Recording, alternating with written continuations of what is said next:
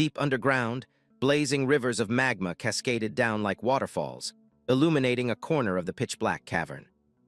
Amidst that fiery hellscape, Haruka bolted forward like a fired arrow, his crimson eyes burning with pure bloodlust.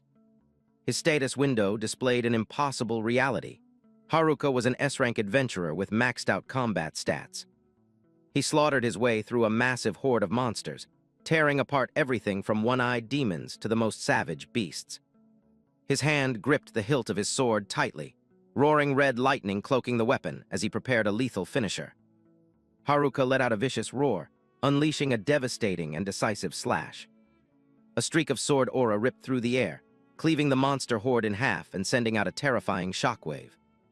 For a split second, he stood in dead silence amidst the carnage, radiating a sovereign aura that completely swallowed the darkness. But the enemies kept swarming in, this time led by a colossal black dragon and a squad of overpowered cyclopes. Realizing things were going south, Haruka immediately ordered his party to back him up. Behind him, the elven unknown blue companion flashed a confident smirk, ready to drop her ultimate skill. A massive water dragon was summoned, spiraling with bone-crushing pressure to wipe out every obstacle in its path. The elf girl casually waved her hand, turning the enemy's assault into a total joke against her divine power. Haruka shot her a quick thanks before charging back into the fray, his body crackling with authoritative red lightning. The system blared non-stop warnings about high-tier monsters dropping in from above. Without missing a beat, he swung his blade and lobbed off a vicious demon's head in a single breath. The red warning flashed again as hostiles closed in on his right, but a familiar voice suddenly called out his name. It was Himawari, the paladin radiant in her white and gold armor, stepping in just in time to block the strike for her comrade. Her heavy greatsword clashed violently with the monster's weapon, sending a shower of sparks flying everywhere. Himawari shot him a look of pure resolve, declaring she'd handle this trash so Haruka could push forward. Haruka gave a firm nod, locking all his focus onto the target dead ahead. The whole squad stood shoulder to shoulder, facing down the colossal black dragon whose roars shook the very heavens. A fleeting look of contemplation washed over Haruka's face, as if this epic battlefield was just a distant, fading memory. Himawari's silhouette began to blur and fade, leaving behind a suffocating silence that swallowed the entire space. His absolute admiration for her was the sole reason he ever chose to become an adventurer in the first place. The place he lived in was called Dungeon Town, a booming city built entirely around the business of conquering labyrinths. He was constantly surrounded by adventurers, people who had turned this life-or-death gamble into a mainstream career. They dived headfirst into abyssal dungeons, places constantly crawling with lethal traps and bloodthirsty monsters. From exterminating beasts to keep the town safe, to scavenging and trading ultra-rare drops for mountains of gold coins. Even mapping out the floors in extreme detail to help the next guys was considered a crucial gig. They all grinded tirelessly, holding on to the pipe dream that one day they'd conquer every last dungeon. The ranking system from C up to S was the ultimate measuring stick for an adventurer's success. Filthy wealth and absolute fame were no longer delusions if you could claw your way to the top of the leaderboards. And this was the first floor of the dungeon, the starting line for every journey. A lone figure trudged across the barren, cracked earth of the labyrinth, looking absolutely nothing like an S-rank hero. The young man stared at his status window with a dead-eyed, completely exhausted expression. The harsh reality hit him in the face. Even though Haruka Namaki had hit level 100, his adventurer rank was hard stuck at a pathetic D. He gritted his teeth, painfully aware that a high level meant jack shit if his base stats were absolute garbage. In this world, if you didn't rack up insane achievements, ranking up was nothing but a pipe dream. Both his attack and defense stats were hovering at a trash tier D, paired with a unique skill everyone considered completely useless: measurement and calculation. Haruka let out a heavy, dragging sigh, totally out of the headspace to regret how things turned out. He dropped to one knee on the dry dungeon floor, his determined gaze locked onto the two virtual screens floating beside him, taking a deep breath to psyche himself up for the job. Pressing his palm against the cracked earth, Haruka activated his unique skill, sending a soothing blue light seeping into the stone crevices to scan for data. A fan-shaped wave of energy swept forward, accompanied by a system ping confirming a scan in progress within a 30-meter radius. Every ounce of data regarding the terrain and ground structure was rapidly analyzed and laid out in extreme detail on the holographic boards. Haruka scrutinized the specs, spotting a few zones with unstable structural integrity, but with his experience, he knew this level of damage was manageable. Disarming traps or patching up brittle floors on the lower levels was widely looked down upon as grunt work that high rankers wouldn't even spit at. Ignoring the whispering and trash talk from the bystanders, Haruka kept his head down and worked, believing his grind would definitely help someone out there. For a split second, his mind drifted back to the past, back to the slum district of Dungeon Town bleeding under a crimson sunset. The image of a young, ragged Haruka sobbing and wiping his tears with his arm flashed by, a heartbreaking sight as his shoulders shook from unwanted tragedies. He looked up at the person across from him with red, teary eyes, choking on his words as he asked why they would willingly help a lowly street rat like him. A young Himawari walked past carrying a bag, leaving behind her slender silhouette and signature short hair under the afternoon sun. She turned back to look at him with a smile as radiant as the morning sun, brushing off his negative thoughts that helping him was pointless. Resting a long staff on her shoulder, Himawari gently explained that when you lend a hand to someone struggling today, the scenery you get to see tomorrow will definitely be more beautiful and brighter than ever before. The memory of those deep blue eyes and that smile remained the absolute greatest driving force, keeping Haruka on his feet until now. Snapping back to reality, he stared off into the distance with a sad smile, wondering if the brilliantly shining Himawari of today would still accept a pathetic loser like him. Heavy footsteps echoed against the stone floor behind him, violently yanking Haruka out of his endless thoughts. Shinji strutted in looking sharp but reeking of arrogance, flanked by two young women clinging intimately to his sides. He threw his arms wide with a mocking tone, deliberately emphasizing the title Legendary Level 100 that everyone was gossiping about. The girl next to Shinji squinted at Haruka, openly doubting the identity of this guy who supposedly had max level but looked weak as hell. Instantly, Haruka's status window popped up as hard proof, level 100, but only a D-rank adventurer. Shinji smugly flashed his own status board, proudly displaying an overpowered A-rank adventurer despite only being level 45. His female companion burst into mocking laughter, ruthlessly calling Haruka a useless piece of trash compared to her own B-rank status. Haruka endured it in silence, his eyes squeezed shut to hide the bitter resentment boiling inside him from this public humiliation. He tried to clap back calmly, suggesting that if Shinji was so damn good, he should join the Orochi subjugation squad to prove his actual worth. That proposal was like a splash of ice water to Shinji's face, wiping away his smirk and exposing a vicious glare as his purple eyes flashed with chilling bloodlust. "Gravity bind!" Shinji roared, casting a spell that slammed dark purple energy circles down, pinning Haruka's entire body to the ground. The crushing pressure hit him before he could even react, smashing his face into the stone floor as fresh blood started seeping through his teeth. Shinji stepped closer with an incredibly overbearing look, berating Haruka as a pathetic worm who dared to talk back to him. He glared down, ordering Haruka to drop the buddy-buddy act and to never consider him an old friend again. Shinji's purple eyes bulged with rage, declaring that looking at Haruka's current wretched state made him want to puke. Pinned down so hard he couldn't twitch, Haruka agonized as Shinji mocked that his level 100 was nothing but an empty, hollow joke. Haruka's hand clenched tightly onto the sharp rubble on the dungeon floor, blood dripping from his palm mixing with the dirt. Shinji kept running his mouth, sneering that normally a level 100 would be casually tossing around advanced or even supreme-tier magic. Haruka bit his lip and took it, bitterly admitting to himself that his actual capabilities were hard-capped at intermediate tier, utterly unable to progress. All around him, countless level-up notifications popped up back-to-back like a cruel, mocking joke against his harsh reality. Despite reaching the absolute peak of leveling, Haruka felt completely trapped in a cage called Level 100, with zero way out. In his darkest despair, the brilliantly shining image of Himawari flashed in his mind as the single, solitary goal he was still striving for. He questioned why constantly leveling up hadn't granted him even a shred of practical, usable combat power. Haruka's face was caked in blood and grit, his eyes burning with deep resentment toward the absolute injustice of his fate. Shinji burst out laughing at the pathetic sight, his hand flaring up with a triumphant blast of purple mana.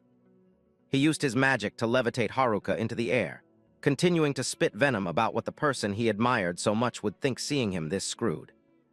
Shinji flashed a sinister grin, his hand engulfed in blazing purple energy, sneering about how damn annoying it was that Himawari still gave a shit about a loser like Haruka.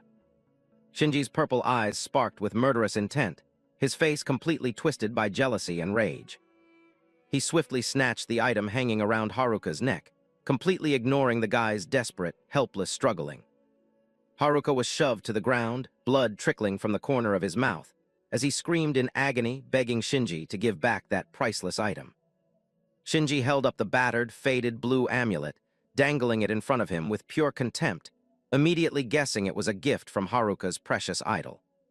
He stared at the charm, mocking it as a security blanket for the weak, his eyes practically dripping with disdain as he asked why Haruka still kept this useless trash.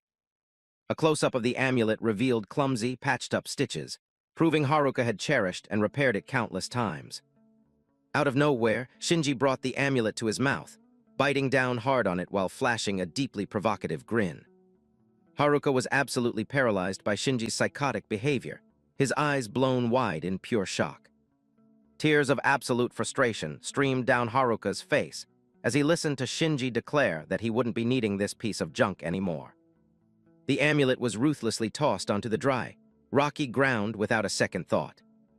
Shinji stomped his boot hard onto the keepsake, violently grinding it under his heel as if wanting to crush the very last shred of Haruka's hope. "Shinji!" Haruka shrieked his enemy's name in blind, explosive fury, his face a mess of tears and grime. Shinji maintained his casual, bored demeanor, using his magic to casually hoist Haruka's body back into the air like a broken ragdoll. Facing each other in the dungeon's gloom, Shinji kept ridiculing Haruka's pointless, pathetic struggles to get acknowledged.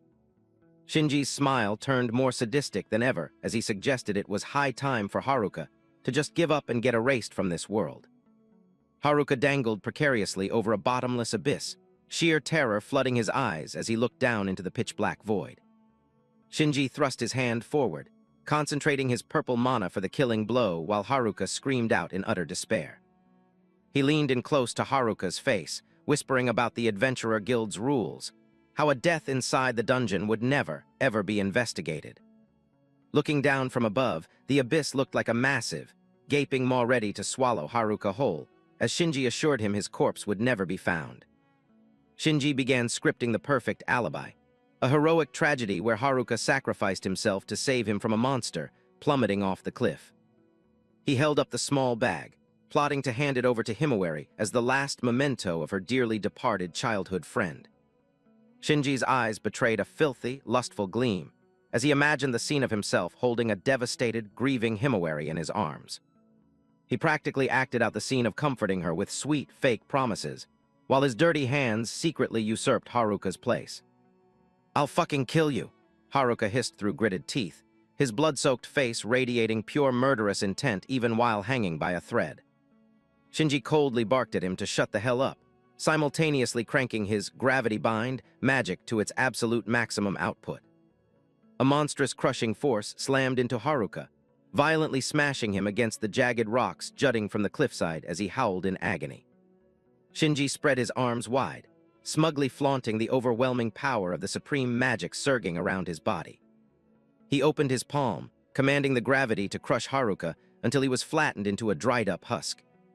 Waves of purple energy relentlessly pounded Haruka, violently driving him deeper into the splintering rock face. A massive explosion echoed out as the ground beneath Haruka completely caved in under the sheer, terrifying pressure of Shinji's spell. The surrounding earth shattered into thousands of pieces, the entire landscape getting pulverized by Shinji's overwhelming mana. The girl next to Shinji panicked, warning him that the entire sector was starting to collapse from the extreme impact. Haruka lay paralyzed in the rubble, a trail of fresh blood leaking onto the stone as a gigantic fissure ripped open right beneath him. Shinji threw his head back and laughed maniacally, declaring that he'd take real good care of Himawari in Haruka's place. Haruka's face was smeared with blood and tears, his eyes burning with absolute, uncompromising hatred as he heard those filthy words.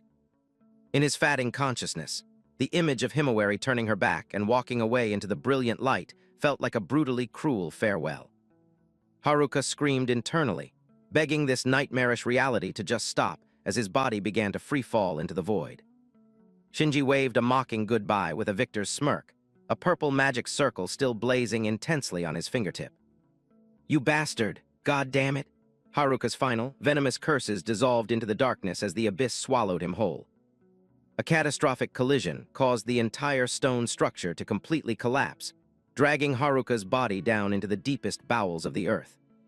Shinji stared down the pit with freezing, dead eyes and a deeply satisfied grin, convinced the thorn in his side had finally been ripped out. Haruka's face was painted in his own blood as he plummeted into the absolute dark, his eyes swimming in despair mixed with sheer, vindictive rage over the ruthless betrayal. On the very brink of death, thoughts of Himawari flooded his mind. He aggressively craved the power to obliterate Shinji and stop that worst-case scenario. "I wanted to get stronger, but it's too damn late." Haruka's final thoughts slowly sank into the dead silence of the abyss. Suddenly, blazing blue system windows materialized in midair, auto-triggering the measurement and calculation skill and flashing a brutal 100% fatality prediction upon impact. Haruka's body free-fell through a mysterious blue glow radiating from the depths, surrounded by falling debris acting as tombstones for the collapsed ceiling above. A drop of blood streaked across Haruka's glazing eyes just as a digital interface scanned his retinas, initiating a bizarre, unprecedented analysis protocol. Haruka vaguely wondered why the hell this trash-tier skill decided to auto-activate right now, flashing back to the day he got it, a skill utterly useless for combat. Tumbling upside down into the endless void, Haruka choked on his own bitter helplessness, painfully accepting his own pathetic weakness as he watched everything get ripped away. System command lines started going completely haywire, confirming the absolute death of Haruka Namaki, while in the dark, a radical evolution of his unique skill initiated a total status reset. A massive pop-up announcing a god-tier influx of experience points lit up the system board, sending Haruka Namaki's levels skyrocketing completely out of control. Haruka lay motionless on the freezing ground, his hand still reaching out for the crushed amulet, while magical interface fragments floated above him, signaling a literal respawn from the dead. Haruka Namaki's eyes suddenly snapped open from the abyss of unconsciousness.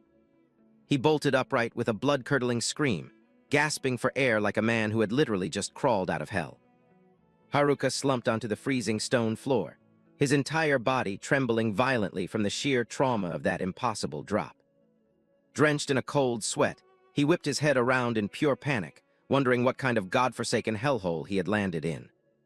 Staring up at the pitch-black shaft extending endlessly into the ceiling, Haruka was hit with the sickening realization that he had actually plummeted from all the way up there. He buried his face in his hands, his breath catching in his throat, completely unable to process the fact that he was still breathing.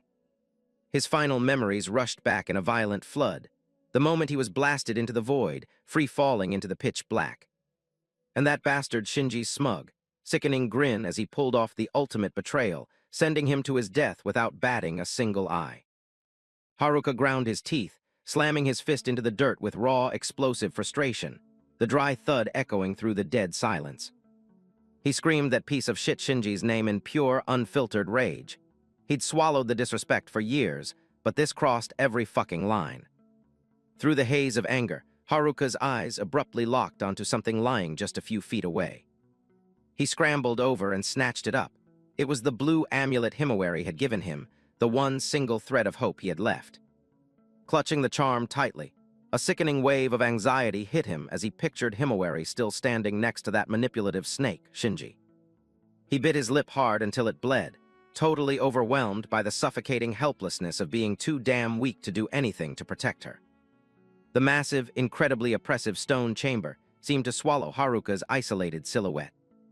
He took a deep, jagged breath, desperately trying to force down the primal fear wrapping like a vice around his chest.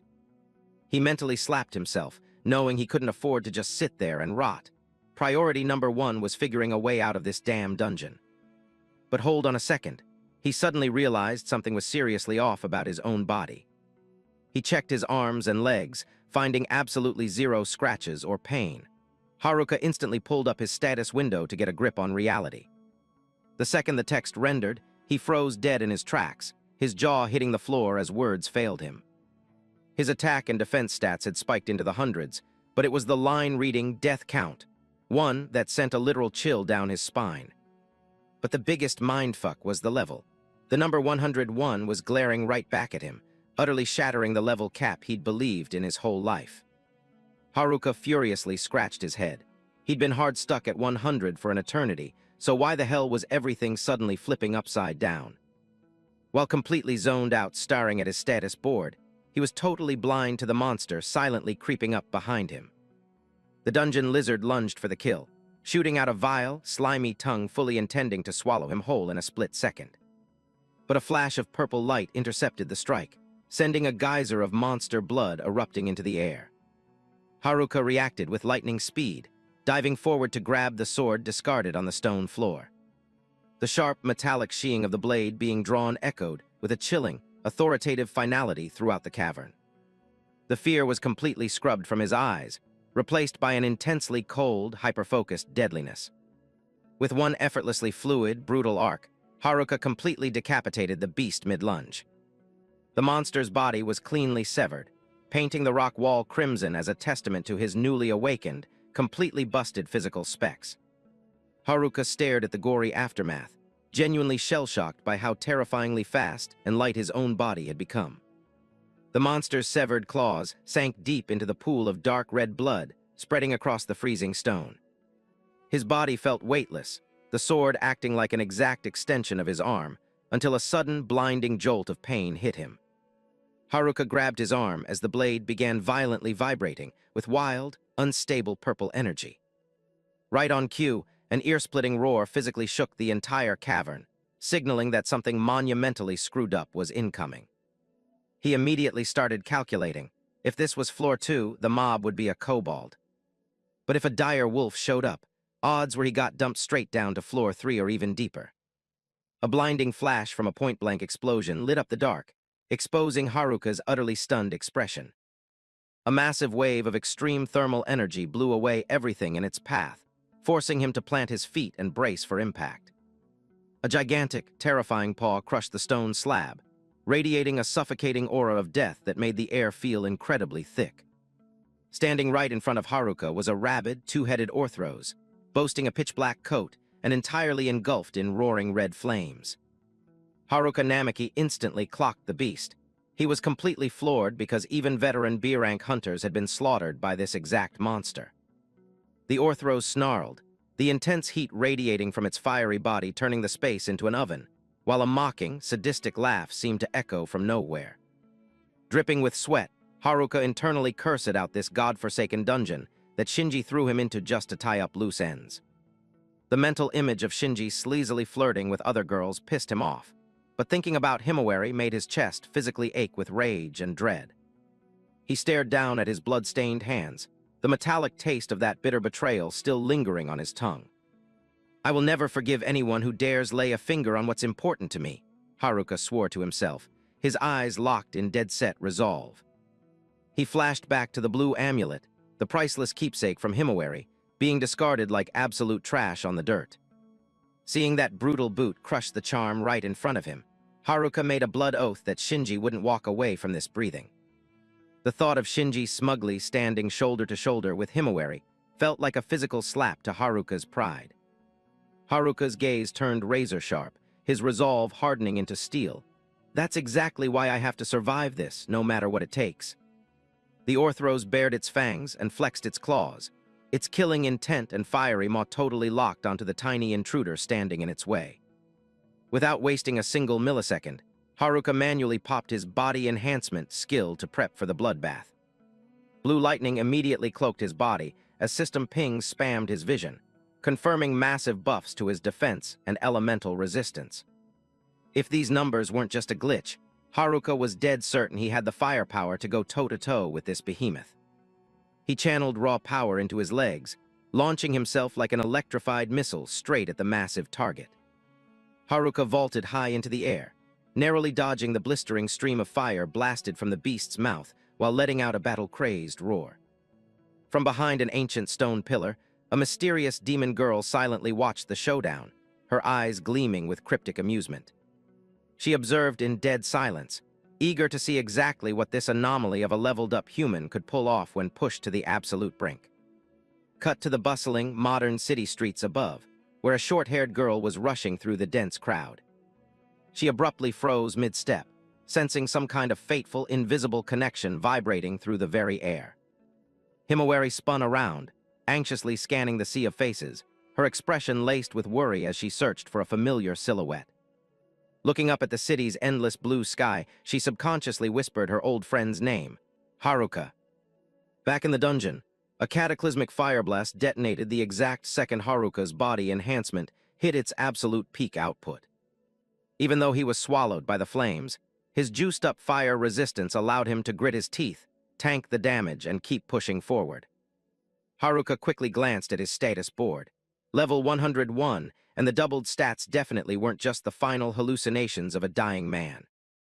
Knowing damn well that raw muscle wouldn't be enough to bulldoze through this inferno, he aggressively popped his measurement and calculation skill. A system countdown timer materialized, pulling up a holographic tactical visor right over Haruka's eyes to run real-time combat analytics. He wondered if he originally hit level 100 out of pure grind, guts, or just sheer stubbornness, as the beast unleashed another savage wave of fire. 10 seconds in, Haruka's boots dug deep into the rock as he stood his ground amidst a literal sea of blazing embers. Even with his gear getting scorched to hell by the heat, Haruka bit down hard on his pain, absolutely determined to prove he could butcher a superior enemy. The colossal monster's reflection burned in his eyes. Haruka knew he'd spent way more time intensely studying monster attack patterns than anybody else out there. 20 seconds in, a massive database of different monster species, complete with their unique habits and behavioral tells, flooded his brain.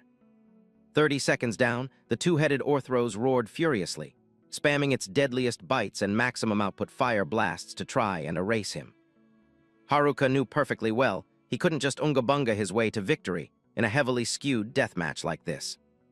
Got you? His eyes flared as the system highlighted a fatal, glaring blind spot right in the beast's attack trajectory. Haruka white-knuckled his sword hilt, the blue lightning violently humming as he readied a single, all-or-nothing strike. A razor-sharp sword arc painted the air, cleanly slicing right through the Orthros' rampage in a fraction of a second. At exactly 36 seconds, the massive beast violently crashed into the stone, a pool of blood rapidly expanding around its corpse. Haruka let out a massive breath, his face nicked up but sporting a clear, victorious grin.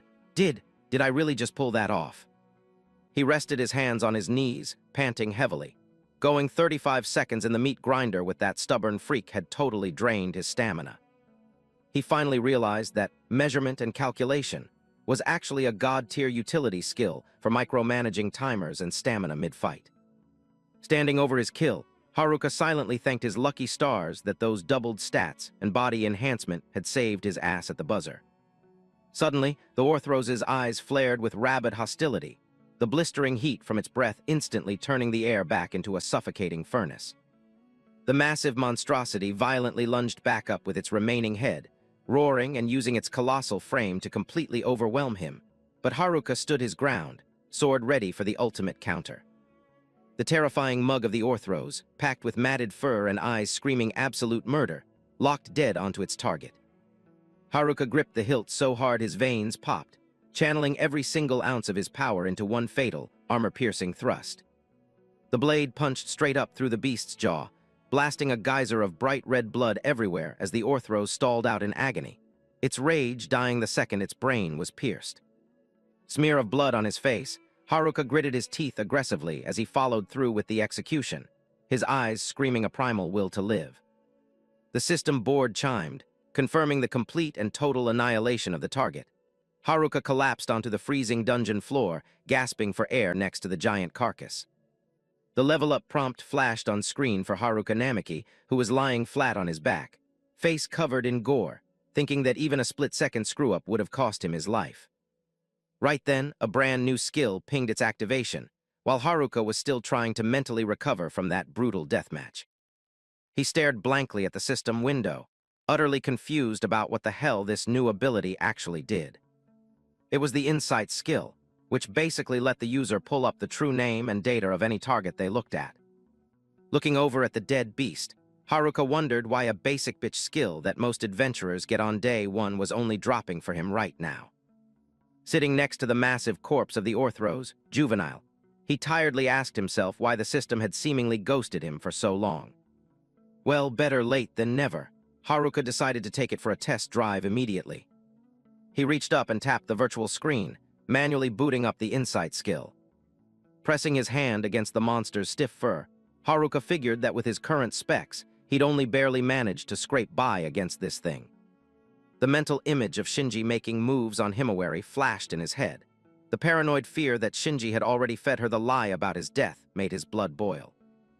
Haruka furiously tapped the holographic interface, mentally kicking his own ass to get up and find an exit ASAP. Out of nowhere, a sharp spike of pain shot up his arm, giving him severe deja vu from earlier and making him physically flinch. The search results loaded. True name Orthros Juvenile, a literal pup. Haruka completely froze when he read the juvenile tag in parentheses. His pupils dilated in pure horror as the absolutely terrifying reality of the situation crashed down on him. If this giant freak was just the baby, then the pissed-off mother was 100% prowling nearby, which was a catastrophic problem. He broke into a dead sprint, his heavy, ragged breathing echoing loudly off the walls of the pitch-black cavern. Haruka did the math. If these things were spawning here, he was definitely wandering around on the 5th floor of the labyrinth. Dead ahead lay a massive, cavernous grotto, featuring an eerie, deep blue underground river that practically screamed danger. He hauled ass along the water's edge, praying that following the current downstream would spit him out in a safe zone. But hiding in the absolute dark, a pair of glowing red, murderous eyes was quietly tracking his every single move. Haruka slammed on the brakes, physically feeling a sickeningly thick killing intent radiating from right around the corner. With blue aura flickering around him, he realized he was being hunted down by something incredibly lethal. Haruka kicked it into high gear, cursing his luck as things rapidly went from bad to worse. Suddenly, a sharp click echoed right beneath his boot. He had just stepped on a trigger plate. A lethal barrage of iron spears rained down from the ceiling, forcing Haruka to execute a desperate dive roll to avoid getting skewered. He ground his teeth in pure frustration, completely blindsided by ending up in this absolute nightmare scenario. Hanging by a thread, he had no choice but to forcefully pop his measurement and calculation skill again. The system instantly drew up predictive flight paths for the incoming projectiles, making Haruka's eyes glow with a piercing blue light.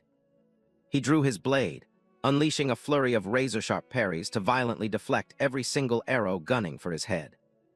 Without stopping to breathe, he sheathed the sword and kept sprinting like a maniac to dodge the incoming second wave. Then a glaring red warning flashed. A high-tier monster was closing in at breakneck speed, leaving Haruka totally dumbfounded. In a fraction of a second, his measurement and calculation skill forcefully evolved into divine insight, triggering a massive, explosive surge of energy. The system tagged the target as a top-tier fire attribute beast and immediately ran a compatibility check for Haruka's odds in this fight. The required EXP to hit the next level was listed at a staggering 1.5 million points, an absurd number that left him completely speechless. The measurement timer was locked at 3 minutes, and the system began actively tracking his combat rating. A massive data dump flooded his brain, making Haruka severely dizzy as he clutched his head, completely lost on what was happening to him. Sensing the imminent threat practically breathing down his neck, he violently whipped his head around. Bursting out of the shadows, the colossal adult Orthros' mother revealed itself, both heads snarling viciously while wreathed in raging blue hellfire. The beast gathered a sickening amount of energy, prepping to unleash an absolute nuke of an attack from both of its razor-filled maws. It vomited a gigantic pillar of blue flame that swept across the grotto, completely incinerating everything in its path. Haruka desperately threw his body out of the way, the violently aggressive blue fire missing his skin by literal millimeters. The blast was so overwhelmingly massive that Haruka just hurled himself straight into the underground river to dodge it. Haruka Namiki barely dodged a literal death bite. The system flashed a successful evasion pop-up and his combat rating score started racking up. In that do-or-die split second, he popped insight to pull the enemy's data, his glowing blue eyes totally locked onto the monstrosity. The readout gave him chills, Orthros, adult. Just as he figured, the pup came with an insanely rabid mother.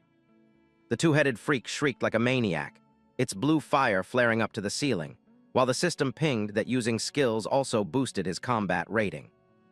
The adult Orthros, mother, blitzed him like a blue ghost, snapping its jaws to bite Haruka in half, but he perfectly combat rolled to the side. Haruka gritted his teeth, sweat completely drenching his face as the notification popped again, confirming he'd narrowly slipped past another fatal blow. Another perfect dodge, another massive chunk of bonus points. Haruka scrambled to keep his distance from the violently thrashing giant. He was panting heavily, his heart hammering against his ribs from the insane stress, knowing if he didn't pull a strategy out of his ass soon, he'd be ripped to shreds. Beside him, the rating panels kept aggressively pinging, beep beep, leaving Haruka totally clueless as to why the UI was actively spamming him during a boss fight. The monster growled right in his face, its bloodlust making the air so dense he could barely breathe. Haruka knew his current stats meant he had exactly zero chance to physically overpower this juggernaut. Pale as a ghost, Haruka's brain was in overdrive trying to find an exit strategy, desperately asking himself what the hell he was supposed to do to not die right here. Right then, the system dinged.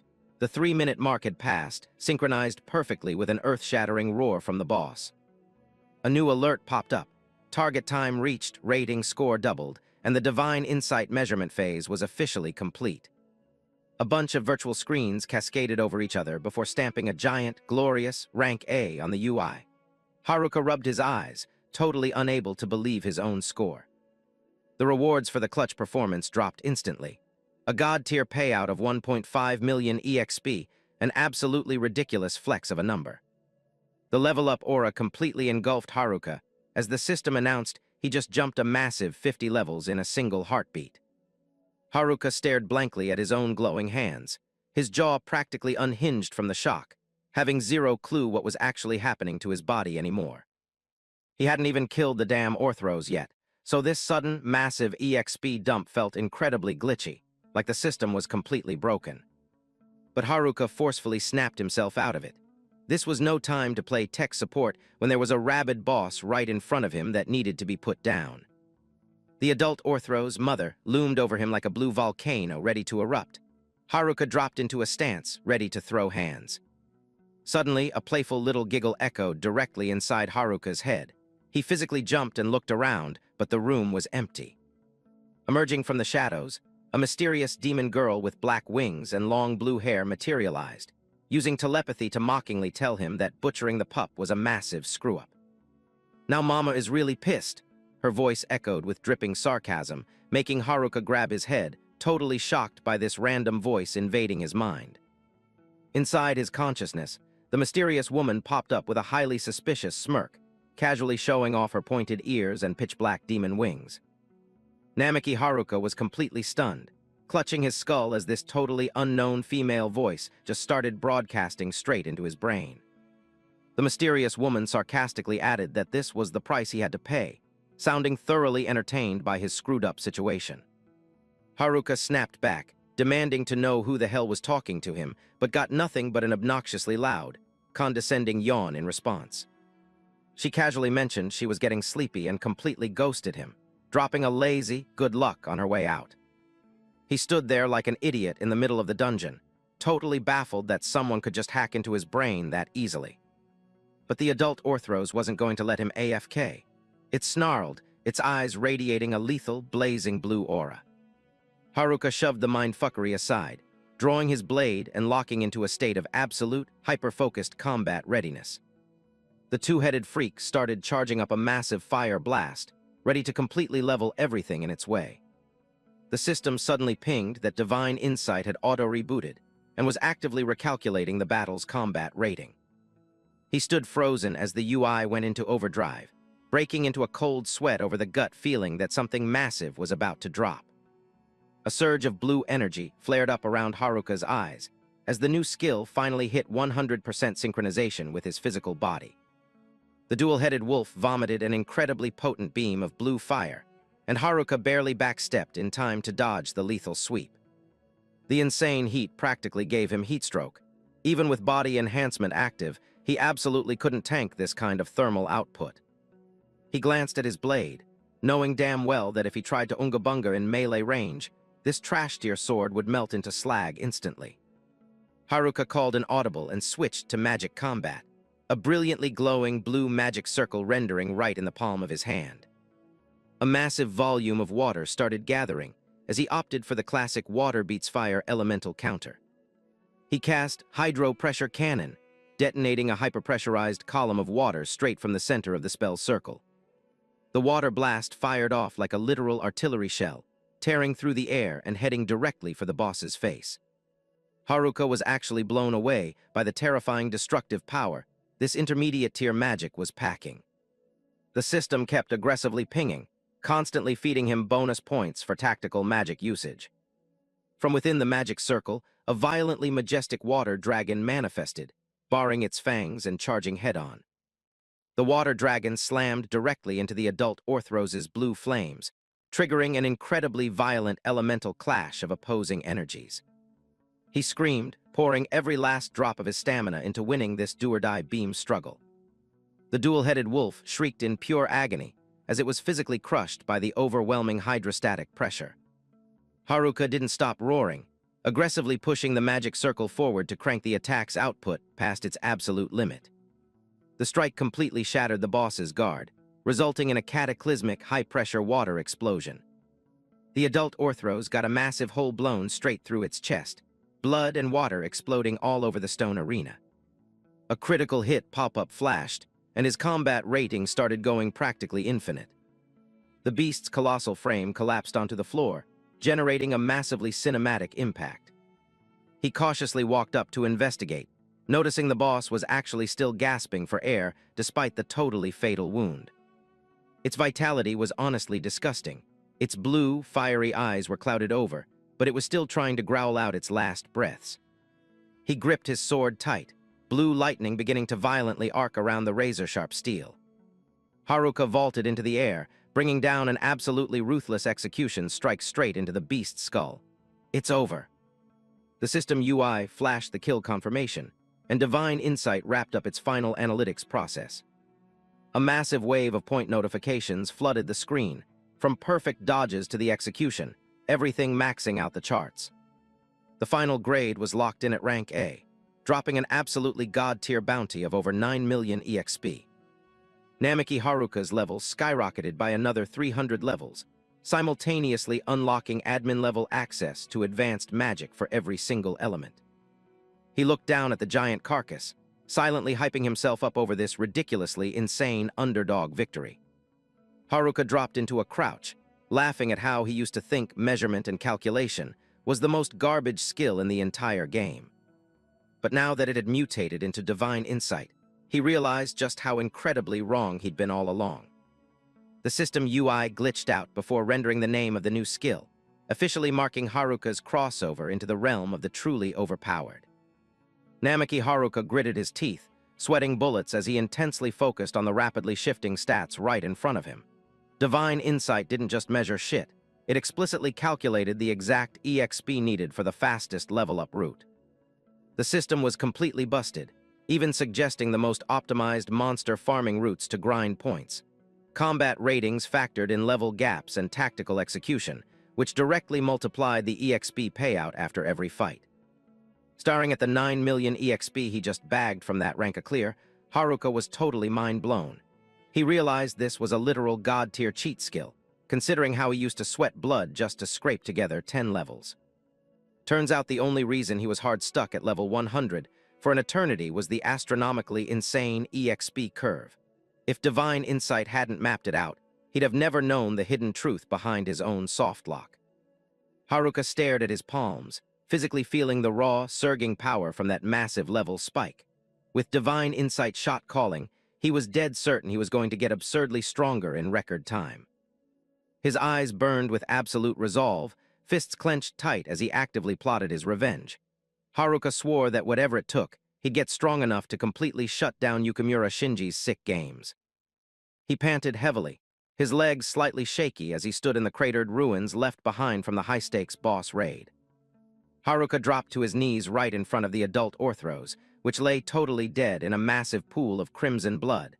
Despite the win, the sheer size difference still made anyone watching shiver at the ridiculous flex he just pulled off. He hung his head, his heavy breathing giving away the absolute burnout from dumping everything into that final execution. Still not enough, he thought, his craving for actual dominant power completely unsatisfied. Haruka fully accepted that he needed to hunt way more dangerous mobs to keep power leveling. The only objective right now was to break out of this pitch-black dungeon and get back to the surface, no matter the cost. The mental image of Shinji's smug, arrogant grin pissed him off all over again. He knew damn well his current specs still weren't enough to just casually stomp that bastard in a fair 1v1. Haruka stood back up, stepping away from the boss carcass with heavy, determined boots echoing on the freezing dungeon floor. Sweat dripping down his face, Haruka told himself he couldn't afford to AFK for even a single second if he wanted to live. I need to get stronger, that mantra looping like a cursed oath in his brain. Himawari's image popped up again, acting as the ultimate buff to keep Haruka grinding through this literal hell. Stronger, huh? He muttered to himself. Haruka pulled out the blue amulet, white-knuckling it just to ground himself amidst all the chaos. Himawari-san, he whispered, his chest tightening with heavy anxiety over his best friend's safety. He looked down in deep thought, knowing he had to completely master the divine insight skill immediately to find an exit. Every second he was soft-locked down here made him violently paranoid about what Shinji was pulling topside. Haruka let out a furious scream, raising his fist like he was declaring war on his own garbage destiny. He swore on his life that the day he returned, he'd make Shinji pay in blood for every single thing he'd done. Lurking in the dungeon's abyss, the mysterious woman rested her chin on her hand, watching with an incredibly amused smirk. "Oh my Tilda," she mocked, clearly hyping up this little praise, rebellious attitude. Suddenly, a colossal geyser of water violently erupted, completely ripping apart the dungeon's dead silence and blowing everything away. Emerging from the glowing water, an imposing water dragon materialized, glaring at Haruka with lethally glowing red eyes. An authoritative voice boomed, completely baffled that some nobody dared use her own power to butcher her little puppy. Haruka shivered, a physically crushing aura slamming into his shoulders as he came face to face with this literal mythic tier raid boss. The water dragon bared its fangs and flexed its claws, its bloody eyes drilling into Haruka like it was ready to swallow him raw. She announced she was finally wide awake from her long nap, and it was entirely thanks to the teenage boy standing right there. Hard cut to the surface world, where an emergency news broadcast was currently playing on a tablet sitting on a wooden desk. Takebana Himawari completely froze in her kitchen, dropping her coffee cup as the horrific news hit her ears. The anchor reported that D-rank explorer Namiki Haruka was confirmed dead inside the dungeon early this morning. She stood entirely paralyzed, all the color draining from her face as she stared blankly at the TV screen delivering the tragic update. "Haruka, kun," Himawari whispered helplessly, her brain flat out refusing to process what she just heard. The mug shattered into pieces on the floor, coffee spilling everywhere like a metaphor for her completely broken heart. According to the guy who reported it, Shinji, Haruka's body was heavily mangled, leaving only a single bag as a recoverable memento. Himawari collapsed to her knees to clean up the mess, tears of pure agony rapidly streaming down her face. She deeply regretted not stopping him from becoming an explorer, only to be slapped with this brutally tragic ending. The doorbell aggressively chimed, cutting straight through her emotional breakdown. Himawari quickly wiped her tears, her heart still physically aching from the fatal news. She walked over to the intercom monitor to see who the hell was visiting her apartment during such a highly sensitive time. Checking the security feed, Himawari was completely stunned to see Yukimura Shinji casually standing right outside her front door. He waved at the camera with an incredibly fake, friendly smile, introducing himself and casually mentioning it had been a hot minute since they last saw each other. Himawari's face immediately showed max-level suspicion and confusion. She literally couldn't comprehend why this guy was showing up exactly when the news of Haruka's death had just dropped. Standing outside, Shinji played the awkward guy perfectly, scratching his head on camera to farm sympathy points. He claimed he didn't really want to come all the way out here, but he had super important business regarding Haruka, so he had to intrude. The second he held up Haruka's black bag to the camera, Himawari instantly recognized her best friend's gear. Her eyes lit up with a fragile, desperate hope, dropping her guard entirely to the malicious creep waiting on the other side. "Hold on, I'm opening the door right now," Himawari yelled out, desperate to just hold the very last piece of Haruka she had left. The exact millisecond she turned her back, Shinji's expression aggressively warped, exposing a completely psychotic, spine-chilling grin. He internally gloated that his manipulative gaslighting was going flawlessly now that the thorn in his side was permanently deleted. The mechanical click of the deadbolt echoed dryly, finally opening up the apartment door to the intruder. Himawari stood in the doorway looking incredibly anxious with red, teary eyes, staring unblinkingly at the item in Shinji's hand, totally oblivious to the absolute danger right in front of her. Shinji flashed a pitch-black smile, his dead, cold eyes staring a hole straight through the vulnerable girl. "Well then, that's great," he muttered cryptically, totally prepping the stage for his sadistic act. He casually strolled into her house like he owned the place, while Himawari was still drowning in her grief, her situational awareness completely at zero. Without any warning, Shinji instantly cast a vile, dark magic spell called Charm point-blank at Himawari. A sickly purple aura violently erupted from his hand, ready to hijack the girl's brain and willpower entirely. Himawari's eyes instantly glossed over into a dead, lifeless purple the second she was hit. Her jaw dropped in shock, but it was way too late. Her entire body locked up as Shinji's mind control magic fully hacked her brain.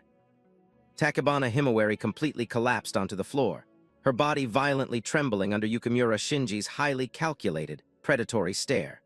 Meanwhile, he just casually stood by the door, dangling Haruka's bag like a literal prop to mentally break her. Shinji flashed a bright, sickeningly fake smile, his eyes practically screaming victory as he watched his twisted plot unfold perfectly. He mocked her with fake sympathy, looking like he was absolutely thriving on watching this strong-willed girl get crushed by trauma. He bent down, reaching his gold-ringed hand out to her like he was going to comfort her, but the gesture just made the scene 100x more disgusting. Himawari could only let out a helpless groan, feeling her stamina being drained to zero by some invisible force. Himawari's eyes were now entirely glowing purple, a dead giveaway that Shinji's magic had 100% hijacked her consciousness. She desperately tried to scream his name in horror, but her physical body completely stopped taking orders from her brain. Shinji gently grabbed Himawari's chin, aggressively forcing her to look dead into his malicious purple eyes. The dim lighting in the room just massively amplified his psycho-villain aura as he slowly took total admin control over his prey.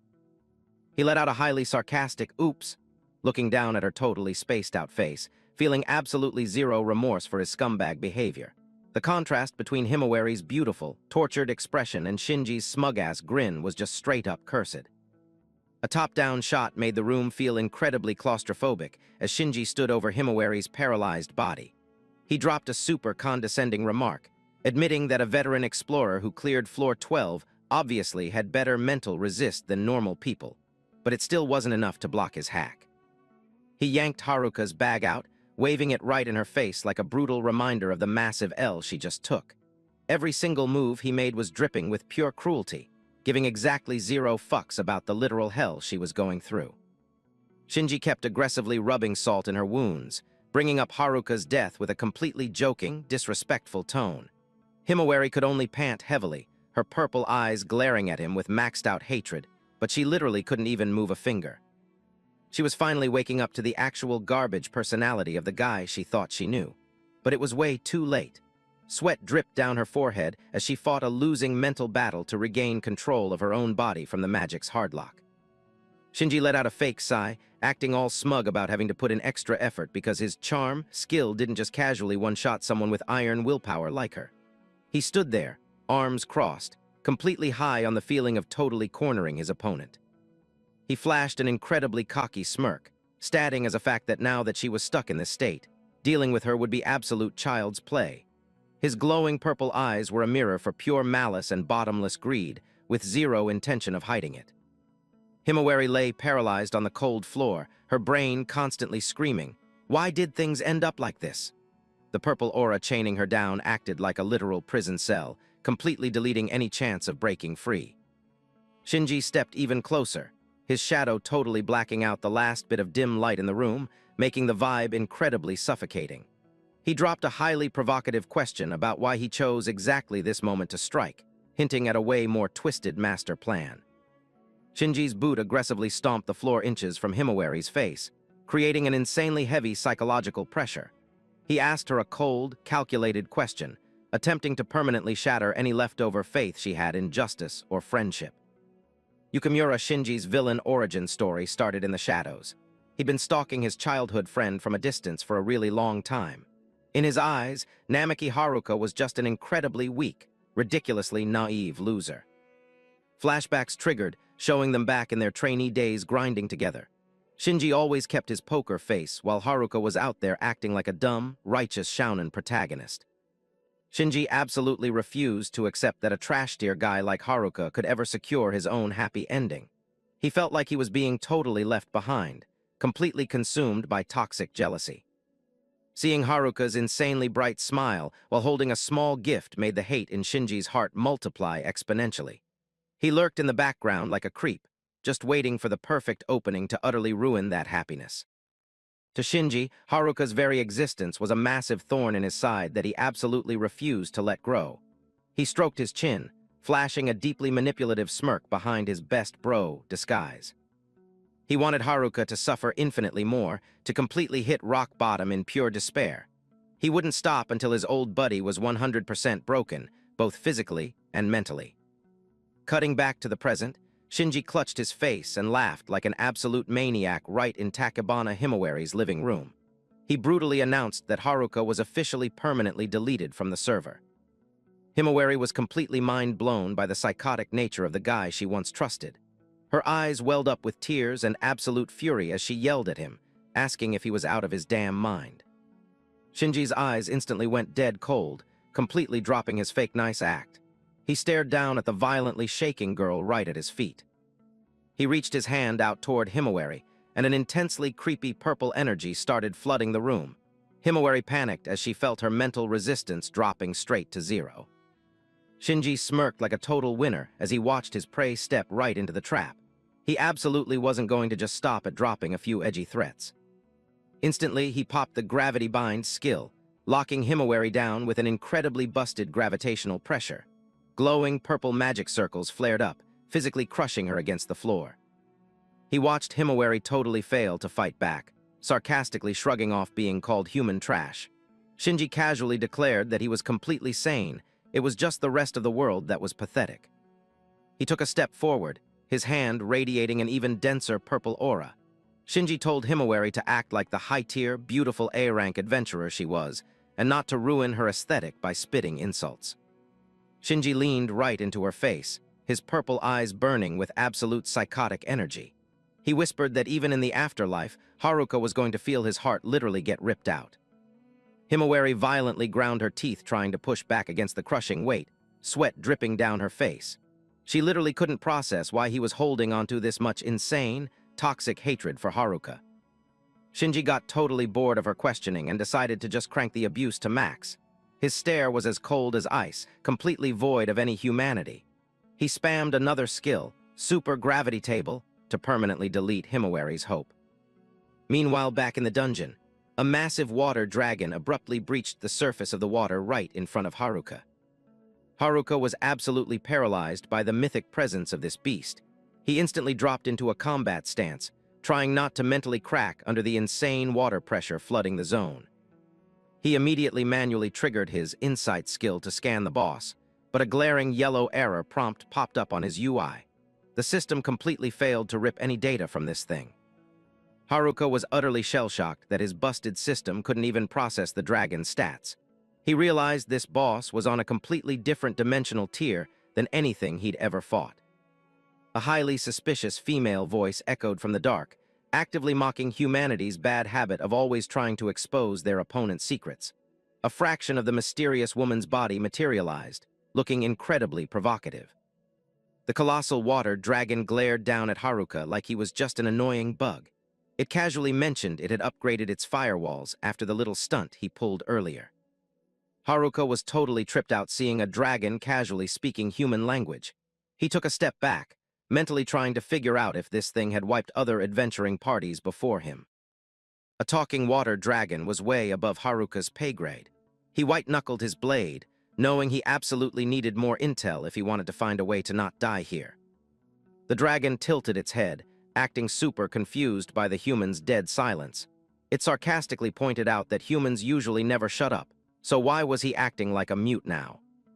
It kept happily running its mouth, nodding that totally monologuing to itself really ruined its whole intimidating raid boss aesthetic. Its massive, razor-filled jaw cracked open as it laughed. Even though they were about to throw down, Haruka had to admit the beast looked incredibly majestic in the dungeon's moody lighting. But that epic vibe was instantly ruined by how much of a chatterbox it was. Haruka couldn't hide how incredibly done he was with this boss's yapping. He bluntly dropped a comment that honestly, this dragon was just a massive gossip. Haruka's trash talk actually made the dragon buffer for a second before it completely lost its shit. It roared at him, demanding to know if he was seriously trying to mock a mythic tier being like itself. The dragon let out a heavy sigh, cold mist shooting from its nostrils as it snapped back into full-on boss mode. It stated that Haruka clearly hadn't realized how completely screwed he was yet. With its red eyes radiating pure killing intent, it aggressively swooped down right into Haruka's face, threatening to instantly delete his account right then and there. The water pressure in the room started violently spiraling. Emerging from the shadows, the mysterious woman revealed half her face with an insanely toxic grin. She warned Haruka not to get a big head just because he managed to put down a baby wolf. Not letting the trash talk shake him, Haruka popped body enhancement to massively buff his physical stats. Blue lightning aggressively wrapped around his arms as he prepped to launch a totally reckless counterattack. He caught on to the fact that even though it was a water dragon, the boss was currently grounded.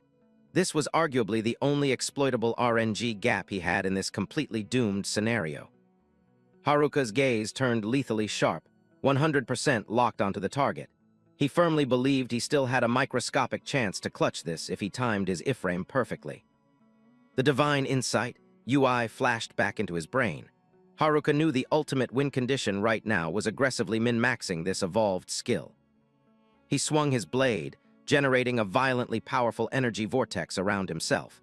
Haruka mentally noted that he literally had 0 frames left to waste here. A blazing red magic circle rendered in his hand, Haruka dumping his entire willpower into cranking his DPS. He was absolutely obsessed with getting wildly overpowered ASAP so he could go back and save Himawari. The fire violently erupted, completely swallowing Haruka's fist as he readied his ultimate fire element nuke. The absolute hatred for Shinji was the main buff forcing him to go all out. Haruka ripped his sword from its sheath, the blade practically melting under the extreme magic buffs. The crackling of the fire and the howling wind created an incredibly high-tension arena. Staring down the massive water dragon waiting for him, Haruka blitzed straight ahead. The do-or-die boss fight between a newly leveled player and a mythic beast officially went live. Haruka aggressively calculated his combo in his head. The strat was to use fire magic as a smokescreen, then drop the ultimate finisher. He was strictly aiming for the dragon's critical hitboxes. Just one pixel-perfect slash could completely flip the board. Haruka popped his ultimate, Extreme Fire Phoenix Dance, summoning a massive, roaring fire phoenix straight from his blade. The insane thermal output practically nuked the entire dungeon sector. His eyes were dead set, completely unfazed by the giant beast. He pushed all his chips into this one absolute nuke of an attack. The water dragon randomly flashed a highly suspicious, arrogant smirk. It flicked its long tongue out, entirely disrespecting the human's sweaty, desperate tryharding. Haruka just kept pouring all his MP into the skill, fire magic circles aggressively rendering back-to-back. Down below, the dragon literally just stood there watching with a try-me face. The fire phoenix shrieked, dive-bombing the target at absolute breakneck speed. This was literally the highest DPS Haruka could possibly output right now. Suddenly, Haruka completely froze as another magic circle rendered literally right above his head. He physically felt a completely alien energy aggressively overriding his skill. Deep in his mind, the mysterious woman, the actual true form of Arachi, flashed a highly toxic smirk. She looked incredibly entertained watching him completely waste his ultimate. "This is my domain," her voice echoed with absolute admin authority. The water dragon let out an ear-piercing roar, completely neutralizing every single drop of Haruka's fire magic. Haruka was absolutely shell-shocked, watching his ultimate get deleted like it was nothing. Cold sweat poured down his face as he realized the completely broken level gap between them. A brilliantly glowing blue magic circle rendered, taking the badass shape of a dragon's head. She bluntly stated that the only reason he even managed to kill the baby wolf earlier was because she literally gave him the buffs. The water dragon closed the gap, its freezing breath hitting Haruka right in the face. She casually announced she had total admin access to his magic as a rental fee, so toggling his spells off was insanely easy. Haruka literally couldn't process what he just heard. The idea of another player having the admin rights to just turn off someone else's magic was a mechanic he'd never even heard of. The mysterious woman covered her mouth, laughing incredibly sarcastically. She acted totally surprised, asking if humans really were this clueless about the basic meta. The colossal dragon reared up, completely dominating Haruka's entire FOV. She casually dropped the term Destruction Tier Magic, a completely unreleased mechanic as far as he knew. Haruka questioned if the Destruction Tier was actually ranked higher than the Supreme Tier. The sword in his hand suddenly felt like it weighed a ton under this absolutely suffocating pressure. A magic scaling chart popped up, proving Mythic Tier was wedged right between Supreme and Destruction. She further roasted him, explaining that his current stats were basically dust compared to her build. Looking down from the top rope, Haruka looked like an absolute ant next to the mythic beast. She casually leaked that to even attempt to dispel her hacks, Haruka needed a bare minimum of mythic tier magic.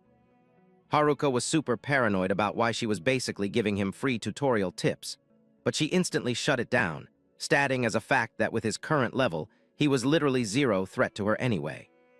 The mysterious woman's eyes suddenly went dead serious. She told Haruka that if he actually wanted to queue up for a real boss fight against the dragon, he absolutely needed to hit at least level 4000. The dragon snarled, flashing its razor-sharp teeth like it was ready to swallow the rookie adventurer whole. Level 4000? Are you out of your damn mind? Haruka yelled, completely mind-blown. That number completely shattered every single level cap he knew existed for humans. Without missing a beat, he instantly pulled up his status UI to double-check his own specs. He absolutely needed to know where he placed on this ridiculous new power scaling ladder. The system board lit up blue, reflecting in Haruka's heavily stressed eyes. He was praying that the insane level boost he just got would give him at least a sliver of a chance. The stats rendered. Namiki Haruka was currently sitting at level 452. Even though he'd gotten wildly stronger compared to that 4000 benchmark, he was still insanely underleveled. Glancing at the slaughtered Orthros corpses scattered around, Haruka did the math. Sure, he had the DPS to easily wipe high-tier elites, but the boss staring him down now was a completely different breed of broken. The water dragon narrowed its glowing red eyes at him, looking completely ready to feed. Haruka finally accepted that he was basically queued up against an actual, literal mythic legend with completely hacked stats. Observe, think, Haruka ordered himself, forcefully trying to brain blast an escape route out of this absolutely doomed lobby. He narrowed his eyes, hyper-focusing on the boss's every idle animation. Sweat dripped down his face as Haruka started mentally connecting the lore drops. He was slowly piecing together the true identity of this ridiculously overpowered beast. Don't tell me it's... Haruka stared at the dragon, his voice dropping in pure disbelief. The water dragon didn't say a word, but its passive pressure aura was getting insanely heavier. Lore flashbacks of Orochi, the legendary multi-headed dragon boss that absolutely nuked the dungeon city a few years back, hit him. This was an ultimate tier disaster, the literal boogeyman for every single adventurer. Orochi's raw stats and Fire AoE were completely untankable, casually team-wiping entire squads of A-rank adventurers. The city was basically a burning server when it went on a rampage. The Adventurer Guild literally had to organize an Orochi raid squad, party inviting only the absolute sweatiest, most elite players to deal with the server-wide threat.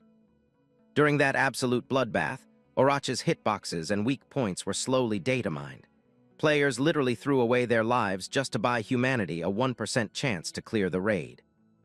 Haruka locked eyes with the dragon and was 100% certain this was the actual Orochi.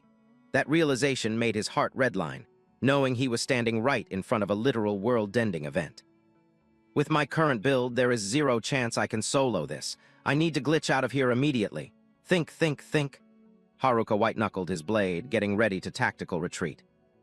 He decided to engage the dragon in dialogue to stall for time while aggressively plotting his next move in the background. The dragon just stood there looking bored, like it had already read his inputs. Haruka spoke up, asking why a completely broken mythic boss would even bother chatting with a low-level scrub like him. He tried to keep his voice completely deadpan so he wouldn't leak how terrified he was. One simple reason, boredom, the dragon's voice echoed. She was genuinely curious how a squishy human somehow figured out how to leech off her admin powers. The water dragon lowered its massive head, its blazing red eyes looking dead into Haruka's. The other reason is... She purposefully left the sentence hanging on a cliffhanger. A brilliantly glowing blue magic circle suddenly started rendering on the floor right under Haruka's boots. The visual effects basically screamed that a massive cutscene or an instant-kill mechanic was about to trigger. Haruka's eyes blew wide open in pure shock, cold sweat sliding down his cheeks as he stared at what just spawned.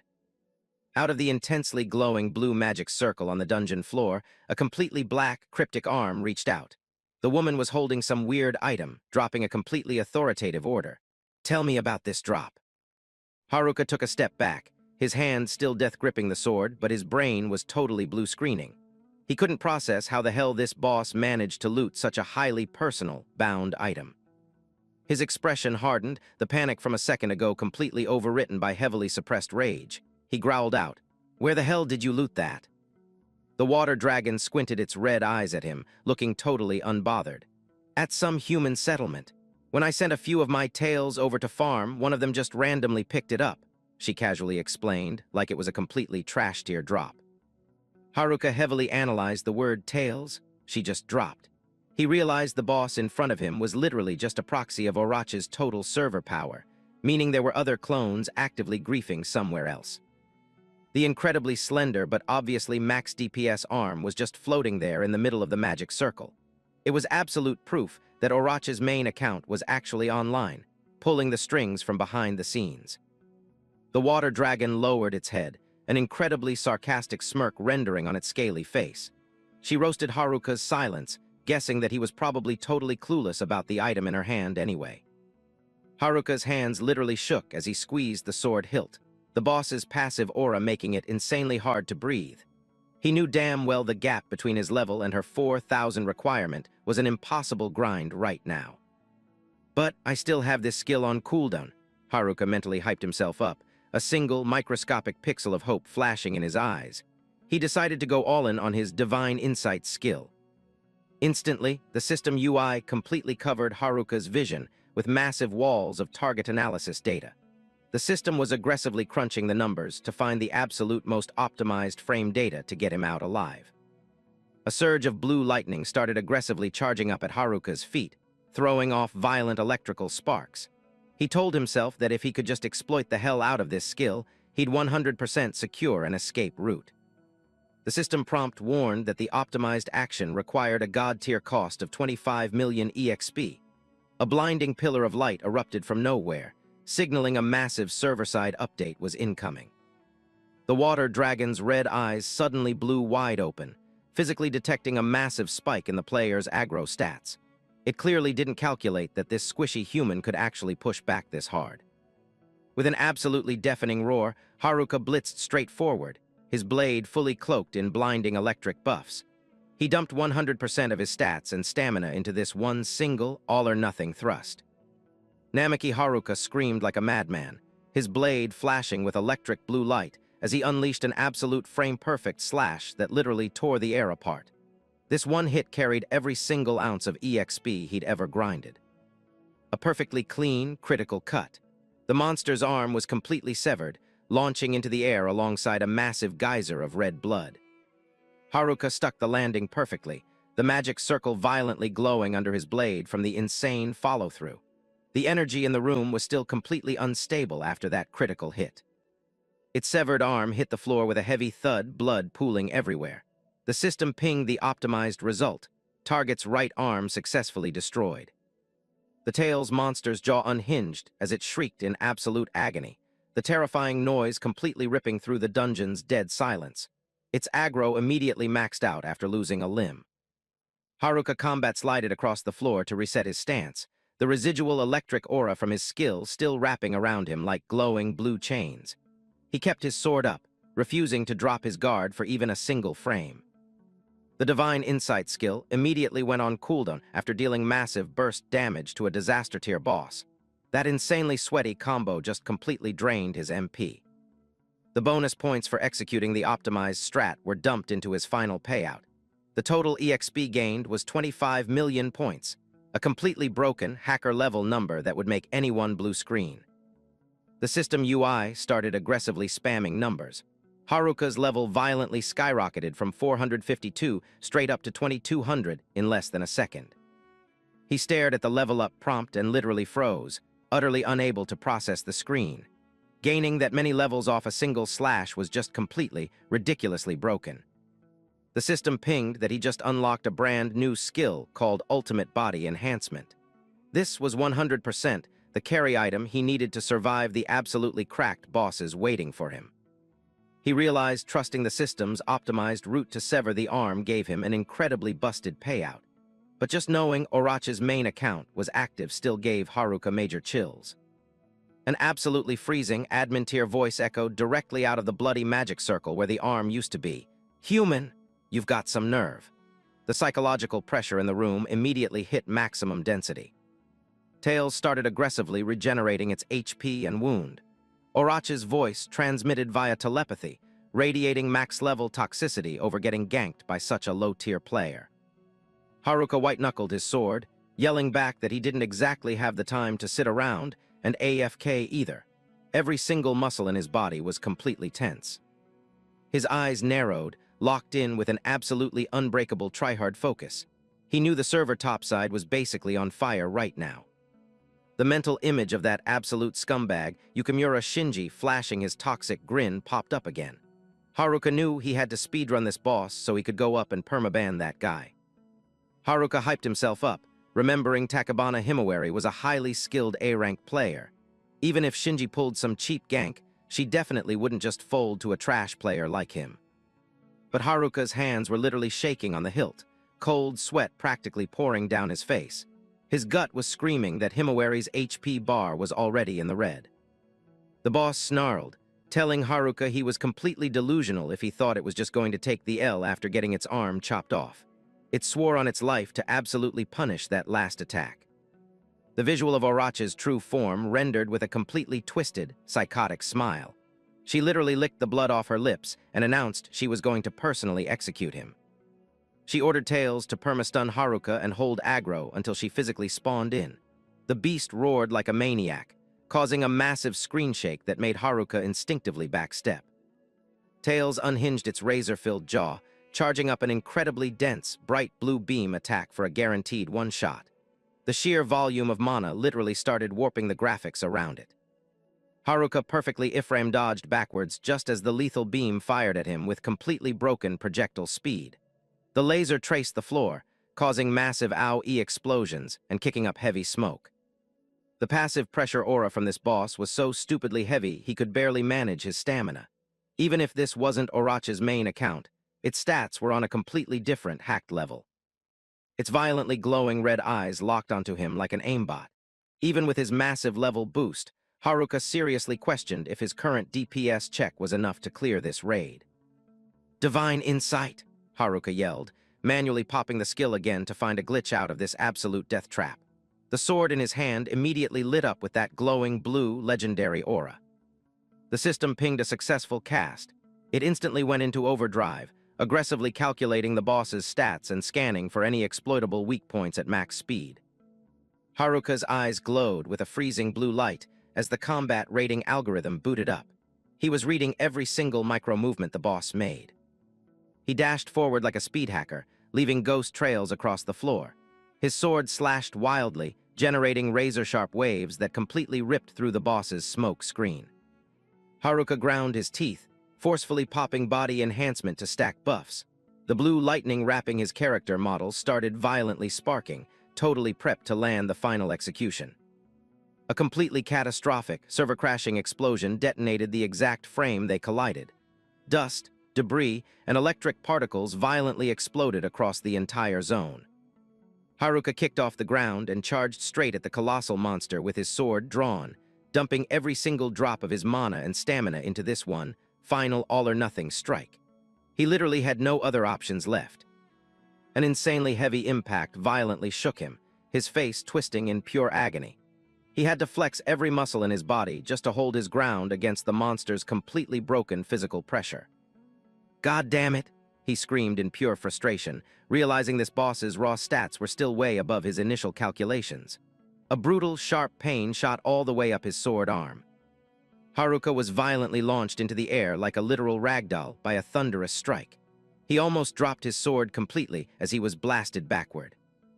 The monster's massive tail aggressively slammed into the dungeon floor, creating deep craters and a massive shockwave.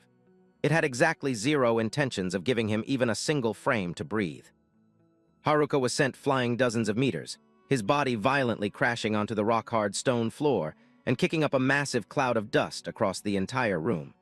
That hit did some serious, critical damage to his HP.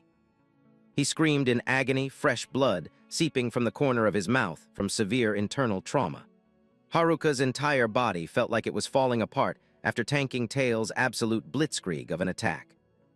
The massive impact created a shockwave that sent his sword flying through the air before it violently stabbed into the floor a short distance away.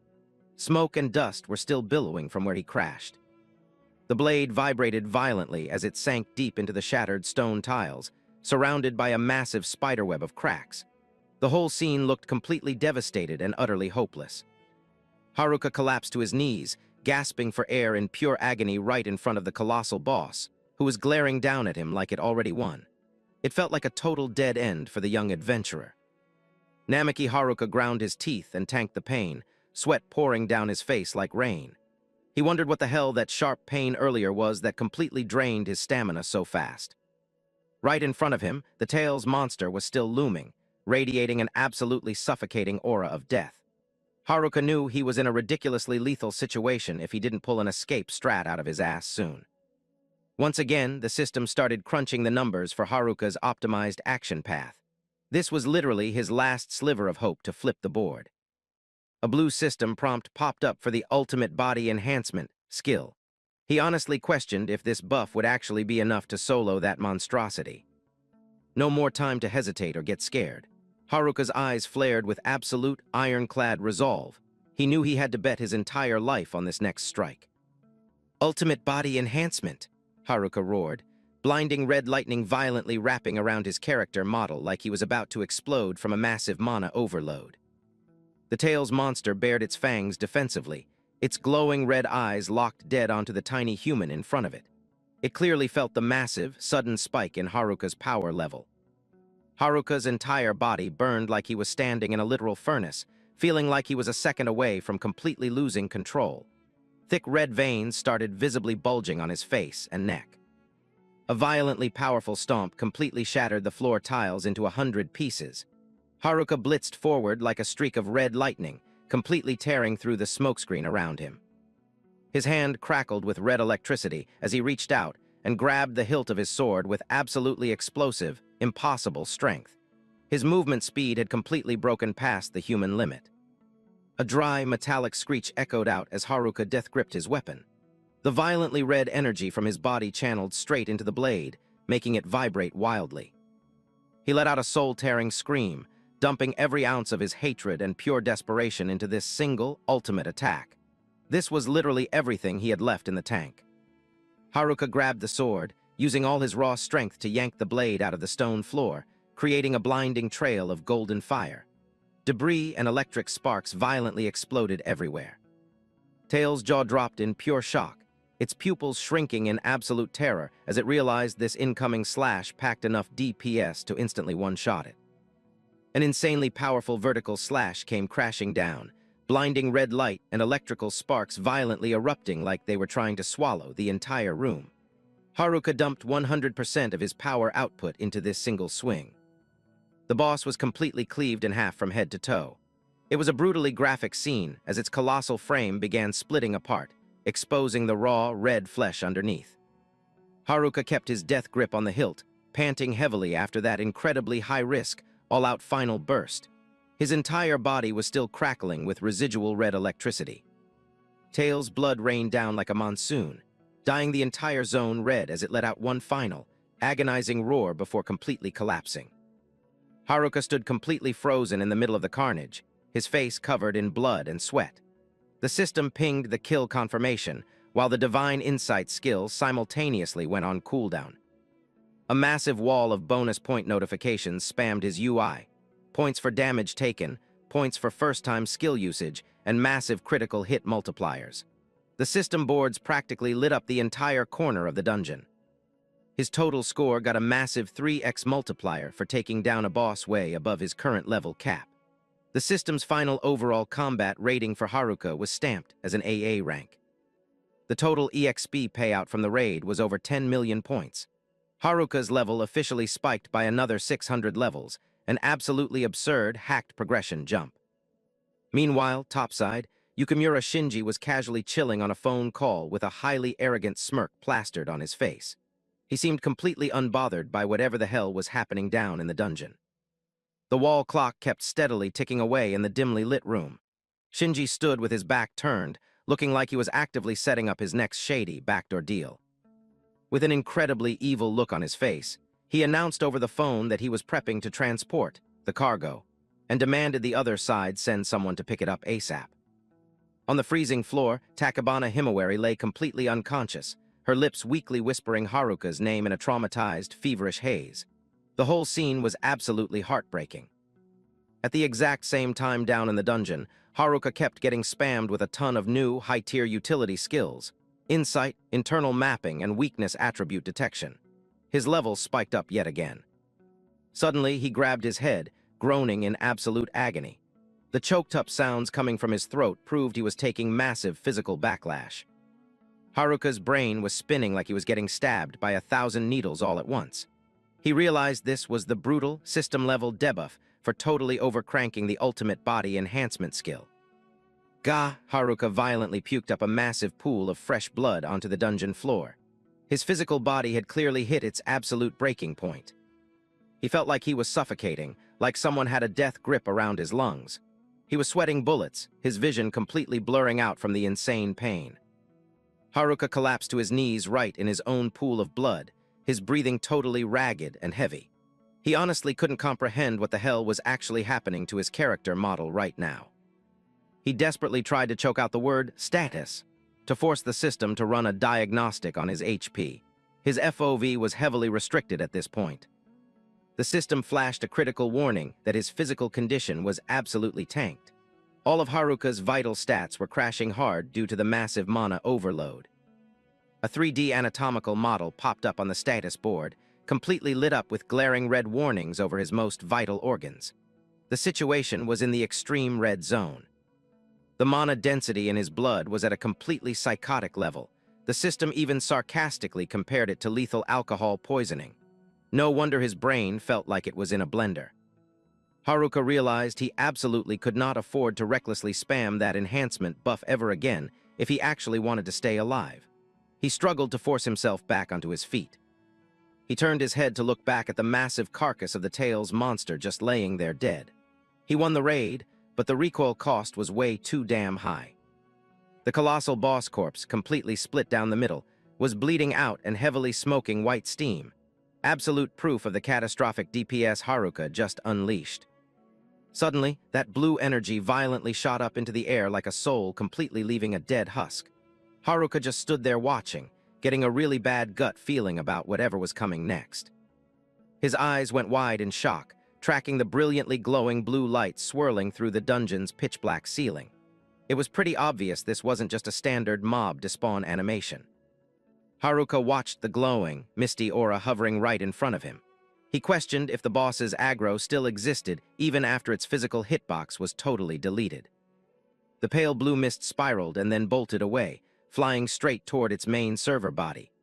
Haruka realized this was a highly complex telepathic network connecting all the pieces of this raid boss. A highly intimidating render of Orochi, the boss's true main body, popped up on his UI. The system dropped a freezing cold warning that he needed to hit a bare minimum of level 4,000 just to have a chance. Haruka's face was caked in dirt and sweat. his eyes narrowing as the brutal reality set in. With his HP and MP totally flatlined right now, trying to solo Orochi's main account was completely impossible. The mental image of Yukimura Shinji's toxic-ass grin flashed in his mind like an aggro ping for his actual main target. He ground his teeth, completely dead set on hunting that bastard down the second he cleared this dungeon mess. Haruka stomped his boot down onto the shattered tiles, physically prepping himself for the absolute grind ahead. He knew he couldn't just AFK here if he wanted to keep his account from getting deleted.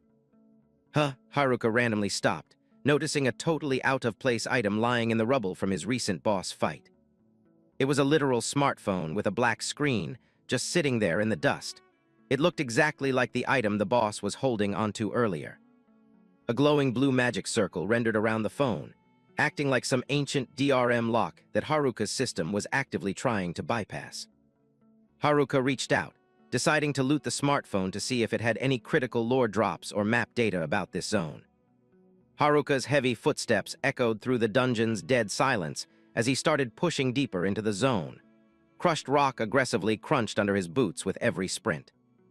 The internal mapping, skill auto-booted, plotting his exact coordinates on the minimap for this highly complex labyrinth. He suddenly realized an absolutely terrifying fact about his current depth. The dungeon layout rendered cleanly with a red blip marking Haruka's icon.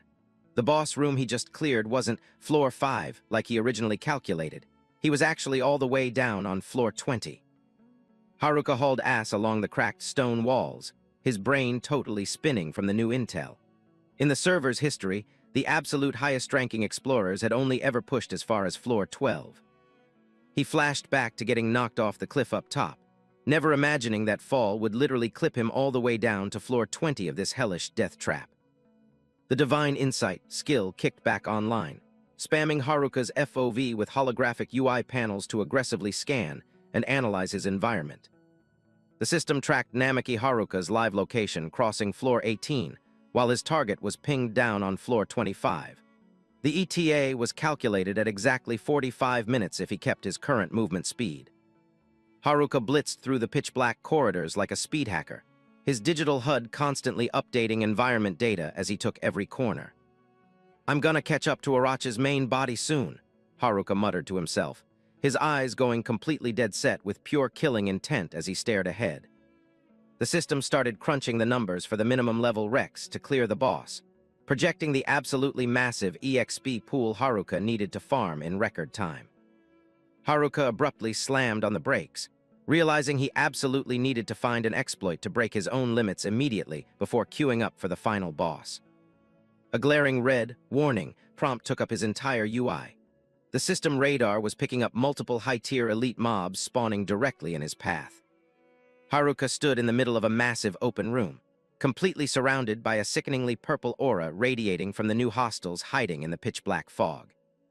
3 Baphomet mobs, demons with goat heads, bat wings, and glowing red eyes, were literally levitating on twisted wooden swords, completely hard-locking Haruka from all sides. "God damn it, I literally do not have time for this," Haruka cursed, white-knuckling his sword hilt as blue lightning started violently arcing across the razor-sharp steel. "Uooh, Haruka let out a massive war cry, directly charging the enemy mob. The system immediately booted up the combat rating algorithm for the incoming fight. The X-ray Insight skill toggled on, giving Haruka literal wall hacks to read every single animation frame and blind spot on the Baphomets surrounding him.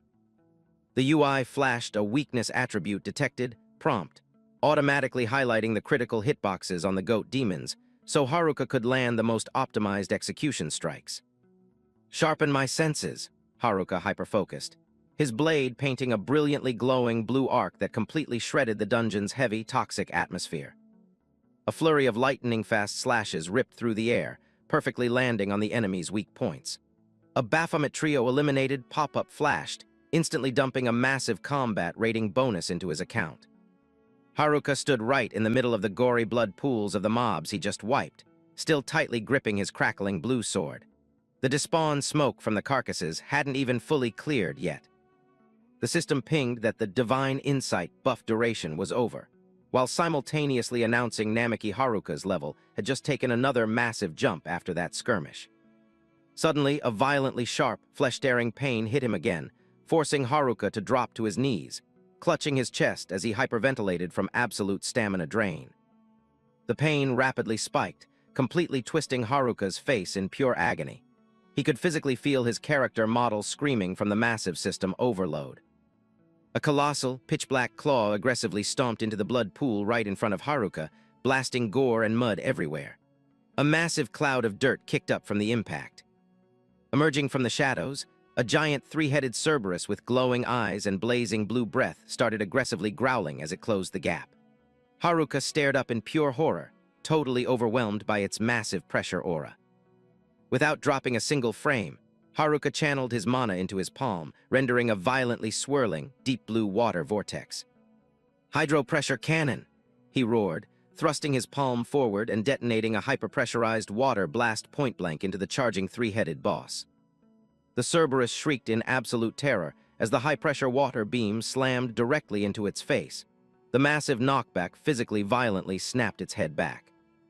The swirling water acted like a giant drill, completely piercing through its thick, armored hide and landing a direct, unblockable critical hit straight to the monster's skull. The absolutely devastating impact completely ripped the flesh off the Cerberus's head, exposing its white skull amidst a literal rain of bright red blood exploding everywhere. A critical system alert popped up, lethal critical damage dealt to Cerberus. This was a massive RNG carry that gave Haruka a fighting chance in this completely unbalanced matchup. One of the Cerberus's heads hit the floor in a pool of blood, part of its white skull completely exposed after Haruka's brutal nuke. Blood was still aggressively pouring out of the massive gashes on its giant body. A combat rating bonus applied, notification glowed brightly in the dark. Haruka's hands were violently shaking as he tried to keep his grip on the sword. His physical stamina had literally hit 0% after that exchange. Haruka ground his teeth and forcefully locked back in, his eyes burning with pure tryhard energy even though his HP was basically at 1. He hyped himself up to keep farming mobs so he could fully master this ridiculously broken, divine insight skill. Blood violently splattered across the monster's sleek black fur from one final, execution-style slash. A highly intimidating silence took over the room as the combat phase temporarily ended. Haruka stood completely frozen over the beast's corpse, his blade still dripping with fresh blood. The system went into overdrive processing the combat logs for that life-or-death encounter. A wall of technical prompts spammed the screen. Divine Insight buff expired. Bonus points were aggressively stacking up for optimal magic usage, landing crits, and perfect dodges. The UI panels flashed the execution bonus multipliers, completely bypassing the standard calculation frames to dump the total EXP payout immediately. Haruka just stood AFK in the arena, waiting for the system's final score. The number 7,044,133 rendered on screen, an absolutely ridiculous stat boost that marked an unprecedented power spike. Namiki Haruka officially crossed level 3,000, a completely hacked milestone that almost nobody could reach that fast. The system then pinged that Haruka just unlocked a brand new skill called Triple Slash. He was genuinely surprised to get an ultra-rare sword art drop instead of the usual magic spells. Sweat poured down Haruka's face, his eyes violently twitching from the extreme mental strain. Even with the massive level boost, his physical fatigue debuff was still heavily holding him back.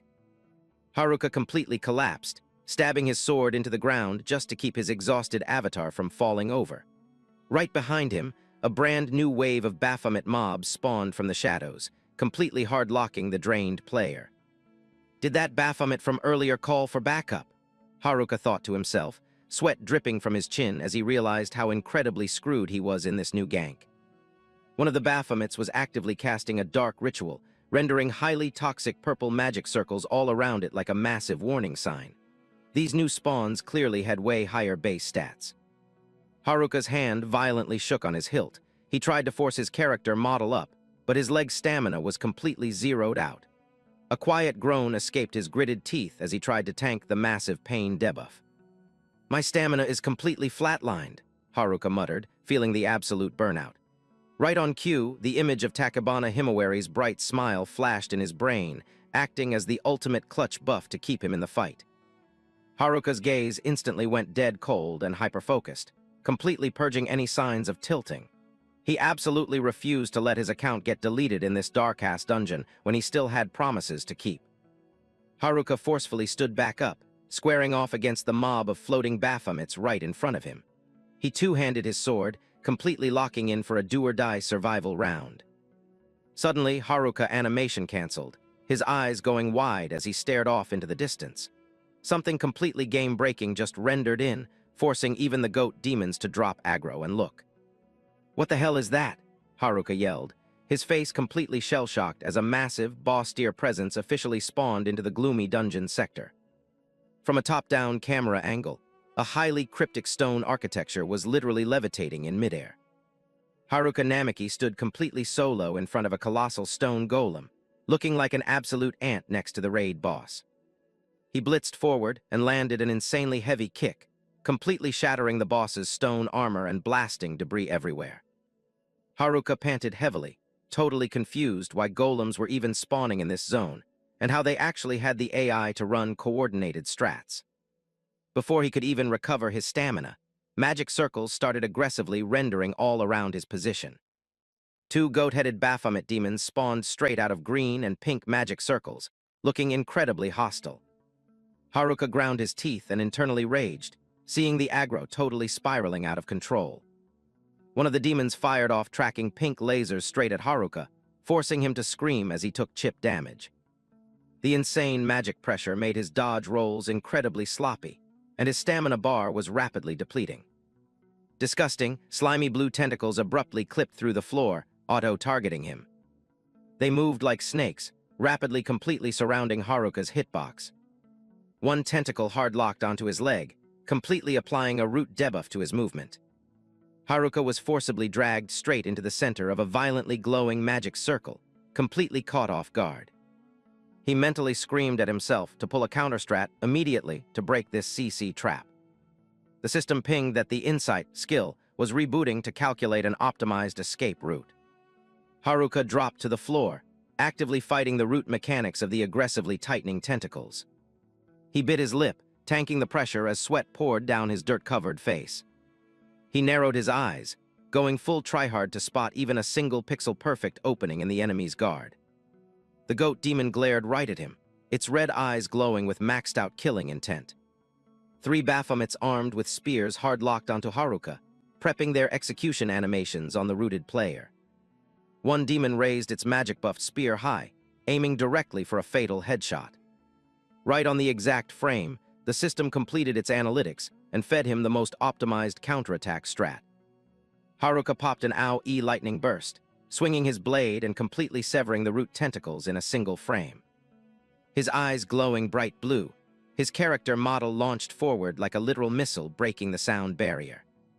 The razor-sharp sword arc swept through the zone, completely wiping the mob wave with just one AoE skill. The Baphomet's head got cleanly clipped off its neck in a microsecond, blasting a geyser of blood all over the floor. But instantly, another entire wave of goat demons spawned right back in from the magic circles. Haruka was forced back into a combat stance, realizing these mobs had an insanely high spawn rate with endless reinforcements. He manually toggled dual slash, rendering incredibly high DPS dark red sword beams that completely shredded the dark room. Two mobs got instantly bisected simultaneously by Haruka's Godspeed attack.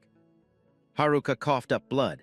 Aggressively spamming skills back-to-back was causing a massive system overload, while the UI was still calculating his combat rating. Suddenly, a blinding red glare flashed in the distance, instantly pulling his aggro. It was the stone golem's glowing eyes, signaling it had fully rebooted and re-entered the boss fight. The colossal monster loomed right over Haruka, charging a flaming fist to completely flatten him again.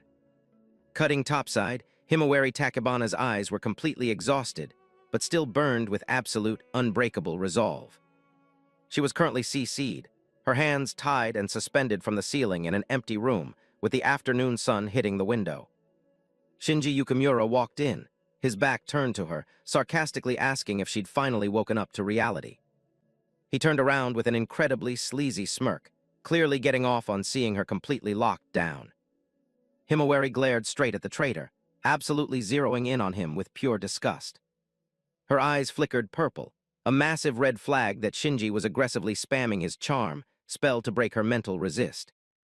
Shinji grabbed his bag, getting ready to log off, dropping a highly sarcastic compliment about her insane mental fortitude. He smirked, bragging that other girls were way easier to hack, while 2 other shadow NPCs stood AFK in the background. Himawari Takebana violently struggled against her restraints, screaming at the bastard to tell her exactly what his endgame was. Shinji Yukimura aggressively grabbed her by the throat, completely cutting off her air supply, forcing her to just choke out pained groans. He got right up in her face, casually stating that her glare was seriously starting to piss him off. It was the look of someone who still had maximum cope, that Haruka Namiki was somehow still alive down in that abyss. Himawari's eyes bulged, sweat pouring down her forehead under the absolutely terrifying pressure from the traitor. Shinji laughed mockingly, saying it made 0 sense to him, considering she was the one who explicitly told Haruka he was a trash-tier explorer. He broke into an absolutely psycho laugh, bringing up how she basically completely dropped a weakling like him. Himawari looked down, totally devastated, explaining that wasn't the lore at all. It was only after a massive incident that Haruka got completely obsessed with min-maxing his power. She was literally just trying to stop him from recklessly throwing his life away on suicide runs. She screamed right in Shinji's face, doubling down that someone with Haruka's plot armor wouldn't just casually die like that. Deep down, she was actively praying, and 100% coping that he was still actively grinding somewhere down there. Right at that exact second down in the abyss, a colossal fist packing maximum kinetic pressure detonated, completely wiping everything in its AoE. Without dropping a frame, Haruka instantly popped his great hydro-pressure cannon straight into the stone golem's fist, causing its heavy armor plating to violently crack. The incredibly high-pressure water blast completely swallowed the giant boss's hitbox. The stone golem was totally stun-locked. The golem's stone geometry couldn't tank the DPS, and instantly began shattering into tiny polygons. A massive explosive shockwave triggered, launching stone debris across the entire dark cavern. The system pinged that the insight skill duration was over, dumping over 9 million EXP into his account and triggering an instant level up. Haruka collapsed onto the floor, his blood-soaked hand desperately trying to cast a magic circle while he weakly called out Himawari-san's name. A system UI board popped up, literally spoiling the massive server update that would trigger once he cleared another 600 levels. His hand violently shook as he grabbed his chest. The system announced that Namiki Haruka's total physical reconstruction protocol was about to execute. Debris kept aggressively falling around him, while the holographic UI panels aggressively glowed in the pitch-black room. He flexed his core to tank the debuffs, the magic circle on his hand still barely holding onto 1 HP. Haruka mentally questioned what the hell a physical reconstruction even meant when his character model was already at 0% durability. His entire body felt like lead, the pain so extreme it felt like his actual polygons were being violently ripped apart. His eyes blew wide open in pure terror as he detected a completely freezing, lethal aura pushing into his zone. A mob of goat-headed Baphomets spawned right out of the purple smoke, flashing incredibly toxic, aggro smiles at their prey. They completely surrounded him, their hands blazing with active magic spells, looking ready to instantly delete the 1 HP intruder. Haruka realized he'd been completely baited into a massive magic barrier trap, packed with an entire mob wave just waiting to gank him. He struggled to force his character model back up, the sword shaking in his hand as he faced down this brand new wave of hostiles. The insight system rebooted once again to run a threat analysis and calculate the combat rating for this incoming skirmish. One Baphomet fired off highly lethal glowing pink magic lasers, auto-targeting Haruka's exact coordinates. He ground his teeth and dashed, desperately trying to weave through the fatal beams that were actively destroying the floor tiles. Haruka combat slid across the floor to perfectly iframe a magic sweep. The system instantly pinged a bonus point drop for the successful dodge. Without giving the mob a single frame to react, he threw out a massively overpowered reverse slash, generating a violently glowing blue wave of lightning. The goat demon just kept spamming new magic circles to aggressively increase the zoning pressure on him. Haruka stood his ground in the debris, the electric aura wrapping his body sparking wildly with maxed-out aggro. He popped his dual slash skill, sending out 2 crossing sword beams that created a massive light explosion, completely wiping the mobs in his AoE. The raid had been dragging on for 30 minutes straight. His combat rating was absolutely skyrocketing with every perfect parry and counter. But the zone was still completely hard-locked by layers of magic barriers, and the mob spawns literally weren't stopping. Haruka's hands wouldn't stop violently shaking, a massive red flag that his stamina bar was about to permanently flatline. He realized if he kept playing defensively, he'd get completely cornered since he literally couldn't output direct DPS through the barriers. Every time he leveled up, the pain debuff screamed through his veins, making his dodge timings incredibly sloppy and delayed. Haruka Namaki panted heavily, sweat aggressively pouring down his face as he realized his win condition was rapidly disappearing. Right on cue, the system announced the timer had hit 0, and the insight skill officially went on cooldown. A massive wall of UI panels popped up, actively logging all his sweaty tryharding, from iframes to parries to maintaining an incredibly long combo streak. He bagged a massive time survival bonus, while the system aggressively optimized the back-end calculations to dump the final EXP payout. With over 8 million EXP dropping into his account, Namaki Haruka's level spiked yet again at an absolutely broken speed. But that came with a brutally massive pain debuff, forcing him to clutch his chest and completely collapse onto the freezing stone floor. He had officially hit level 3800, but it felt like his physical hardware was about to literally crash. Haruka flashed back to the colossal blue dragon boss, internally nodding he absolutely needed to hit that level 4000 benchmark Orochi warned him about.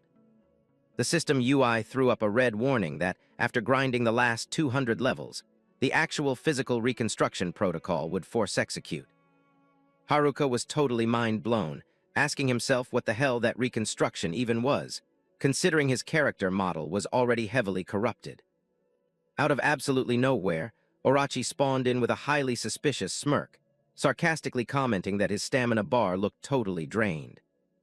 Haruka practically gave himself whiplash turning around, his eyes blown wide in pure shock at her completely random spawn in this zone. "You again?" he hissed through his teeth, while Orochi just fired back with an incredibly toxic, arrogant smirk. She casually walked up like she owned the server, mockingly asking if she made him wait too long in the lobby. This entity was rocking a highly customized avatar with dragon traits, blue scales, and incredibly intimidating black wings. She firmly confirmed she was the actual main account, which made Haruka instantly connect all the lore dots in his head. He realized every single insane boss he just fought, the Cerberus, Baphomets, and Golems, were literally just her summoned minions. Seeing Haruka totally quiet, Orochi playfully poked at him, asking if he was actually reading her dialogue boxes. Haruka's eyes were completely locked onto her, a massive wave of paranoia hitting him as he noticed a massive glitch on the boss's model. He was staring dead at Orochi's arm, the exact same arm he had literally severed during their last PvP encounter. Right in front of Haruka's eyes, the arm was actively regenerating at a highly hacked speed, with incredibly creepy, swirling blood animations.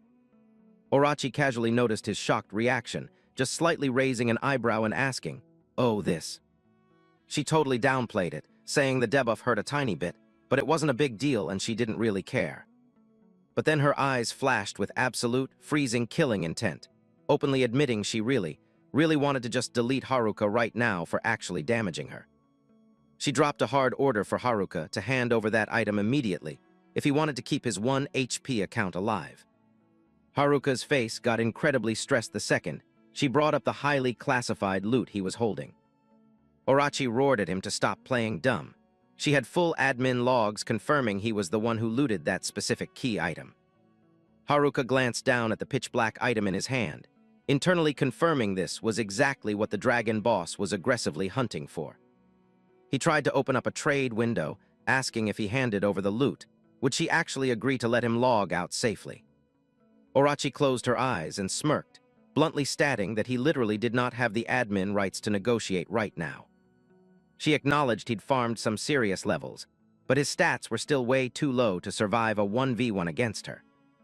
Haruka ground his teeth, totally admitting to himself that with his current heavy debuffs, his win rate was absolute 0. Even sitting at level 3800, He was still 200 levels short of the cap, and his physical model felt like it was about to shatter into polygons. Orochi's glare turned incredibly lethal as she dropped the final ultimatum: hand over the loot, or she'd instantly execute him right here. In this absolute do-or-die frame, the insight system abruptly force-rebooted to calculate an incredibly risky escape strat. Haruka white-knuckled his sword hilt. He told himself the timer was up, and he had to go completely all-in on a 50-50 gamble. The system crunched the required EXP numbers and fed him the absolute most optimized action route after the analytics finished. Haruka suddenly animation canceled and threw out a dual slash, launching a massively overpowered sword beam straight at Orochi. Orochi literally just needed one hand to perfectly parry the insanely high DPS attack, still aggressively laughing at his tryharding. But she suddenly animation stalled when she felt a microscopic hit marker register, leaving a tiny cut bleeding on her left cheek. The system pinged that Haruka's attack had actually successfully bypassed the armor of a disaster-tier boss. Orochi touched the scratch, her smirk turning completely freezing as she mocked that his super flashy ultimate only managed to deal chip damage. Right after that insanely reckless play, the system pinged that Haruka had executed the optimal action, dropping an absolutely god-tier bounty of over 13 million EXP into his account. Namiki Haruka's level instantly spiked, officially crossing the level 4,000 cap, and on that exact frame, the physical reconstruction protocol forcefully initiated. Haruka's eyes blew wide open as he felt an absolutely blinding white aura completely engulf his character model, signaling a massive, back-end server overhaul of his stats. Standing right across from him was Orochi in her fully unlocked humanoid form, long blue hair, curved horns, and a highly intimidating dragon tail casually flicking behind her. Haruka was sweating bullets. He was completely mind-blown realizing the boss in front of him was Orochi's main account, but he couldn't figure out why she was rocking a humanoid skin. Orochi lazily yawned, complaining about how long it had been since she had to actually sweat this hard, while Haruka was still totally stunned by her insanely hacked movement speed. Surrounded by an incredibly toxic purple aura packed with ancient runes, Orochi casually walked out of a spatial portal, actively trash-talking Haruka's incredibly annoying hit-and-run strats. The exact millisecond he hit the target level, the system threw up a server-wide announcement that Namiki Haruka's physical reconstruction protocol was going live. An absolutely massive energy burst detonated, violently tearing blue lightning rifts through the entire zone around him. Watching this happen, Orochi was genuinely stunned, completely clueless about what kind of broken mechanic was rendering right in front of her. Every single one of Haruka's fingertips started aggressively glowing with sparking blue electricity. The electric charge surged all the way down to his boots, literally cracking the dungeon floor under the sheer server pressure. Haruka stood perfectly still inside the blinding aura. His entire character model was radiating a pressure that completely dwarfed his previous stats. Haruka's eyes glowed with a freezing blue light, reflecting a totally cold, absolute mastery over his newly unlocked power scaling. His previously corrupted and shattered physical model was now 100% fully restored, completely shielded by an incredibly high-tier electric barrier. Orochi visibly shivered, actually saying out loud that she couldn't believe a trash-tier player was suddenly outputting such a terrifyingly lethal aura. Haruka's expression was now completely deadpan. It looked like he had 100% admin control over his new, hacked power source. That incredibly sharp glare would easily apply an intimidation debuff to any enemy in the zone. Haruka clenched his fist, realizing that every single brutal pain debuff from earlier had been completely wiped from his status board. He looked down at his hands, feeling like his FOV and actual character height had received a massive buff. Not wanting to drop any frames, Orochi instantly started charging up raw mana in her palm to prep a massive AoE strike. She roared, ordering her Baphomet summons to initiate a full party gank, absolutely refusing to give Haruka any time to read his new skill tooltips. A massive wall of magic circles rendered, rapidly firing highly lethal purple lasers straight at his coordinates. Haruka just stood there AFK, completely ignoring the incredibly dense bullet hell of magic artillery closing in from all sides. A server-shaking explosion went off, blasting smoke and rubble everywhere and completely blacking out the screen. But in a single microsecond, Haruka had already iframed out of the AoE with movement speed so broken it was basically teleporting. He styled through the magic bullet hell, effortlessly perfect dodging every single attack the Baphomets threw at him. Orochi screamed in pure shock at Haruka's completely hacked movement speed. She literally couldn't process his frame data. Even with the magic circles aggressively auto-firing, Haruka casually weaved through the hitboxes like he was doing a speedrun tutorial. He animation canceled midair, leaving highly blurred blue ghost trails as he frame-perfect dodged attacks by literal millimeters. Every single dash he executed triggered an EMP shockwave, violently knocking the incoming magic projectiles completely off their trajectories. A massive chain of explosions detonated behind him, but Haruka had already completely outranged the blast zones. Orochi was completely raging, because absolutely zero of her attacks were even registering hit markers on him. Haruka popped Divine Insight to run an ultra-detailed tactical analysis on the entire combat zone. The system aggressively refreshed the data, ignoring all useless background tasks to 100% focus on massively buffing his active skills. The complete enemy roster rendered crystal clear: 1 disaster-tier Orochi boss and 12 elite Baphomet mobs. His eyes scanned every single pixel in the room, absolutely refusing to miss even a single micro-animation from the enemy party. Haruka realized the completely broken potential of his newly unlocked skill. It was way more overpowered than he ever theory-crafted. The Baphomet mob kept aggressively rushing him, spamming even more magic circles to try and hardlock his movement. But Haruka had full wall hacks on their strats. His eyes flared with absolute sweaty resolve. He abruptly dive-bombed from the ceiling, piercing straight through the magic barrage like a literal blue rocket. The freefall speed combined with his stat buffs made Haruka look like a lightning bolt literally striking the server. He stuck the landing with 0 frames of lag, triggering a massive shockwave that aggressively pushed back the air pressure. Without dropping a single input, Haruka combat slid across the floor at an absolutely insane speed, leaving a massive glowing blue trail. He instantly spawned right in front of a Baphomet, swinging his blade for a ridiculously high DPS heavy attack. Orochi was literally jaw-dropped because his movement speed had just received another massive, unpatched buff. The blade ripped a fatal critical hit straight through the mob's hitbox. Demon blood exploded everywhere, mixing with violently red electricity. The enemy was instantly bisected, despawning into a highly creepy red mist. Haruka instantly animation canceled into a reverse grip, blue lightning violently sparking off his hilt, 100% prepped to spam his execution combo. Haruka drove his blood-soaked sword straight into the Baphomet's skull, blasting gore everywhere. The blue lightning wrapping the strike was absolute proof his DPS was on a completely different hacked tier. He juggled himself in the air, executing another Baphomet in literally 1 frame. The mob wave had absolutely 0 counterplay against Haruka's completely broken speed. Haruka stuck the landing, lightning still violently sparking off his character model.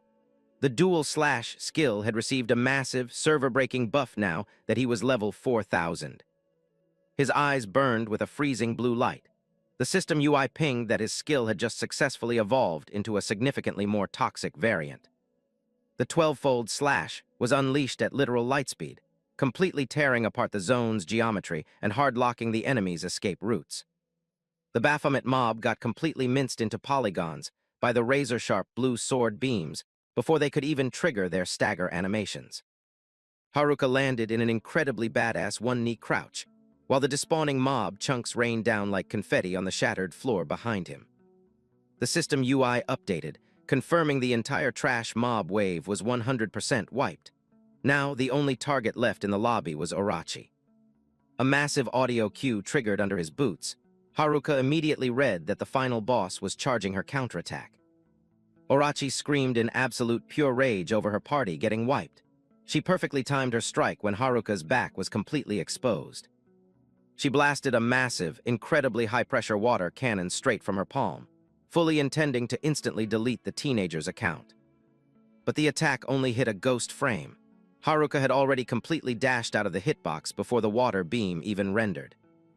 Orochi totally froze, sweat pouring down her face as she failed to process how his movement speed was completely breaking her FOV tracking.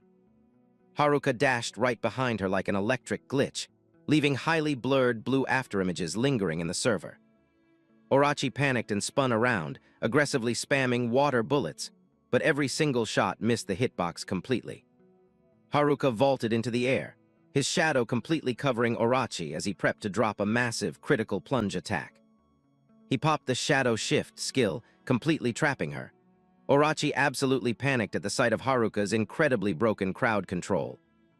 He completely spammed the 12-fold slash again, turning his character model into a violently glowing, highly pressurized blue sword tornado. Watching the barrage of slashes coming at her, Orochi only had time to drop a completely stunned and hopeless A. The sword beam swept through with absolute server-wiping power. Orochi's character model was completely shredded, blasting blood and mana all over the arena. Haruka calmly stuck the landing amidst the raining debris, the lightning aura around him finally starting to power down.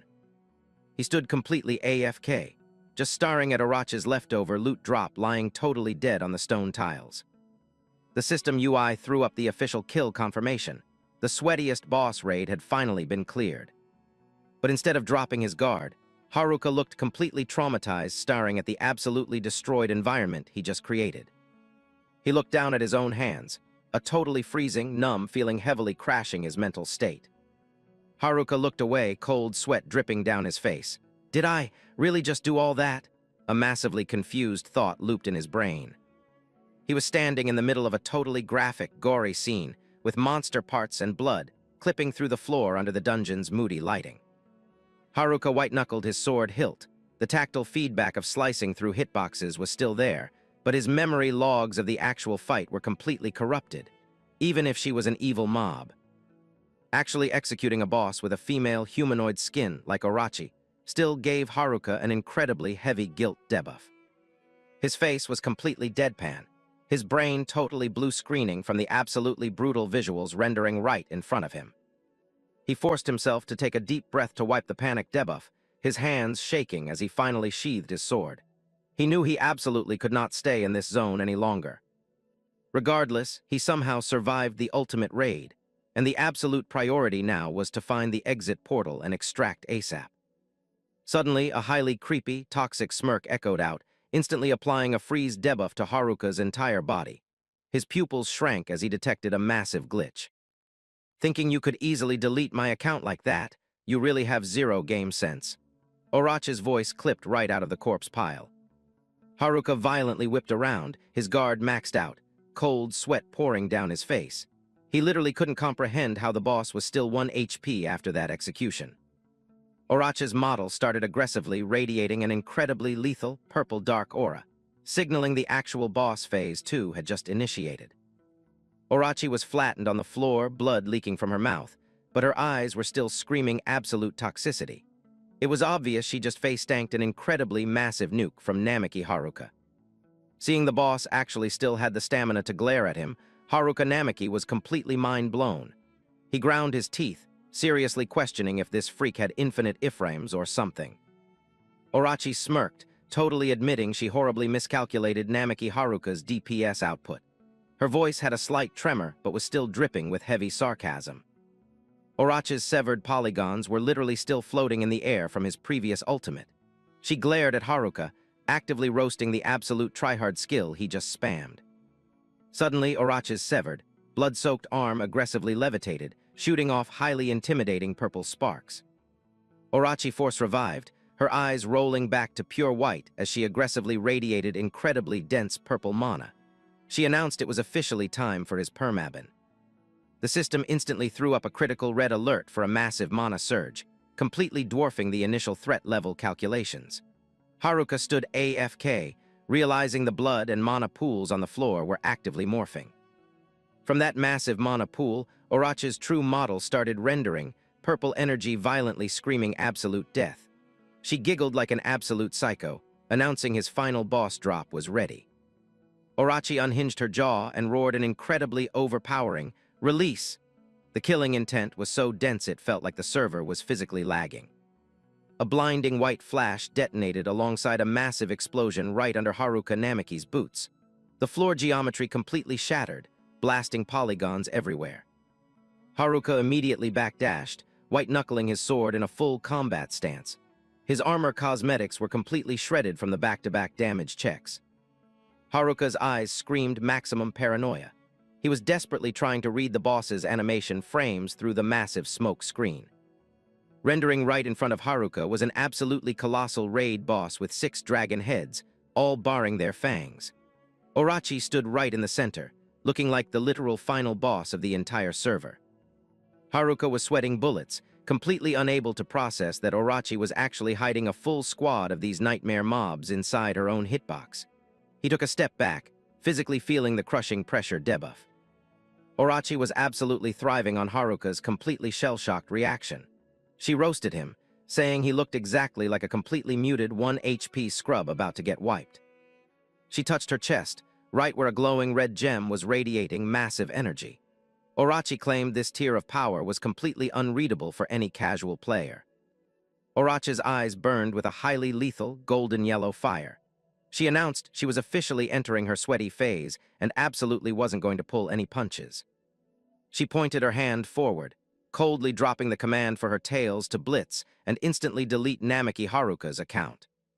Instantly, a colossal dragon head clipped forward at completely broken speed, unhinging its razor-filled jaw to literally one-shot Haruka. He only had exactly 1 frame to see the blue blur. Haruka violently spammed parries, generating incredibly bright red electric sparks. He immediately toggled his Divine Insight skill to desperately scan for any iframes in the bullet hell. The UI updated. Current target, Orochi, main body, 6 tails. Haruka realized that while it was a massive gank, the base stats of each individual tail were heavily nerfed compared to her Phase 1 form. Haruka's boots violently scraped the floor, leaving smoke trails as he desperately tried to stabilize his movement and dodge roll away from the auto-targeting dragon heads. Another dragon head dive-bombed him, its jaw completely unhinged to swallow Haruka whole. The kinetic pressure from the dash was so massive it caused severe screen shake across the entire zone. A massive mana explosion detonated as the attack clipped the floor. Debris and particle effects violently blasted everywhere. The incredibly heavy impact sent Haruka Namaki flying, tumbling across the freezing stone floor for several frames. A massive dust cloud completely obscured his crash coordinates. Haruka forcefully animation canceled to get up, using his sword to anchor his stance. He was panting heavily, his camera permanently locked onto the bosses continuously strafing his position. Haruka instantly realized his win rate was completely tanked because of the insane mob density. A dragon head with blazing eyes had literally spawned right behind his back, completely outside his FOV. The boss randomly unleashed a massive stream of hyperlethal fire, completely nuking a huge chunk of the floor tiles.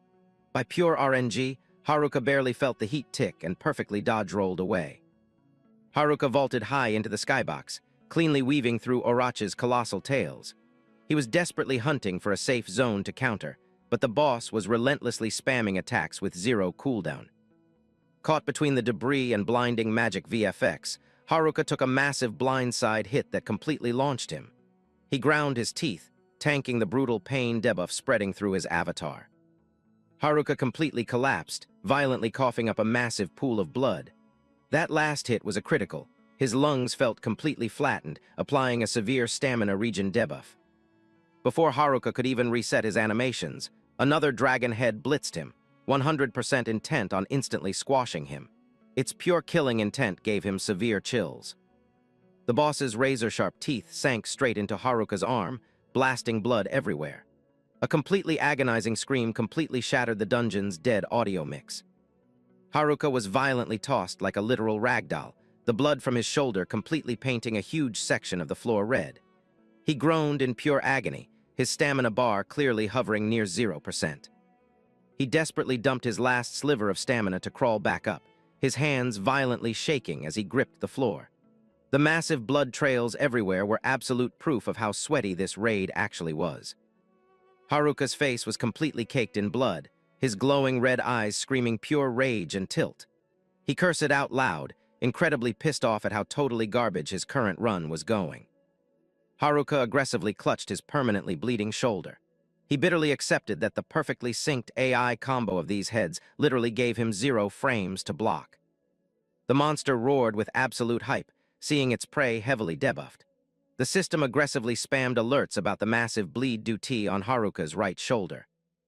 Drops of dark red blood constantly trailed down Haruka's arm and hit the floor, pooling into a massive red puddle right under his boots. The whole scene looked like an absolute game over. Orochi casually walked up, an incredibly toxic smirk clipping onto her face. She sarcastically asked where all his sweaty movement speed and tryhard energy went. She glared at Haruka with absolute disgust, stating it was officially time to pull the plug on this little tutorial. To her, Haruka was literally just a 1 HP scrub waiting for the respawn screen. Even heavily debuffed and completely out of stamina, Haruka Namiki forced his character model back up, white-knuckling his sword. His eyes still burned with absolute tryhard energy, even while his physical model was screaming. Orochi screamed the execution order to instantly delete Haruka Namiki. One massive dragon head instantly locked on, dive-bombing him with totally broken projectile speed. Compared to the boss's insanely massive hitbox, Haruka Namiki looked like an absolute pixel. He forcefully flexed into a block stance, completely ready to parry the incoming lethal bite. Haruka was sweating bullets, physically feeling the suffocating server pressure from the boss. He ground his teeth, honestly wondering how the hell he even managed to clear her phase 1. Haruka's glowing red eyes violently darted around, desperately scanning for an exploit. He knew he absolutely needed to find a glitch in the Matrix to flip this doomed run. Haruka flashed back to proccing the zone buff, where the game's frame rate literally seemed to slow down. Blue lightning sparked around him as he went full tryhard mode to calculate a strat. He stared at Orochi's shattered polygons still floating in the background.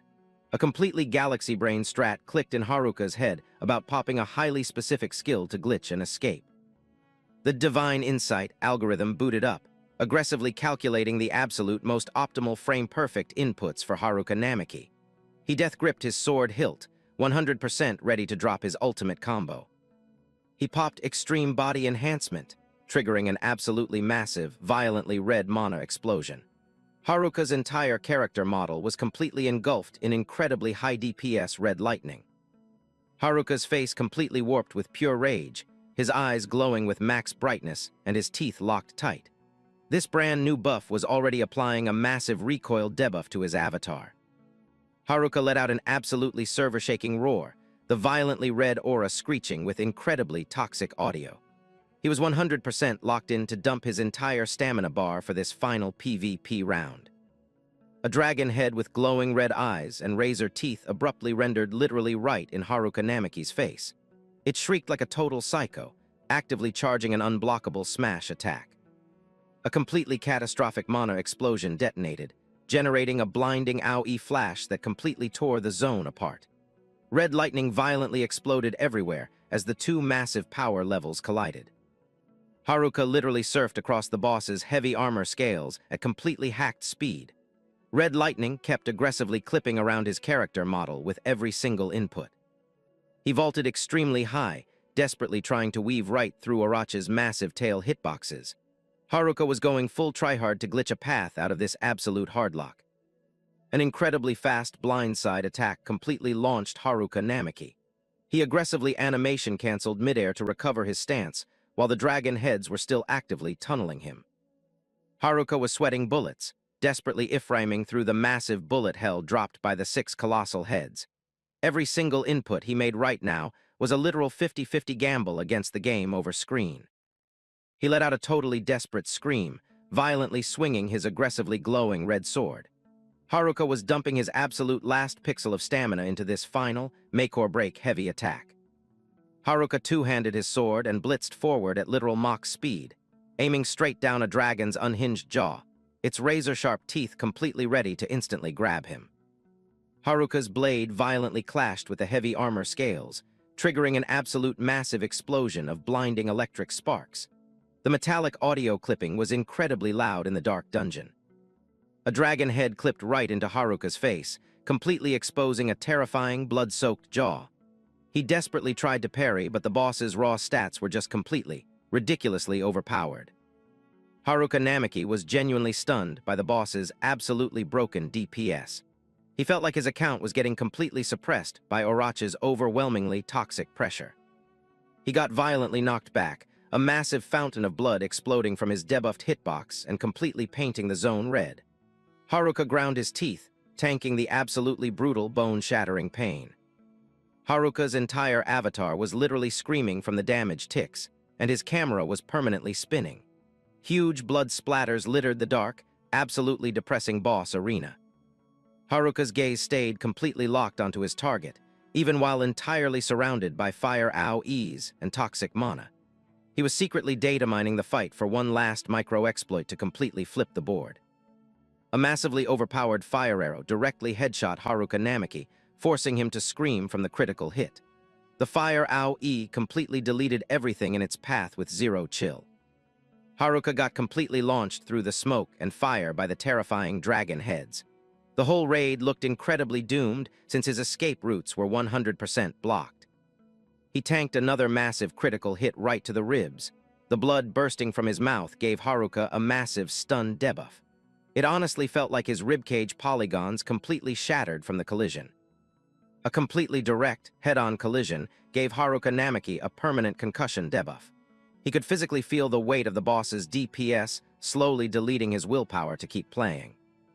Haruka completely collapsed onto the floor, two colossal dragon heads slowly aggro-walking toward his coordinates. He panted heavily, totally out of stamina. His character models face a complete mess of sweat and blood textures. The system UI pinged that the fire duty damage was heavily nerfed thanks to a passive skill buff. Haruka let out a massive sigh of relief, realizing he just barely RNG dodged a guaranteed permaban. Orochi completely mouthed, aggressively screaming at her tail's summons for lagging. She was incredibly tilted that they still hadn't managed to officially execute Namaki Haruka. All 6 dragon heads simultaneously reared up, their roars completely lagging the dungeon audio. They were actively charging a massive, synchronized ultimate attack to finally secure the kill. A massive boss foot equipped with razor-sharp claws violently stomped the stone tiles, completely shattering the floor geometry. The passive pressure from their rendering made Haruka Namaki physically shiver. Haruka stayed on his knees, desperately scrolling through his skill tree for any random exploit to break out of this permadeath trap. He genuinely wondered if he had any unequipped ultimate skills left. Orochi pointed directly at the dragon heads and started violently raging. She literally couldn't process why her summons randomly glitched out and completely dropped their aggro. Haruka Namaki also realized the AI was acting incredibly weird. He blankly stared at the totally broken pathing of the mobs surrounding him. One dragon head was literally just licking Haruka's blood puddle off the floor, its face completely flushed red. It looked like it was actually getting a massive buff from the weird drop. Haruka's eyes popped out of his head watching this absolute glitch. He literally couldn't believe these hypertoxic, bloodthirsty mobs actually stopped their combo just to lap up his blood. After finishing the blood pool, the mob closed its eyes, looking like it was completely AFK and heavily intoxicated. Haruka Namaki was totally mind-blown, wondering what kind of spaghetti code was actually running these mobs. 3 dragon heads grouped up in a single spot, all of their faces completely red and their eyes totally glazed over. They seemed to have 100% deleted their primary objective of killing Haruka. Orochi was completely blue-screening over her tail's absolute betrayal.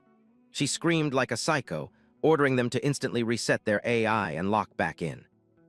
Haruka realized a highly exploitable, weird status effect was currently proccing on the dragon heads.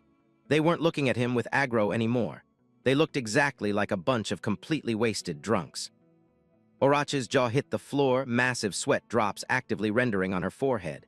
She stood completely frozen, staring at her tails running the most bizarre broken animations.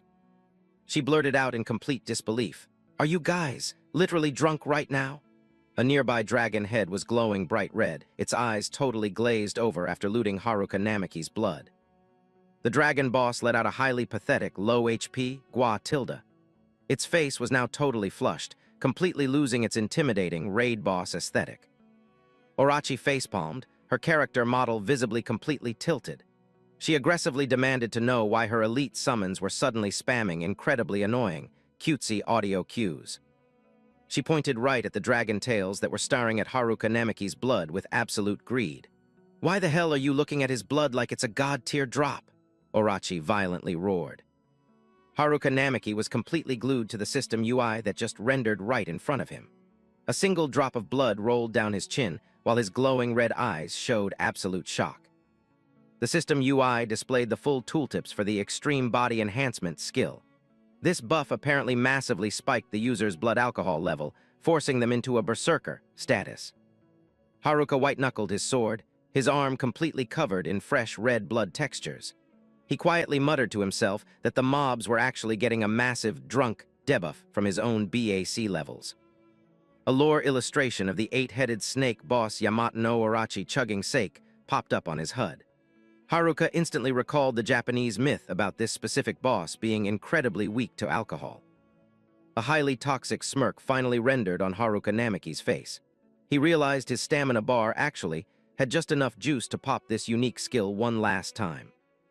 Orochi was still aggressively screaming, her fists clenched tight. She wouldn't stop flaming her completely useless, brain-dead summons for acting totally out of line. The dragon heads crowded around, absolutely wasted, licking the blood stains right off each other's mouths. Orochi went completely psycho, pointing her finger and ordering them to instantly cancel their current actions. While Orochi was aggressively monologuing about the fatal consequences of tasting Haruka's blood, he was casually using his sword to slice a fresh wound right into his bicep. Orochi's eyes went completely wide, totally shocked. She literally couldn't process that Haruka would intentionally self-harm right in front of her. Blood actively streamed from Haruka Namiki's arm, heavily dripping onto the floor tiles. He stared at his own wound, mockingly muttering about how absolutely desperate the mobs were for his blood drop. Haruka stood in a completely solid stance, holding his sword while his bloody arm continuously leaked onto the floor. He loudly announced he was going to let the mobs completely max out their thirst meter right now. Orochi's eyes bulged at Haruka Namiki's incredibly reckless flex. She aggressively interrogated him, asking if he was actually going to commit to such a totally suicidal strat. Blinding red lightning violently erupted all around Haruka Namiki as he manually proxed Extreme Body Enhancement. The incredibly dense mana aura completely wrapped his sword and character model. Haruka let out an absolutely server-shaking roar. The violently red mana detonated, creating an absolutely terrifying screen-clear effect. Orochi stood back, just watching this incredibly massive power spike load in. "Bring it on, you totally wasted alcoholics," Haruka Namiki aggressively whispered. He was 100% locked in and ready to solo all of Orochi's tales. 3 dragon heads immediately blitzed him, their eyes glowing with absolute greed. They unhinged their jaws as wide as possible, 100% hypnotized by the heavily alcoholic scent coming off Haruka. Haruka Namiki's face was completely radiating confidence, flashing an incredibly arrogant smirk. His eyes were burning, 100% ready to aggressively PvP anyone who stepped into his aggro range, screaming the challenge, "Get in here." The colossal dragon unhinged its razor-filled jaw, roaring violently right in Haruka Namiki's face. He looked like an absolute pixel standing there, completely surrounded by the violently red lightning of his buff skill. Haruka stared directly at the boss, his glowing red eyes radiating pure killing intent. The electric aura around him was so completely broken, it was causing massive screen shake across the zone.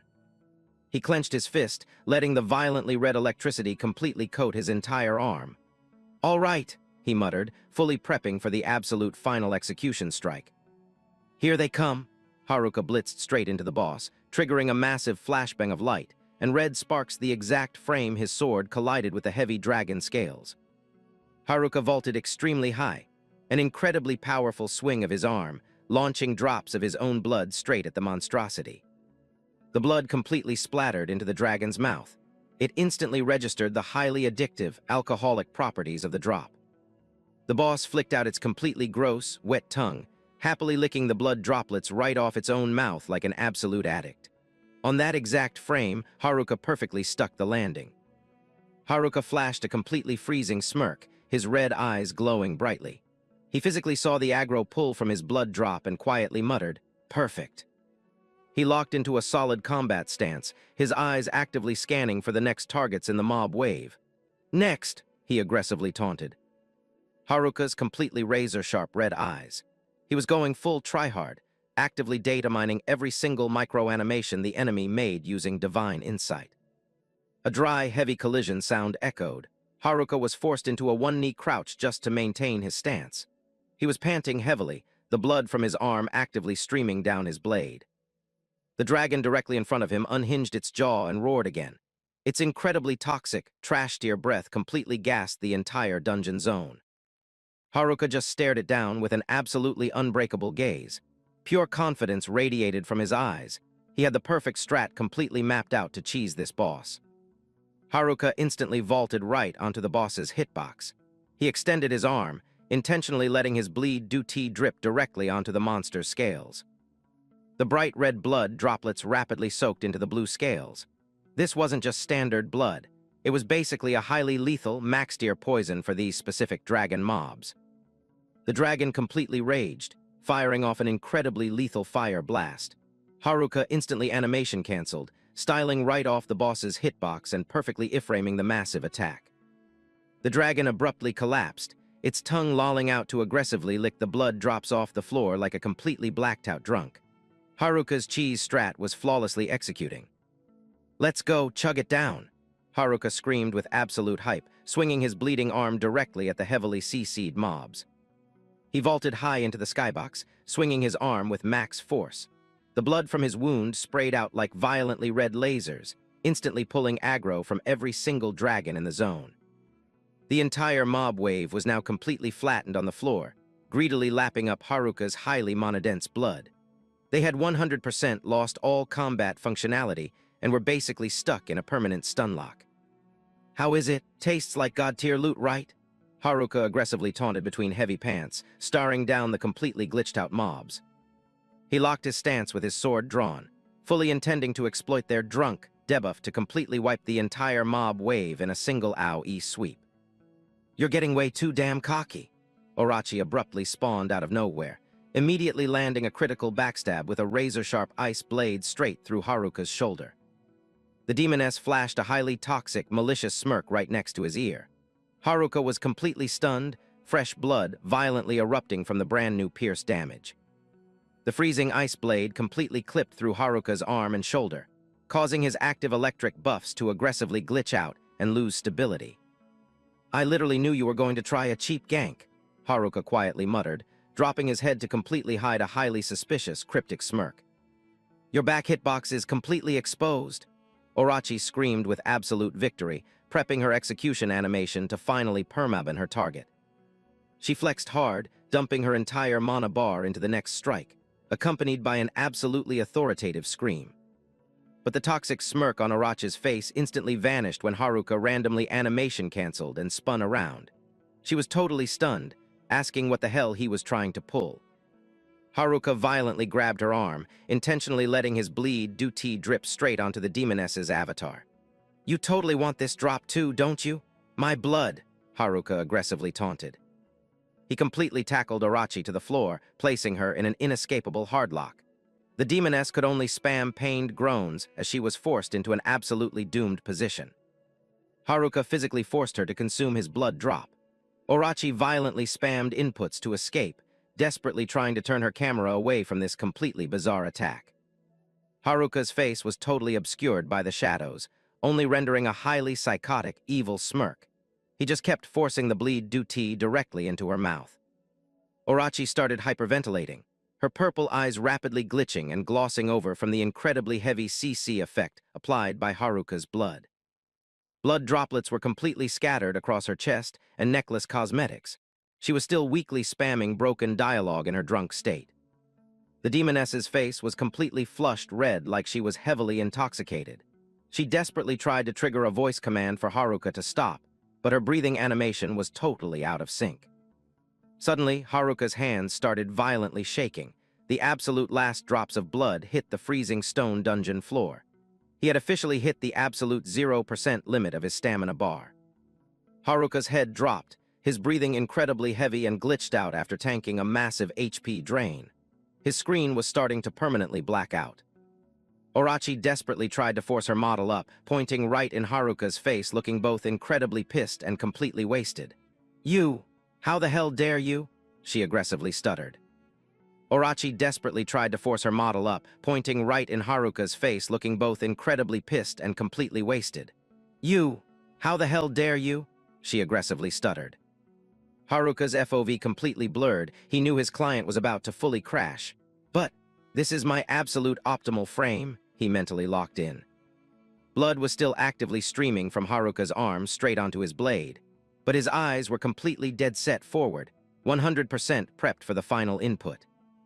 This run is officially over, Haruka Namaki growled, death-gripping his blood-soaked sword. He stood his ground in the debris, totally ready for the execution strike. Orochi's eyes were completely wide in shock at the absolutely massive pressure aura radiating from the teenager. Her face was flushed, her breathing animations heavily glitched out as she witnessed a power level completely breaking the meta. The demoness aggressively screamed at her mob summons who were currently AFK and completely wasted. "All of you, what the actual hell are you doing? Get in the fight," she ordered. The drunken dragons just spammed absolutely psychotic roars in their blood-drunk state, 100% ignoring their admin's commands. They were just glitching out on the floor, generating completely cursed, broken audio cues. Orochi screamed in absolute tilt, while Haruka started charging up a massive ultimate right below her. Violently bright red lightning rendered, acting as a massive red flag that a server-wiping attack was incoming. Haruka Namaki officially popped Ultra Body Enhancement. His entire character model was completely swallowed by a violently red lightning aura, maxing out his physical DPS stats to the absolute hard cap. Orochi instantly realized her run was completely doomed. She knew that if her entire dragon mob got wiped right here, her main account would be in an absolutely inescapable 1 HP scenario. 12-fold slash, Haruka screamed as he unleashed his ultimate 12-hit execution combo. Violently red sword beams completely tore through the zone's geometry, auto-targeting the totally defenseless mob wave. The razor-sharp beams cleanly clipped right through the drunken dragon's heavy armor scales. Blood and dragon polygons violently exploded everywhere under the completely broken DPS of Haruka's blade. It was an absolutely brutal scene. The dragon heads were completely severed in a single microsecond. Haruka's frame data was so incredibly fast the AI literally couldn't even register a block input. The mob carcasses rained down everywhere through the massively thick smoke screen. Haruka styled through the debris, the red lightning still aggressively sparking around his character model. The system UI pinged, confirming an absolutely massive, game-breaking power spike. Because Divine Insight perfectly executed, Namaki Haruka's level completely skipped from 4,000 straight to 6,000. The system board rendered Haruka's newly hacked level stats. It was a completely absurd, never-before-seen EXP jump for any player on the server. Hard cut to a completely dark, secondary zone. Himawari Takebana was currently hard-locked in an incredibly depressing state. Her hands were permanently CC'd and suspended high up in the dead silence. Himawari's wrists were aggressively bound by raw ropes, stacked with a glowing purple magic circle debuff. The highly cryptic runes on the circle were actively draining her stamina bar to 0. Himawari was panting heavily, sweat completely drenching her extremely pale face. Her cosmetic gear was heavily shredded, exposing massive physical and mental damage debuffs. She desperately spammed escape inputs, but the bindings just applied a tighter CC effect. Her entire character weight was completely pulling down on her heavily damaged wrists. Hearing audio cues coming from the doorway, Himawari violently flinched and looked up. A highly familiar NPC model walked out of the shadows, completely stunning her. Why the hell are you in this zone?" Himawari yelled, totally mind-blown. The player standing right in front of her was AI, the little sister she was constantly worrying about. AI casually smiled and closed the gap, but her eyes were now glowing a highly suspicious, creepy light purple. "AI-chan," Himawari called out her name, holding onto a tiny pixel of hope. Himawari's eyes violently shook as she registered the completely cursed visual changes on AI's model.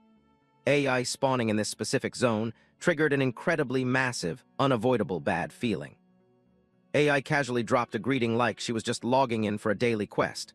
"Long time no see, Himawari-senpai," her smile looking completely dead and AI-generated. "AI-chan, what the actual hell are you doing in here?" Himawari screamed, desperately trying to pull some lore context. She literally couldn't process why her own sister was just AFK watching her get tortured. AI literally just stood there flashing a completely unreadable smirk, her eyes showing absolute zero empathy for her older sister. The room's audio was completely dead except for the dark-haired girl's quiet, creepy giggles. "Shinji-sama sent me," AI stated with an absolutely brainwashed, cult-like devotion. The specific way she dropped Yukimura Shinji's name gave Himawari severe chills. "Shinji-sama, AI-chan, don't tell me Yukimura-kun completely hacked your brain with his charm spell," Himawari aggressively interrogated in pure panic. She realized her sister's AI logic was probably completely corrupted. AI tilted her head, dropping an incredibly fake, innocent emote. "What are you talking about?" It was obvious she had absolutely zero awareness that her account was compromised. "He's literally admin controlling your character. Snap out of it, AI-chan."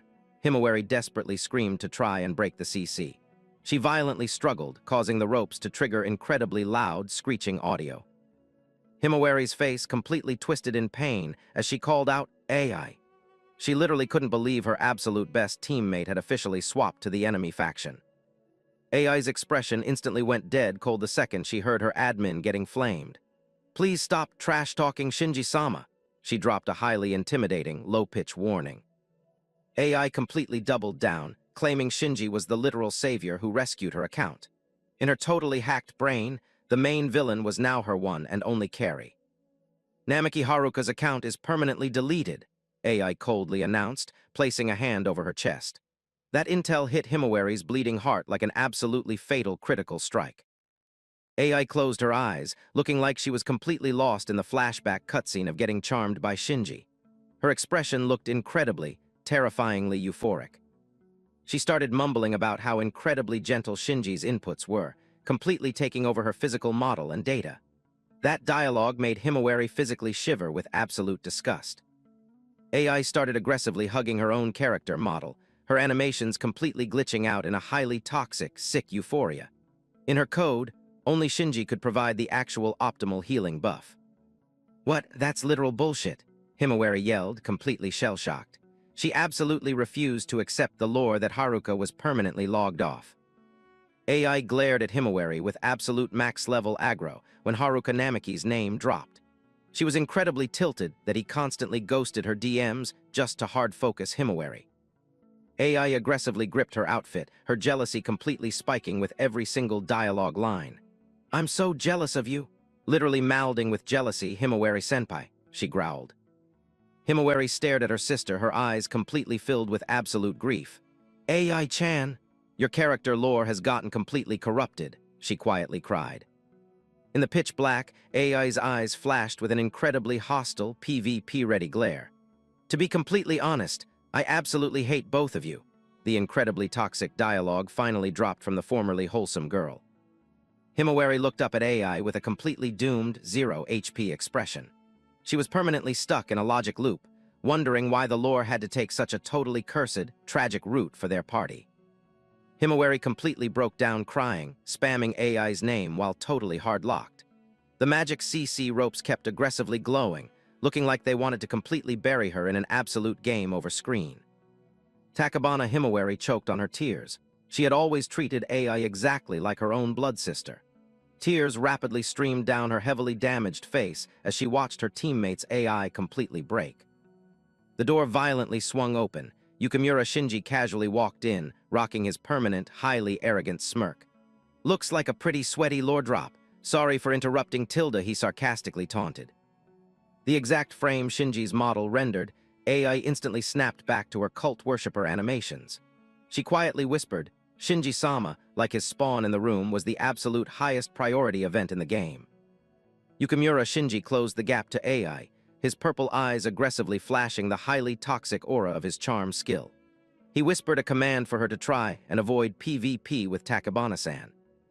Takabana Himawari was completely glued to the cutscene, her eyes blown wide in absolute horror. She was permanently CC'd, literally forced to watch the boss actively hack her sister's AI. AI dropped an apologetic emote, her face completely flushing red the second Shinji's hitbox collided with hers. "Sorry, I just got a little too tilted," she quietly mumbled, completely stuck in her charmed debuff. Yukimura Shinji stood right between the two girls, completely styling as the highly benevolent server mod. He dropped a hint to Himawari that she should probably stop being so toxic to her cute little sister. Shinji's face rendered an absolutely massive, gloating smirk. He highly arrogantly claimed he was currently providing AI with the absolute best buffs, using his own unique strats. Himawari aggressively screamed at him, demanding to know why the hell he was spamming his charm skill on AI. She violently spammed movement inputs against the magic CC, but the hitboxes wouldn't budge. Yukimura Shinji dropped a highly exaggerated, bored sigh, completely deflecting all the aggro straight onto Himawari. He casually initiated a hug animation with AI right in front of her extremely tilted sister. The magic circle on Himawari's wrist aggressively flared up as she desperately tried to break the grapple. Shinji casually explained that because her mental resist was way too high, his charm skill basically got entirely nullified on her. Himawari glared pure daggers at her opponent, grinding her teeth as she interrogated him about what his actual endgame strat was. Pure, unfiltered aggro was radiating from her blue eyes. Yukimura Shinji casually leaked that he just got a DM from the Hunter Association yesterday. He stood right next to AI, his camera locked onto the completely jailed Himawari. He smoothly ran his hand through his purple hair, his smirk looking even more incredibly toxic. The association literally sent him a party invite for the Orochi raid squad because his DPS was apparently that broken. Shinji threw his arms wide, aggressively hyping up his master plan to recruit both Himawari and AI into his main party. He firmly believed this was an absolutely god-tier carry offer for all of them. Himawari fired back an incredibly disgusted glare, completely doubling down that she would literally never accept a party invite from a trash player like him. Her expression was completely hard-locked, showing absolute iron resolve despite being at 1 HP. Yukimura Shinji initiated a back hug animation on AI, totally flexing his admin rights over the completely charmed girl. AI leaned right into his hitbox, dropping a highly cursed, guilty pleasure emote. He whispered directly into AI's ear while his hands actively interacted with her character model. AI quietly moaned, "Shinji-sama, that tickles," proving she was 100% trapped in his CC. Yukimura Shinji's hands, completely stacked with gold ring cosmetics, gently squeezed AI's model. It looked like the charm debuff was aggressively stacking higher with every single input he made. AI's face completely glitched out in pure euphoria. Her eyes were totally glazed over, showing absolutely zero signs of a free-to-play player. She was 100% permanently stun-locked by the toxic debuff Shinji's magic was applying. Himawari clamped her eyes shut, absolutely refusing to watch the highly NSFW, cursed cutscene playing right in front of her. A single sweat drop rendered on her cheek in the incredibly suffocating, laggy room environment. Yukimura Shinji aggressively spammed the party invite to Himawari again, while still actively running his romance animations with AI. He stared at the older sister's reaction with an absolute winner's smirk. He lightly licked AI's ear in a completely toxic taunt, basically forcing a quick-time event on Himawari to make her final choice. His glare was completely packed with absolute malice and a greedy desire to claim all the loot. The screen faded to black, leaving only the highly creepy ambient audio tracks generated by Shinji's magic. An incredibly intimidating silence completely swallowed the final save state for the two girls. Scene transition. The system UI abruptly popped up an incredibly critical warning. Namiki Haruka's total HP was currently sitting at exactly 5%. His active status effect was tagged as dying. Haruka felt like his character model was just randomly floating in a completely dark, underwater-themed skybox. He weakly realized his account still had just enough data to avoid an instant wipe. The death timer rendered on his HUD, exactly 137 seconds remaining. Namiki Haruka was literally standing right on the game over trigger as his MP bar completely zeroed out. He slightly opened his eyes, his FOV heavily blurred from absolute stamina drain. "Ah, my account hasn't been deleted yet," the highly exhausted thought slowly processed in the young player's CPU. In his completely AFK state, Haruka detected a highly unusual, warm collision from another player's hitbox. A completely soothing healing buff slowly wrapped around his rapidly freezing character model. Haruka's head was literally resting on Orochi's lap. The system aggressively refreshed the timer, warning him his account only had a pathetic 90 seconds left before a total wipe. The boss let out a quiet giggle, casually observing that Haruka was literally about to disconnect permanently. Meanwhile, he was internally raging, thinking he absolutely should have wiped all her hitboxes by now. Flashback cutscene. Blue fire aggressively detonated from a dead dragon mob in the background. Orochi casually dropped the lore that they were actually a highly complex, 8-part raid boss, and the encounter wouldn't officially clear until every single unit was wiped. Haruka internally flamed the boss right in front of him, calling her an absolute freak of nature. Orochi instantly fired back, acting completely tilted, claiming that kind of toxic chat was a highly bannable offense. The boss placed her hand directly on Haruka's head, completely admitting that his strats genuinely caught her off guard. For the absolute first time since her spawn, she actually felt like her HP bar almost hit 0. Orochi stared down at Haruka with incredibly bright golden eyes, rendering a highly suspicious, cryptic smirk. She announced she was officially validating his run, an incredibly rare achievement drop from a disaster-tier boss. Haruka's death timer rapidly ticked down to a flat 30 seconds. He was completely blue-screening, having absolutely zero clue what this boss was yapping about while he was literally staring at the game over screen.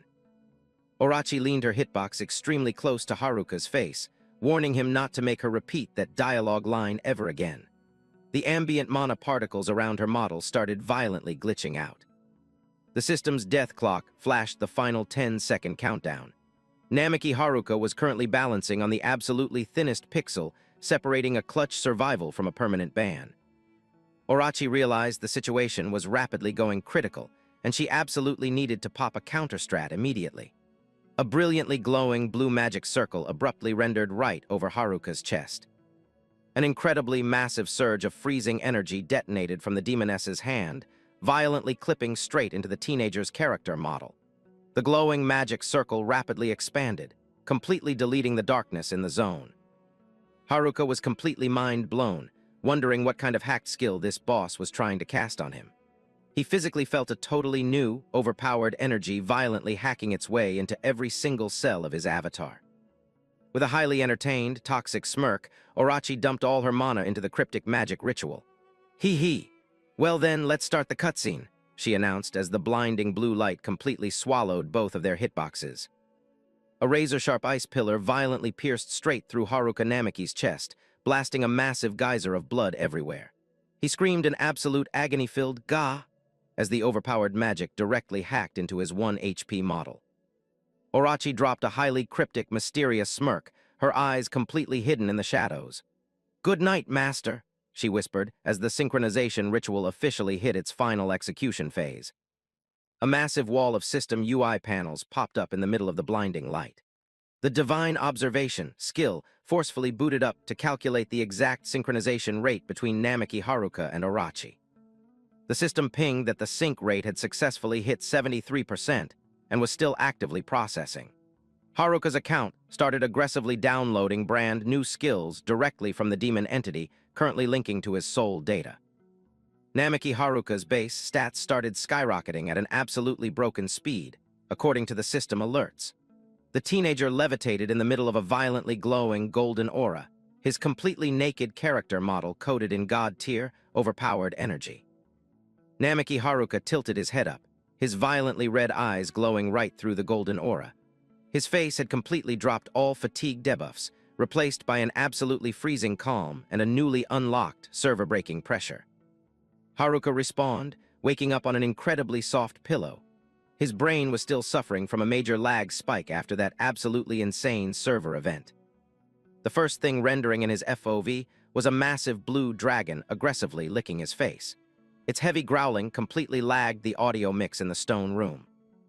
His eyes bugged out in pure shock, sweat instantly pouring down his face as the memory logs of that terrifying boss raid violently crashed back into his brain. Haruka basically teleported out of the bed, absolutely terrified of the colossal beast chilling right next to his hitbox. The completely unrendered, unfamiliar room just made him panic even harder. He backdashed, his face screaming maximum suspicion, stuttering as he aggressively demanded the identity of the mob right in front of him. The dragon completely ignored the chat log and just kept pushing forward, forcing Haruka to actively block with his hands just to keep some distance from its hitbox. Totally panicking, he instinctively started mashing the interact button on his surroundings, desperately hunting for any random loot to use as a weapon. White-knuckling the blanket, Haruka realized his primary sword item was completely missing from his inventory slots. Abruptly, his hand collided with a highly unusual, incredibly soft and warm texture. The completely alien collision physics made him totally freeze.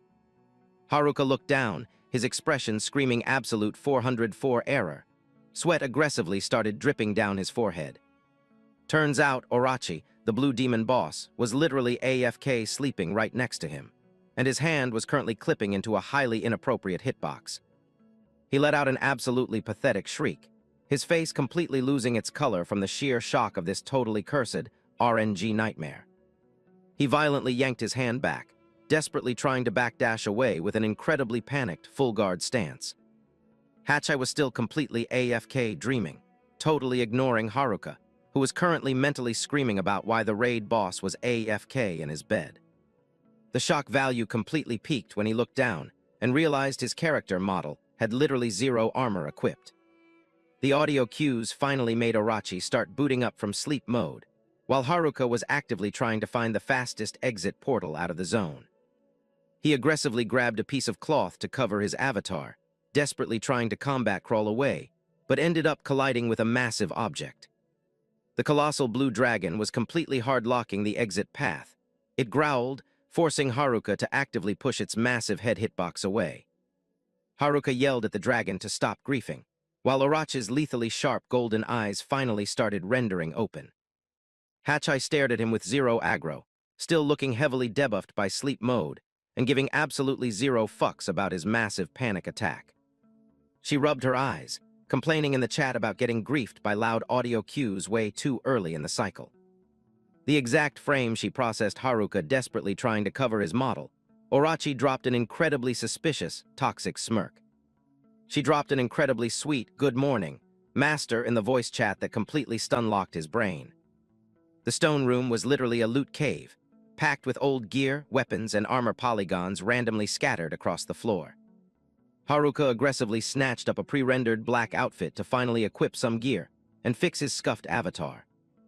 He speed-equipped his boots, desperately trying to reset his serious vibe after that incredibly cursed NSFW glitch. Rocking an all-black hoodie and sweatpants, Haruka finally looked like a proper player. Orochi stood AFK in the background, quietly spectating with obvious amusement. She giggled, nodding in approval, and dropping a compliment that the cosmetics actually matched his character model perfectly.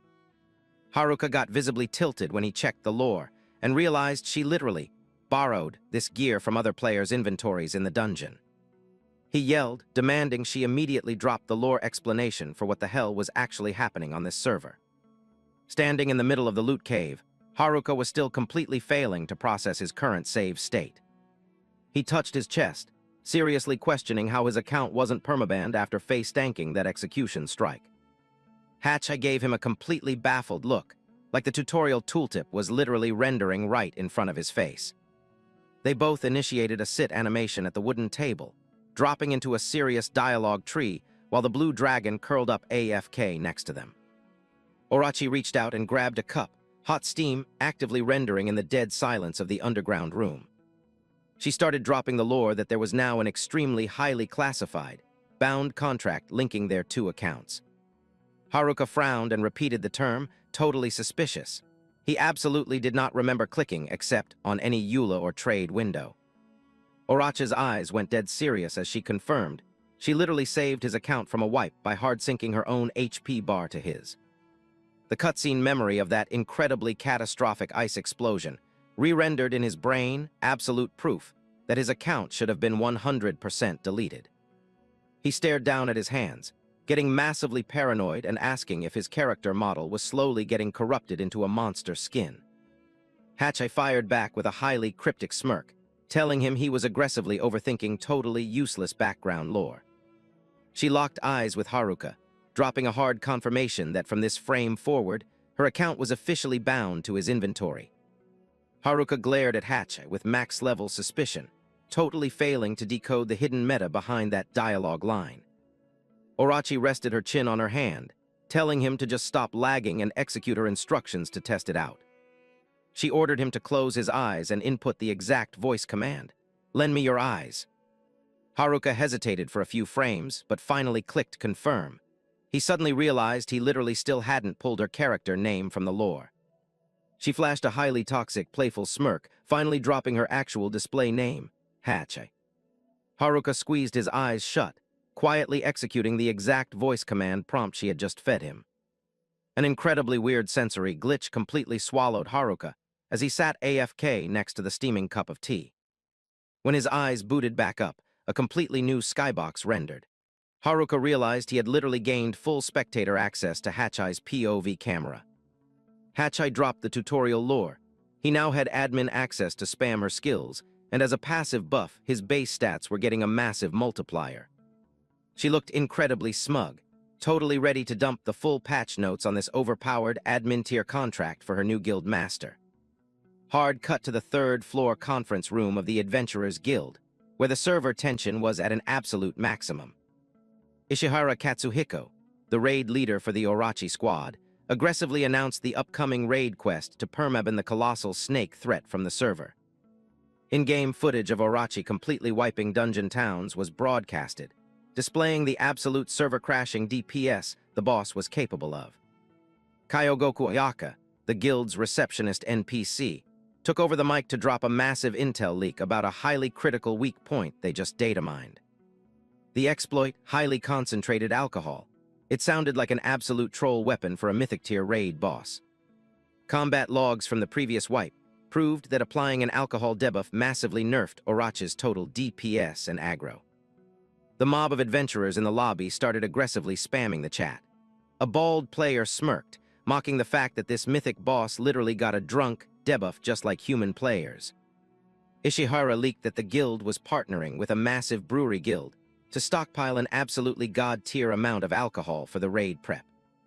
The veteran player's eyes went dead cold as he dropped the coordinates for the raid zone, Dungeon Floor 4. The strat was to pull Orochi's aggro to the zone, completely max out her drunk debuff, and then nuke her in a single, coordinated burst phase. He ordered the entire raid group to hit the staging area on time. However, to actually clear the boss, they absolutely needed a highly overpowered main tank to hold aggro on the front line. A highly expensive cosmetic boot violently kicked the conference room door open, pulling instant aggro from the entire lobby. "Just leave the carry to me, Tilda," an incredibly arrogant, toxic voice announced. A new party spawned in, led by a young player radiating absolute max-level ego and toxicity. Ishihara instantly pulled the ID tags. It was Shinji Yukimura.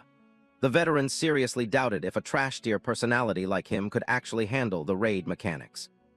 Shinji dropped a highly toxic, arrogant smirk, telling the boomer to chill because his party had way more than enough DPS to speedrun the boss.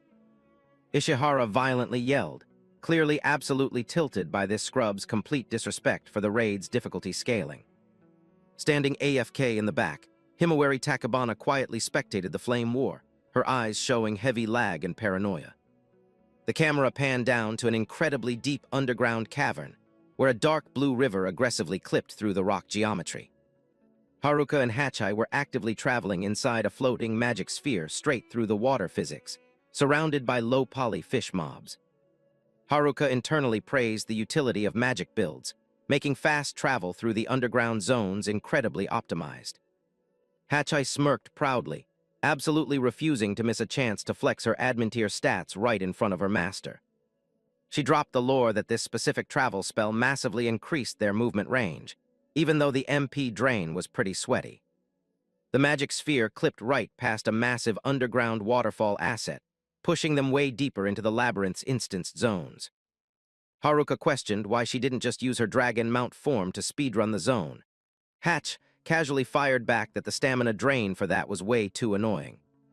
The blue-haired demon pouted, clearly looking like some unreleased background lore was actively applying a minor tilt debuff to her mood. Ignoring the lore drop, Hatch aggressively pinged Haruka, demanding to know why they were speedrunning the exit portal so fast.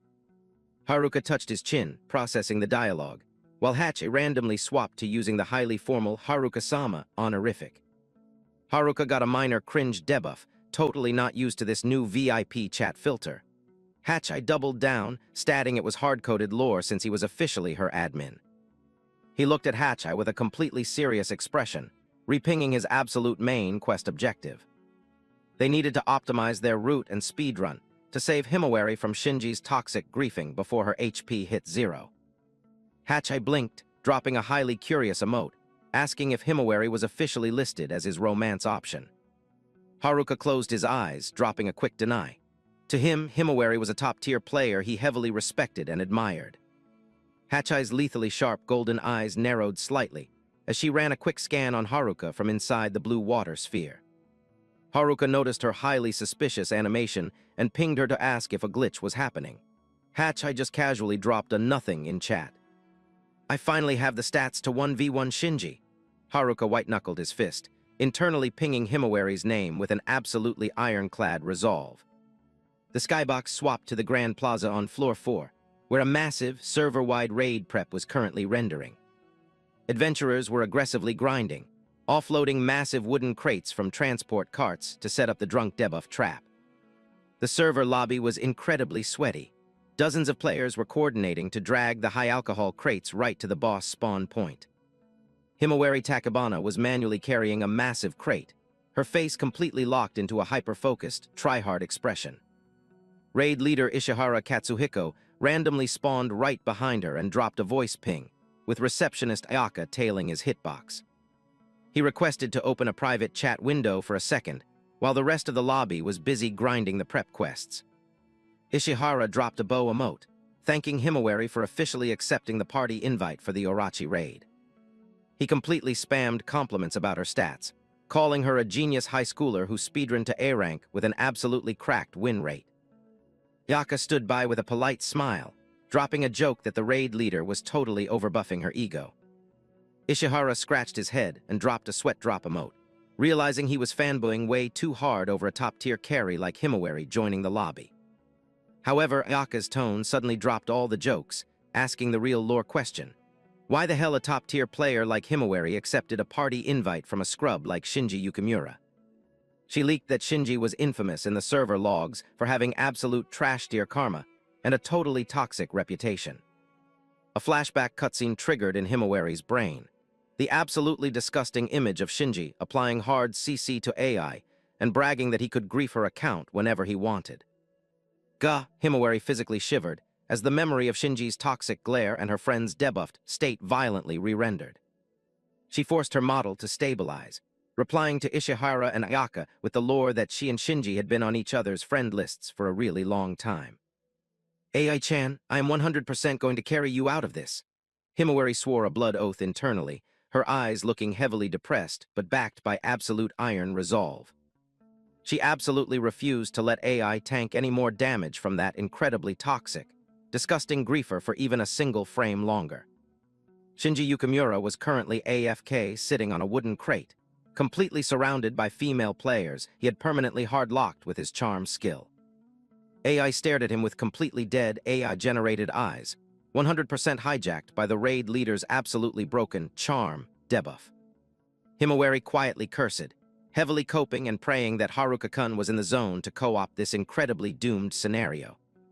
Shinji's camera randomly panned over, his eyes dropping a highly toxic, freezing glare that would give anyone a massive fear debuff.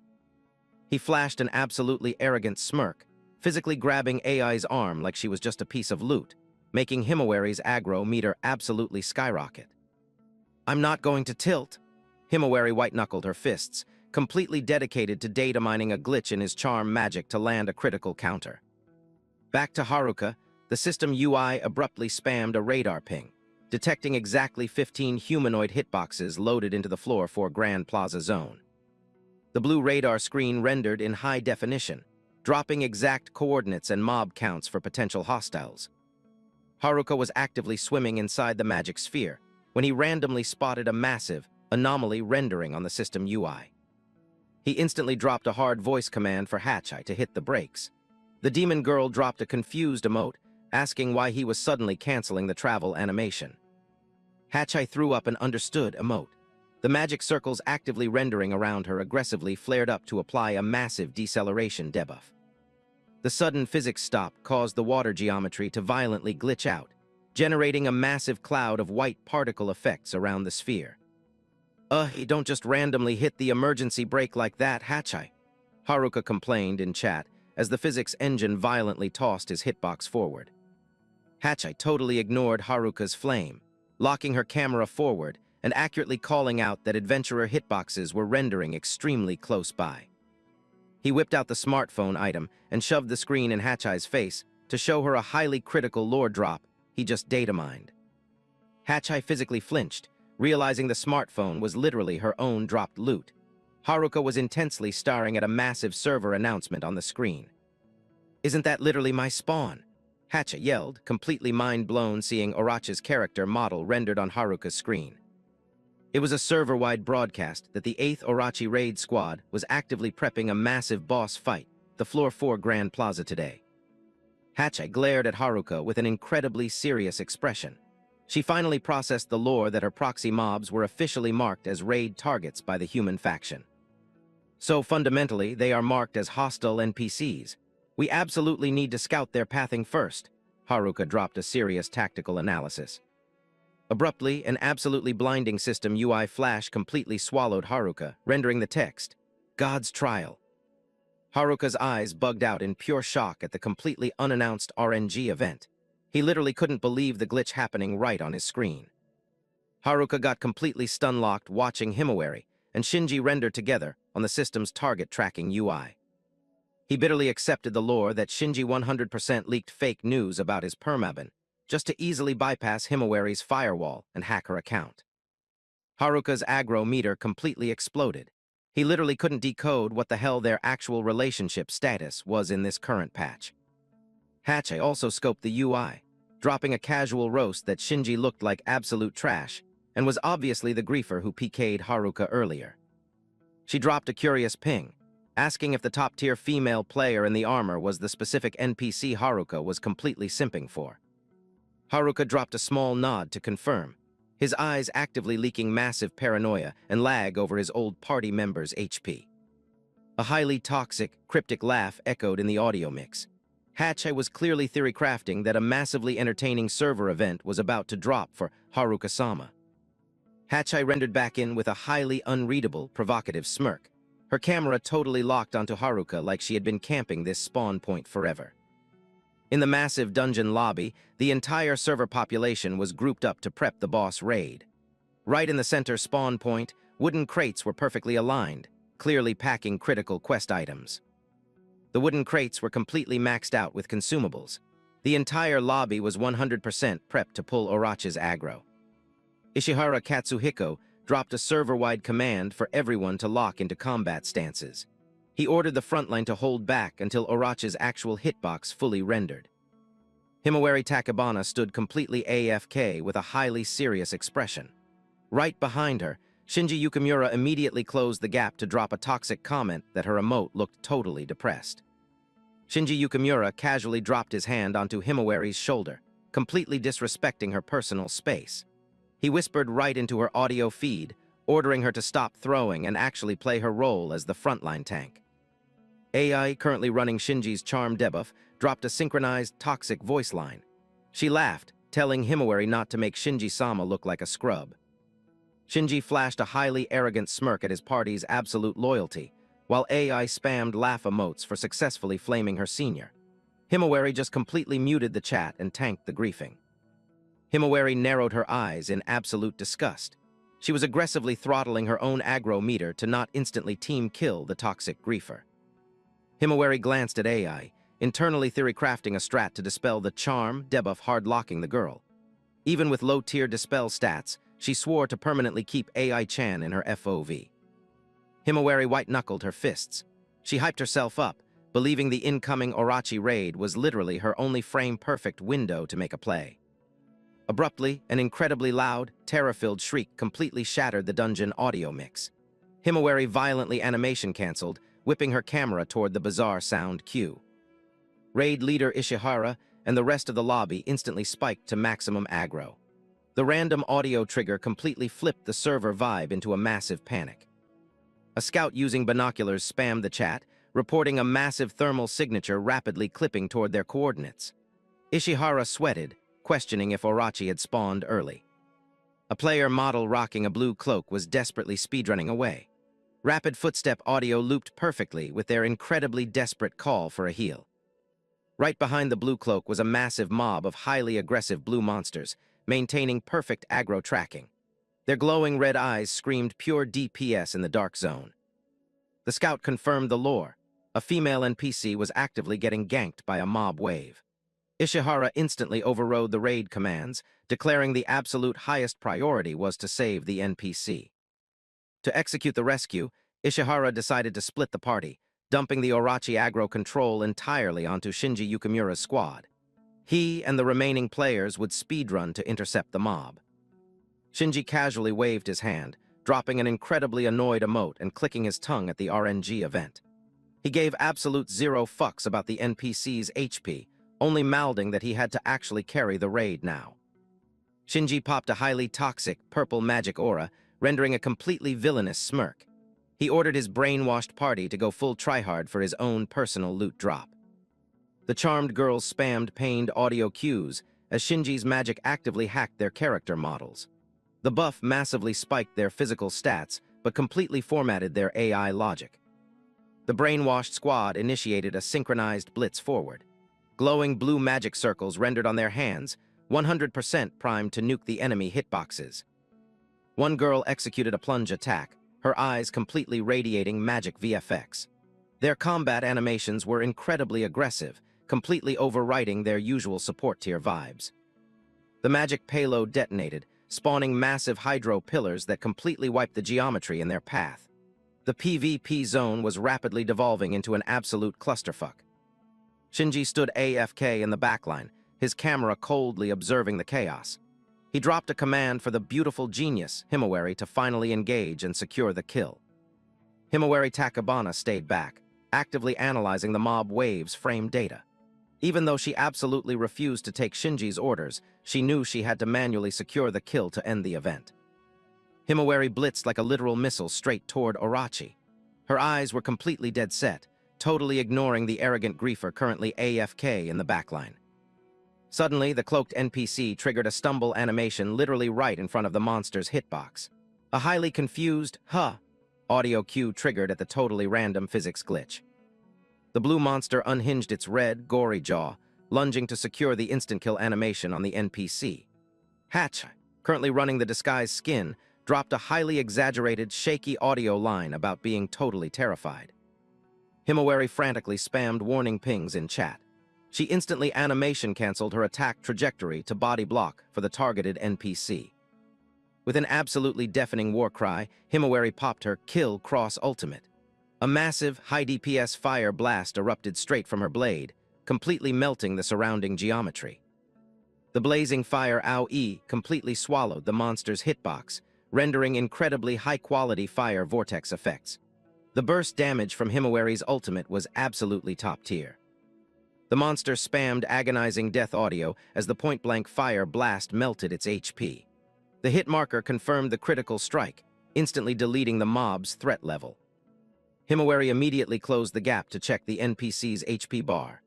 Hatchai tilted her camera up, dropping a polite smile and a thanks for the carry emote. The rest of the party finally rendered into the zone. Himawari traded the NPC over to the support players, then immediately turned her camera back to prep for the actual raid boss. Hatchai quietly dropped a toxic giggle under her cloak, confirming phase one of her master plan had successfully executed.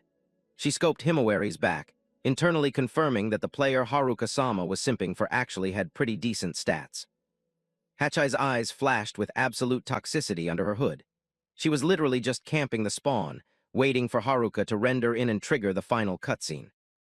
Shinji Yukimura curiously panned his camera over to the newly saved NPC. He adjusted his stance, visibly updating his target priority for a new addition to his harem inventory. Shinji flashed an absolutely degenerate smirk, internally tagging the NPC as top-tier cosmetic loot. He was already theory-crafting a strat to pop Charm on her the exact second the raid officially cleared.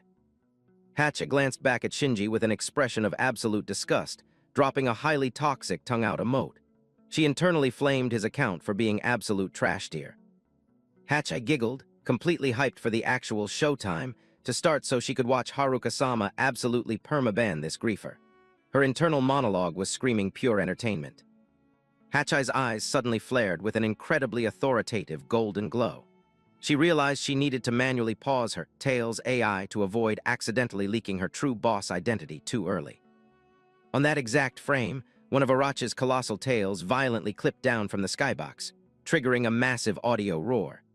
Himawari was completely stun-locked, finally realizing the absolutely broken scale of the true boss model. Himawari Takebana frantically spammed chat when she saw Arachi completely break its pathing. She had absolutely zero clue why the boss was suddenly aggroing her party at literal Mach speed. The colossal boss head and its glowing red eyes completely locked onto the explorer party hiding behind their shield buffs. Shinji Yukimura's squad immediately started dropping their morale stats, seeing an instant wipe approaching. Shinji Yukimura's eyes bugged out in absolute terror at the boss's massive hitbox. He completely dropped his arrogant emote and started violently shaking from a massive fear debuff. Arachi unhinged its jaw to the absolute maximum, dropping a server-shattering roar literally right in Shinji's face. He only had exactly one frame to scream before the boss's toxic breath clipped his avatar. Completely panicking, Shinji desperately spammed dodge rolls through the burning debris. He ground his teeth, internally raging while desperately hunting for a counterstrat to keep his 1 HP account alive. Shinji literally couldn't decode why he was the only player holding the boss's aggro. Sweat poured down his avatar as he realized he was getting completely cornered. He instantly popped his ultimate, high-gravity punishment, attempting to hard CC the monster's animations. Glowing purple mana effects started rendering, 100% primed to drop a massive nuke on the boss. A highly complex magic circle rendered right on Shinji's palm. He was 100% coping that this burst would completely flatten Arachi and restore his top-tier status. But in a completely broken interaction, the magic skill instantly despawned the second it fired. Shinji got completely stun-locked, literally unable to process how his main DPS ability just got casually nullified. Hachai, still rocking the cloaked NPC skin, dropped a highly toxic, victorious smirk in the background. She had secretly used admin privileges to completely delete the scumbag's magic code, pushing his account to an absolute dead end. The three-headed Arachi boss was slowly aggro-walking right up to Shinji's downed hitbox. He could only spam pathetic groaning audio as the boss's saliva literally dripped right next to his avatar. Shinji aggressively flamed his party in voice chat, screaming at them for being completely AFK. His incredibly cowardly AI logic was on full display as he desperately tried to blame his supports during a wipe. He dropped a hard command for the girls to instantly body block the incoming damage. His hand radiated purple mana, actively hacking their AI to force complete suicidal obedience. AI and the other charmed girls spammed pained audio cues, their hijacked AI forcing them to agree to the body block. Their eyes flashed that highly cursed purple glow, completely overriding their threat detection. AI stared at Shinji with an absolutely sick, devoted expression despite being one frame away from a wipe. The charm, debuff had completely rewritten her lore to make this griefer her only reason to stay logged in. Suddenly, a black blur clipped right in front of Shinji's camera, perfectly parrying Arachi's attack animation. The girls spammed shocked audio cues at the completely unannounced assist. A heavy, dry thud echoed as a player perfectly stuck an incredibly high-impact landing. Stone polygons violently exploded under the mysterious player's boots. Himawari Takebana T-posed to completely body-block AI from the clash's AoE damage. She absolutely refused to spectate another player getting team-killed for Shinji's trash strats. Himawari ground her teeth, tanking the boss's massive pressure aura as sweat streamed down her forehead. She hyped herself up, mentally screaming to just hold the line for a few more frames. The Arachi boss actually got knocked back by the massive parry recoil. Himawari panted heavily, white-knuckling her sword hilt even though her stamina bar was flashing red. Hachai dropped a slightly worried emote, realizing her troll's script was getting a bit too close to a wipe. She knew if Himawari's HP dropped, Master Haruka would absolutely nuke the server in rage. Himawari looked down at AI-chan, who was still completely AFK on the floor, and asked why she was running such suicidal pathing. Her genuinely pure support dialogue was met with an absolutely cursed, dead stare. Himawari forced a weak smile, dropping the lore reminder that AI was officially her and Haruka's junior party member. She was heavily coping that the name drop would be enough to reboot the girl's corrupted AI. AI slightly animation stalled at Haruka's name, but the magic debuff in her code started aggressively fighting back. She stuttered, trying to drop a dialogue line, but the toxic purple glow violently flared up instead. Seeing his loot almost break out of CC, Shinji instantly spammed his advanced, super charm, ultimate. He dumped all his MP into his palm to aggressively reinforce the slavery debuff on AI's account. AI screamed in absolute agony as the overbuffed mana hacked into her avatar, completely deleting any leftover free will. She desperately begged in chat, begging Shinji to cancel the cast because her hardware couldn't handle the load. Himawari completely panicked, screaming AI-chan's name as she watched the girl get violently stun-locked by the magic. Shinji stood in the background, dropping a highly toxic laugh, showing absolutely zero empathy for his own party member. Shinji Yukimura side-eyed Himawari with an incredibly arrogant smirk. He dropped the threat that if she didn't stop throwing, he'd literally hack her account next the second the boss was cleared. Himawari aggressively flamed Yukimura in chat, ordering him to instantly cancel the malicious script. But Shinji just completely muted her, ordering her to stop lagging and actually tank the incoming Orochi aggro. Hatchai spectated from the backline with an incredibly serious expression, officially confirming the raid was going completely foobar. She internally pinged Haruka-sama, 100% prepped to intervene if the wipe was imminent. Hatchai's eyes violently flared with golden admin authority from under her hood. She quietly muttered the voice command, tail, officially dropping the aggro ping for her summons. An absolutely colossal, skeletal tail clipped down from the skybox, completely flattening the zone's geometry. Himawari only had one frame to look up in pure shock, internally accepting that this run was officially a wipe. On that exact frame, the Duotsum Edge Ultimate detonated, instantly mincing the entire hitbox into dozens of glowing polygons. Highly optimized sword beams crisscrossed, completely deleting every single one of Orochi's heads in exactly 1 second. Himawari's eyes bugged out watching the absolutely instantaneous server wipe. She had literally never seen a player with enough DPS to one-shot an S-tier boss like that. Haruka Namiki casually walked out of the despawned smoke, his character model aggressively sparking with red lightning. Rocking his classic black hoodie, he casually held his sword but radiated an absolutely suffocating pressure aura.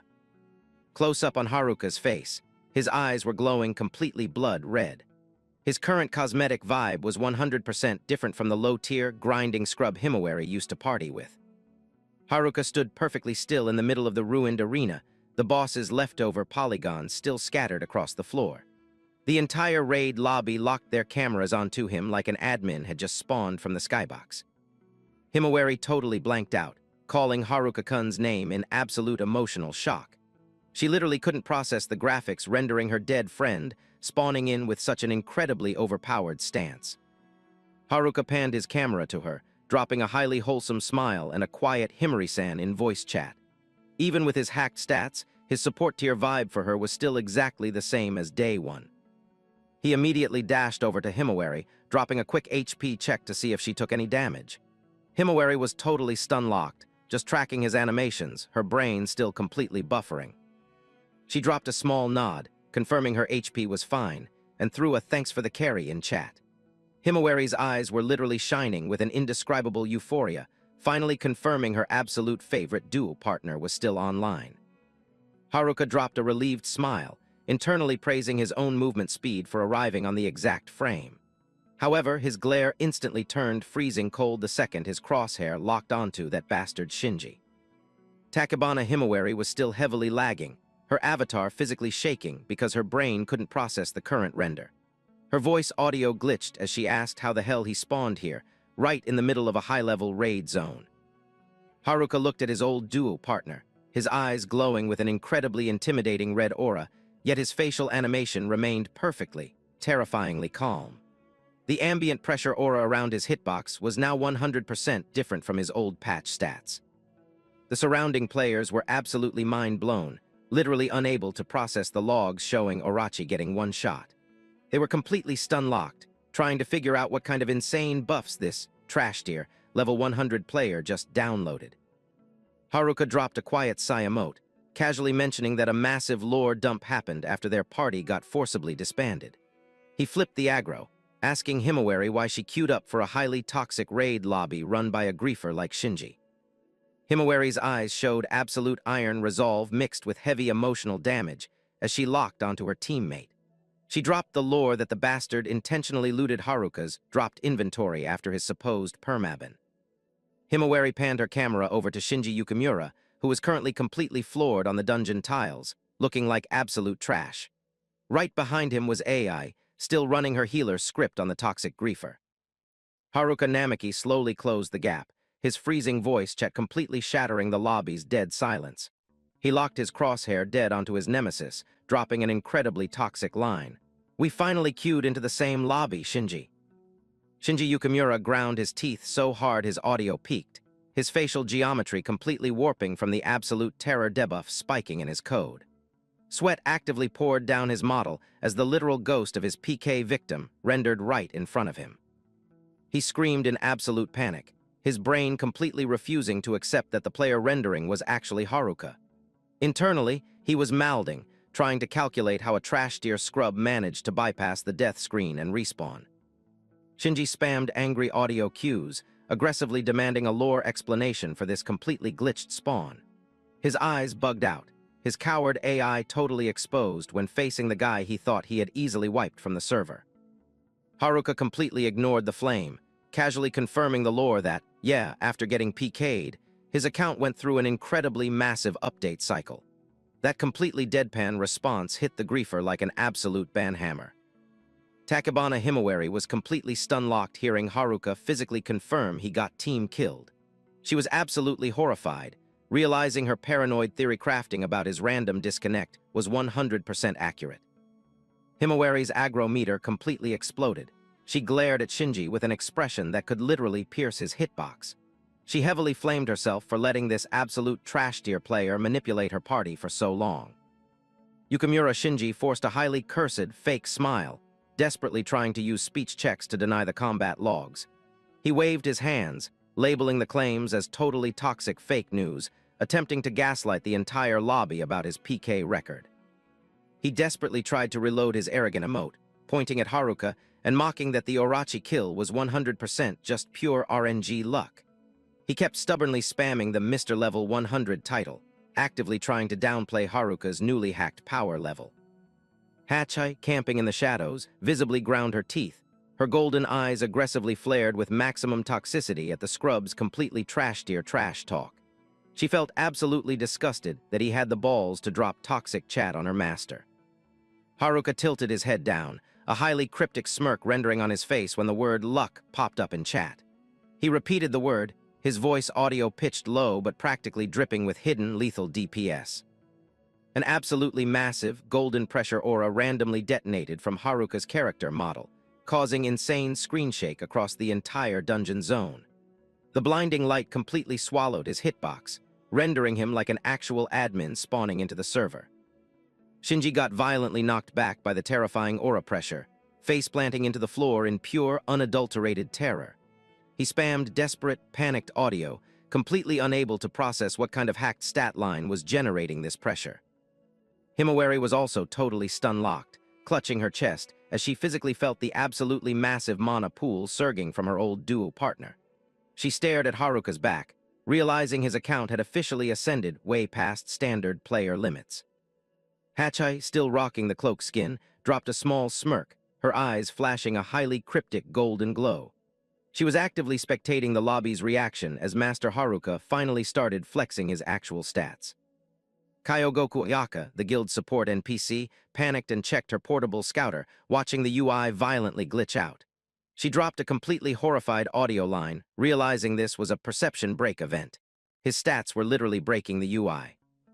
Ayaka's eyes bugged out, sweat rendering on her model as she desperately tried to decode the completely glitched data on her screen. She had literally never logged an event where a single player caused a massive hardware crash on the scanning tool. On the tablet UI, Namaki Haruka's character sheet rendered absolutely hacked stats. Level 6000, with both attack and defense explicitly throwing an unmeasurable error code. The most cursed stat of all was his death count, officially logged at exactly 2. Namaki Haruka's facial animations locked into an absolutely freezing glare, his violently red eyes looking down at the complete trash mob groveling at his boots. The level gap between their accounts was now an absolutely unbridgeable server glitch. Yukimura Shinji was so heavily debuffed by fear that he completely lost control of his character model, literally rendering a puddle on the dungeon floor. It was the absolute peak of cowardice from a griefer who only ever ganked low-level players. Haruka's golden aura just kept aggressively glowing, completely deleting any leftover will to PvP from Shinji's code. He was just flattened on the ground, spamming totally pathetic, broken audio lines in pure despair. AI, the explorer still stuck in the charmed hardlock, anxiously tried to close the gap to drop a heal on Shinji-sama. However, her pathing right now only made the downed griefer look even more incredibly pathetic. A close-up camera pan on the wet puddle rendering on his pants officially cemented Yukimura Shinji's absolute trash tier status. He was completely, 100% broken, both in stats and mental, under Haruka's passive aura. Shinji violently screamed, ordering AI to mute her mic while he desperately tried to back-crawl away from Haruka's hitbox. AI spammed a pained audio cue as the toxic admin she was currently worshipping completely abused her model. Takebana Himawari scoped the girl knocked down on the stone floor and realized it was AI-chan. She spammed a shocked audio callout, while Haruka also got completely stun-locked staring at this incredibly depressing lore drop. A quick flashback cutscene rendered, AI rocking her kendo cosmetics, dropping a bright smile and wiping her sweat after a grinding session. It was the lore of the highly motivated rookie they used to party with before she got hacked by the villain. Haruka screamed in absolute shock, realizing his old trainee had been completely hijacked and turned into a bot by Shinji's charm spell. His aggro meter instantly redlined, causing his golden aura to violently flare up again. Yukimura Shinji dropped an absolutely psycho laugh, trolling Haruka for taking so long to recognize an old friend on his FL. He stared down at AI's crawling animation with a highly diseased, victorious smirk.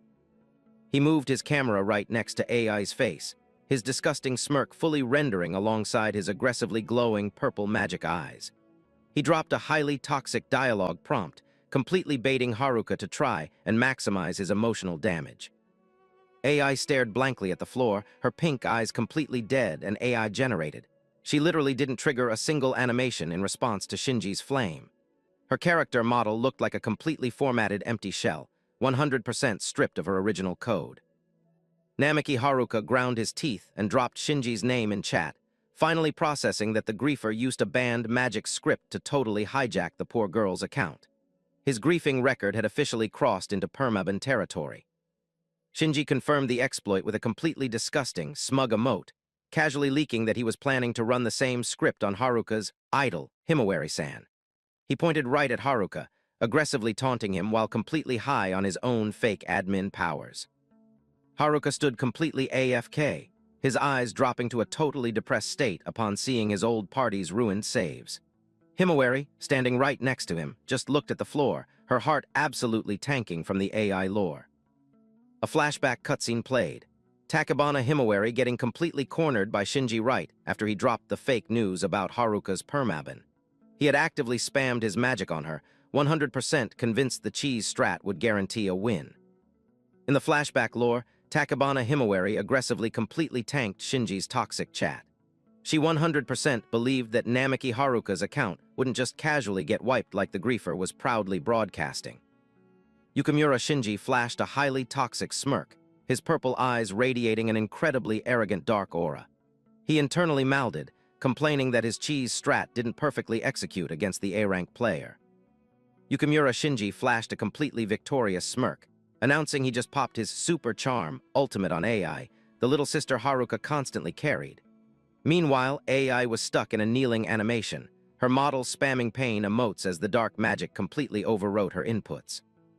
Namiki Haruka stood completely AFK, his hitbox radiating absolute max-level killing intent, his eyes completely blacked out to hide his spiking aggro. In the background, Takebana Himawari aggressively spammed chat, demanding Shinji cancel the malicious script, but the griefer just stood there AFK, totally enjoying his troll play. AI's eyes suddenly flared with an incredibly cursed pink glow, a heart icon literally rendering in her pupils, absolute proof her account was 100% hijacked. She mumbled in a glitched audio state that she was ready to dump all her loot just to buff Shinji-sama. With an absolutely system-tearing shriek, AI blitzed Haruka, her avatar completely swallowed by a highly aggressive, violently blue energy aura.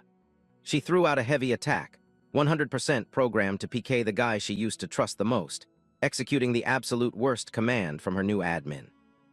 Haruka instantly popped a block, perfectly parrying AI's high DPS plunge attack, generating a small light explosion at the collision coordinates. Electrical sparks violently exploded as the two hitboxes clashed, officially kicking off an incredibly depressing PvP match between former party members. AI's facial animations were locked into absolute tryhard mode, radiating an incredibly toxic dark aura.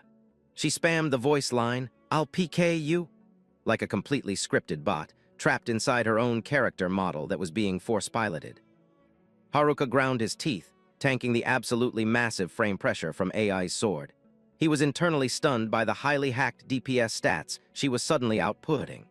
He theory-crafted whether this was her actual hidden potential, or if Shinji's magic was just aggressively overclocking her hardware to the breaking point. Takebana Himawari animation canceled into a dash to drop an assist, but Shinji's charmed mob instantly body-blocked her pathing using magic barriers. The toxic griefer just dropped a smirk, warning her not to ruin the highly cinematic family reunion event. Yukimura Shinji stood AFK in the middle of his bot farm, his eyes screaming absolute victory and toxicity as he spectated the team kill scenario. Across the room, Himawari glared at him with absolute max-level disgust, 100% ready to dump all her MP to break the magic hardlock. During the sweaty sword clash, Haruka spammed AI's name in voice chat, heavily coping that a lore trigger would reboot her corrupted AI. He only got aggressively toxic audio lines telling him to mute his mic, combined with attack patterns that were getting incredibly sweaty and lethal. AI relentlessly spammed her attack combo, forcing Haruka to actively play defense and burn stamina just to avoid proccing any damage on her model. The sheer kinetic pressure from her hitboxes caused massive screen shake, proving the completely broken DPS of a magic-buffed account. Haruka's glowing red eyes abruptly widened in pure shock as a highly familiar, incredibly playful voice line triggered right in his audio feed. He was completely stunned, recognizing Hachai's voice, and internally dropped a highly hopeful ping. "Hatch, did your respawn timer finally finish?" An absolutely massive, completely new pressure aura randomly detonated, causing literal texture tearing in the skybox around the PvP zone. Blinding VFX completely deleted the smoke screen, signaling a massive server-side update was about to drastically alter the raid's outcome. Hachi officially spawned in with a completely new, god-tier cosmetic skin, her bright blue hair clipping wildly and massive, intimidating horns rendering on her head. She dropped a highly cryptic smirk, announcing she was personally intervening to assist her master in ending this absolute trash-tier lore event. Hachai's facial animations were totally locked in, her golden eyes screaming absolute confidence mixed with a slightly toxic, PvP-ready smirk. She aggressively announced in chat that it was officially her turn to DPS, promising to drop an absolute ban hammer on the griefers treating player accounts like toys. Hachai plunge attack from the skybox, flexing incredibly high-tier dragon wings and a highly detailed blue scaly tail cosmetic. Right below her coordinates, Namiki Haruka was actively burning stamina to parry AI's sword inputs. Close-up camera on Hatch, rocking a highly confident smirk and eyes completely blazing with golden fire. She looked incredibly hyped to trigger this unannounced server intervention. Shinji Yukimura's animations completely froze when an absolutely stunning dragon NPC randomly spawned in. He dropped a highly confused audio line, literally unable to process the current server event. Hatcha instantly popped her destruction tier magic ultimate. Extra gift. An absolutely massive magic circle completely swallowed AI's hitbox, forcing her to spam pained audio as the mind control script was forcefully uninstalled. Haruka was completely stun-locked watching AI's model collapse after the massive magic recoil. Tear particle effects started actively rendering on his little sister's face. AI's UI finally rebooted. Her deep blue eyes were completely flooded with tears and totally lagged out. She literally had zero memory logs of why she was currently engaged in PvP with Haruka. Haruka instantly closed the gap, dropping a voice ping to check if AI's status had reverted to normal. AI weakly triggered an audio line, calling his name with an incredibly relieved emote. Haruka's facial animations completely relaxed, dropping a highly wholesome support smile seeing his old party member finally break out of the CC trap.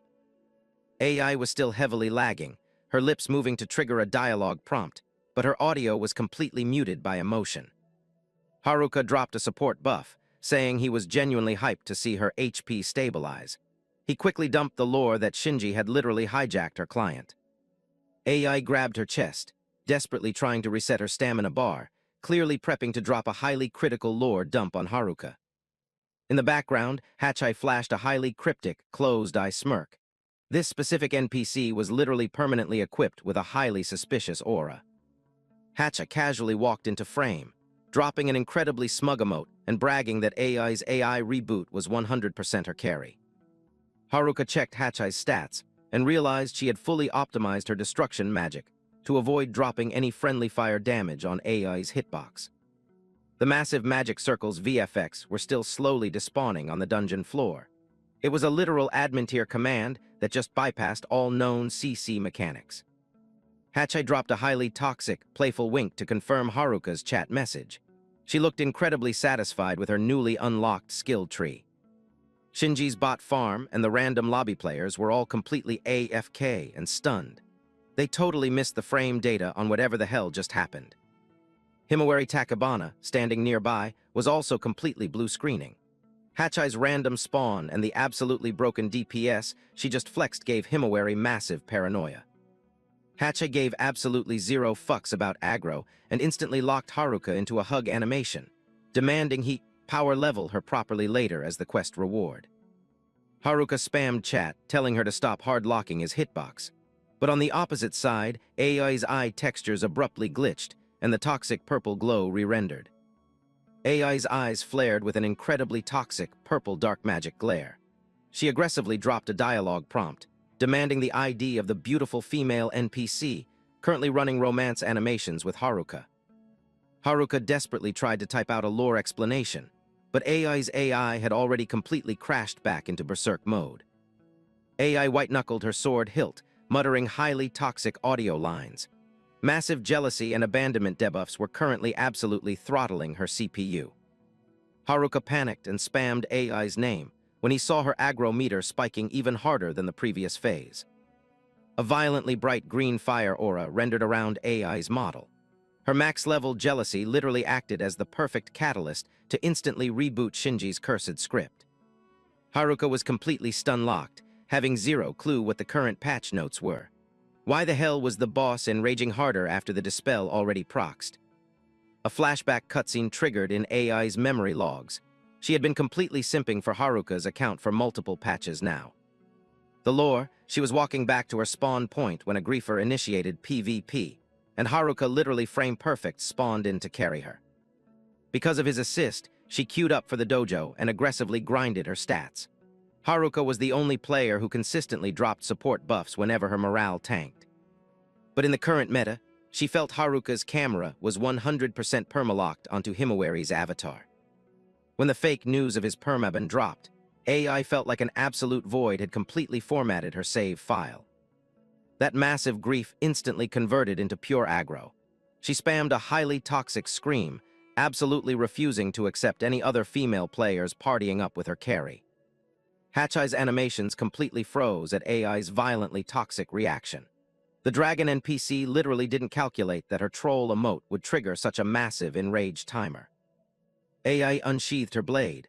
Toxic green mana violently spiraled around the weapon's hitbox like a literal hurricane. Her eyes completely lost their tracking, 100% hard-locked onto Hachai as the primary raid target. AI initiated a completely unhinged attack string.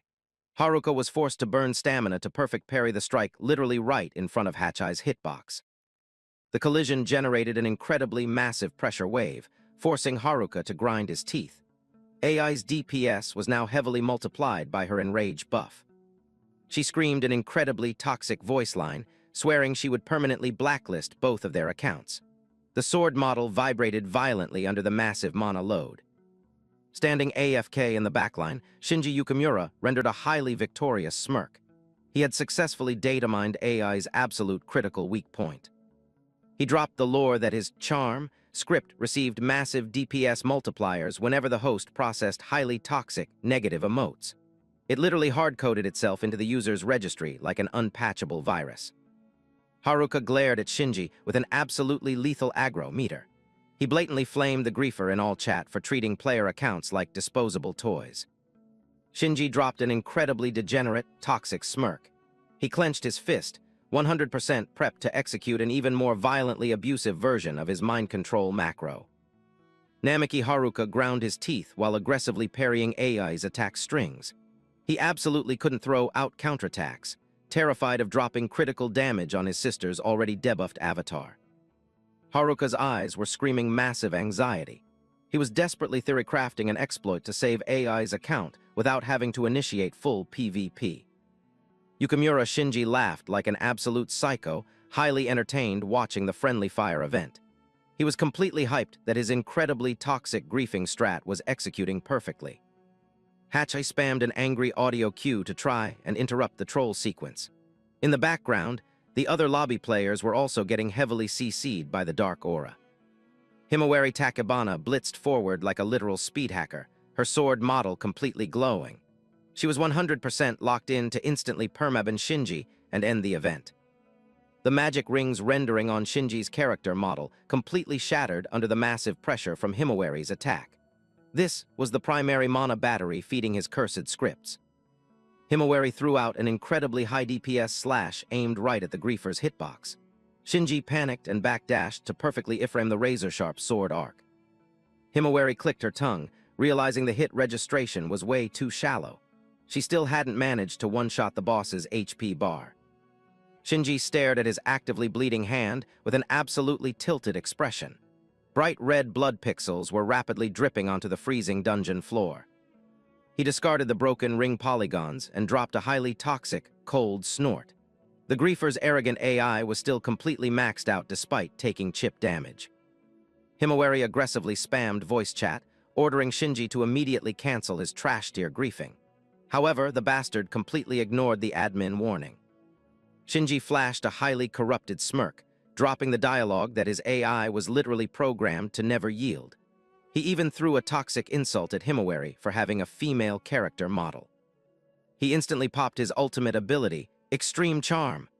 A violently dense purple aura detonated, rendering incredibly grotesque, tracking tentacles.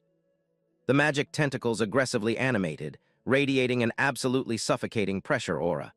They looked like toxic snakes, 100% primed to grapple the target hitbox.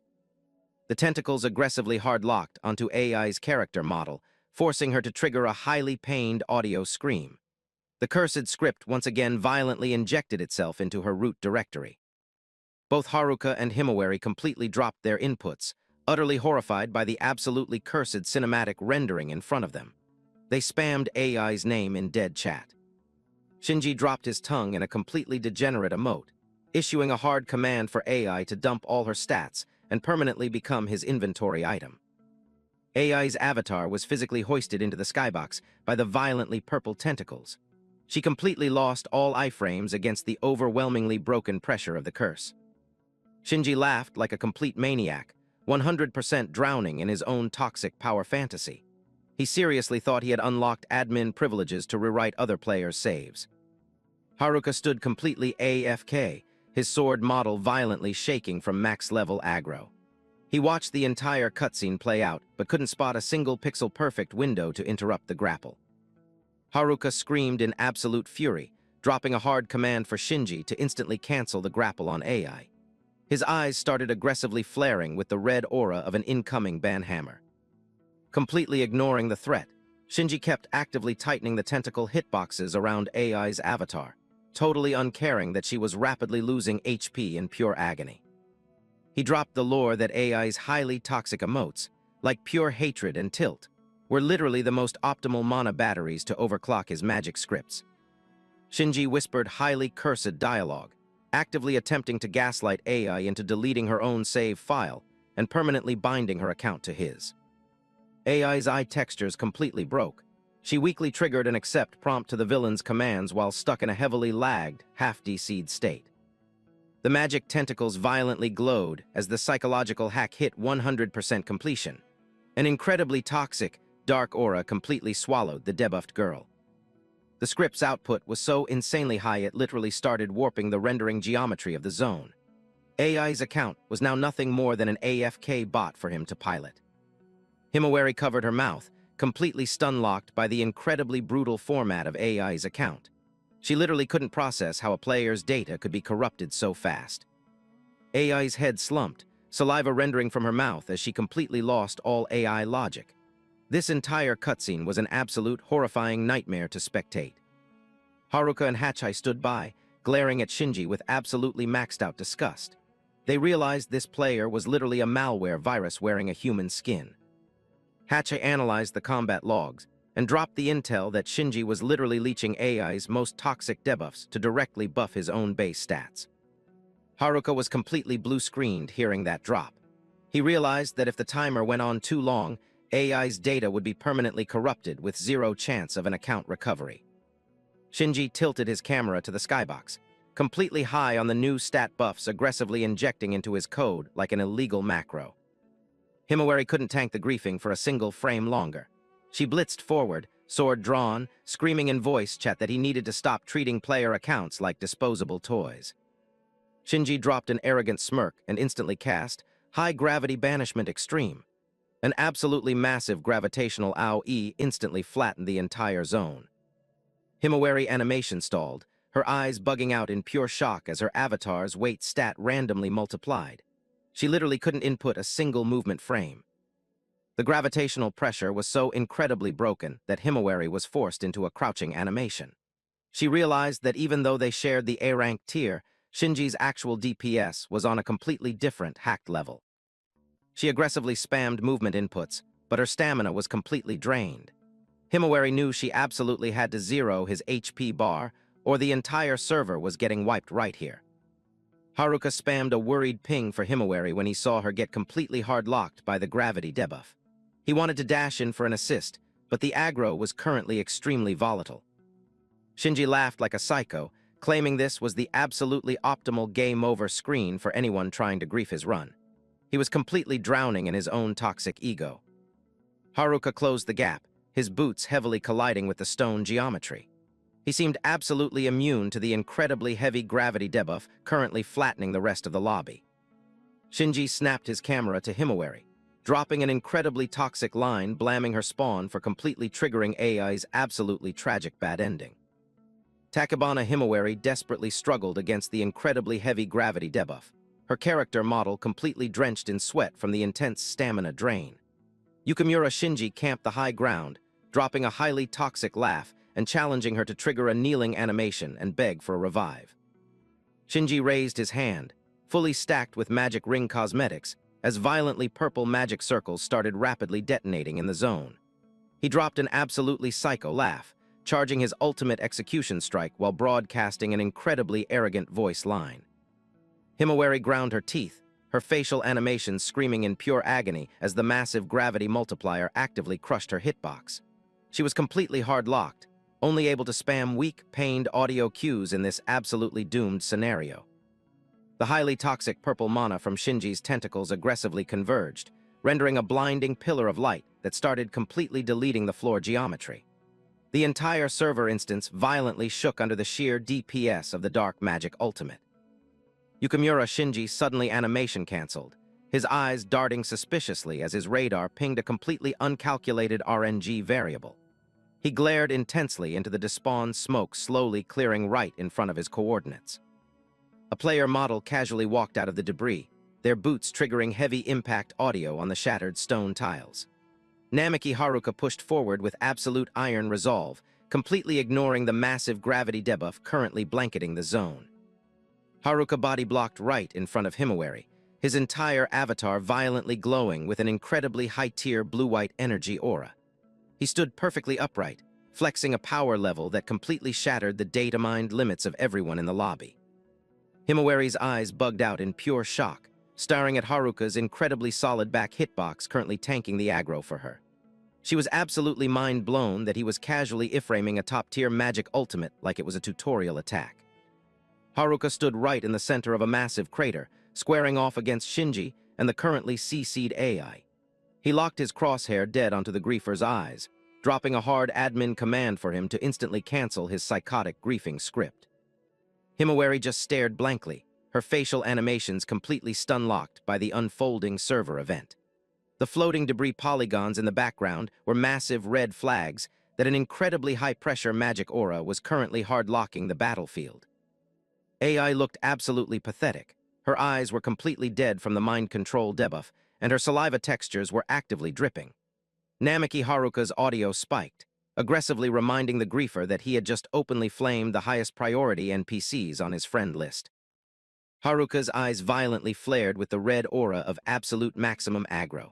He dropped a server-wide broadcast, 100% confirming he would never drop aggro on a player who intentionally griefed his party members. Yukimura Shinji laughed like a complete maniac, literally unable to process the incoming audio logs.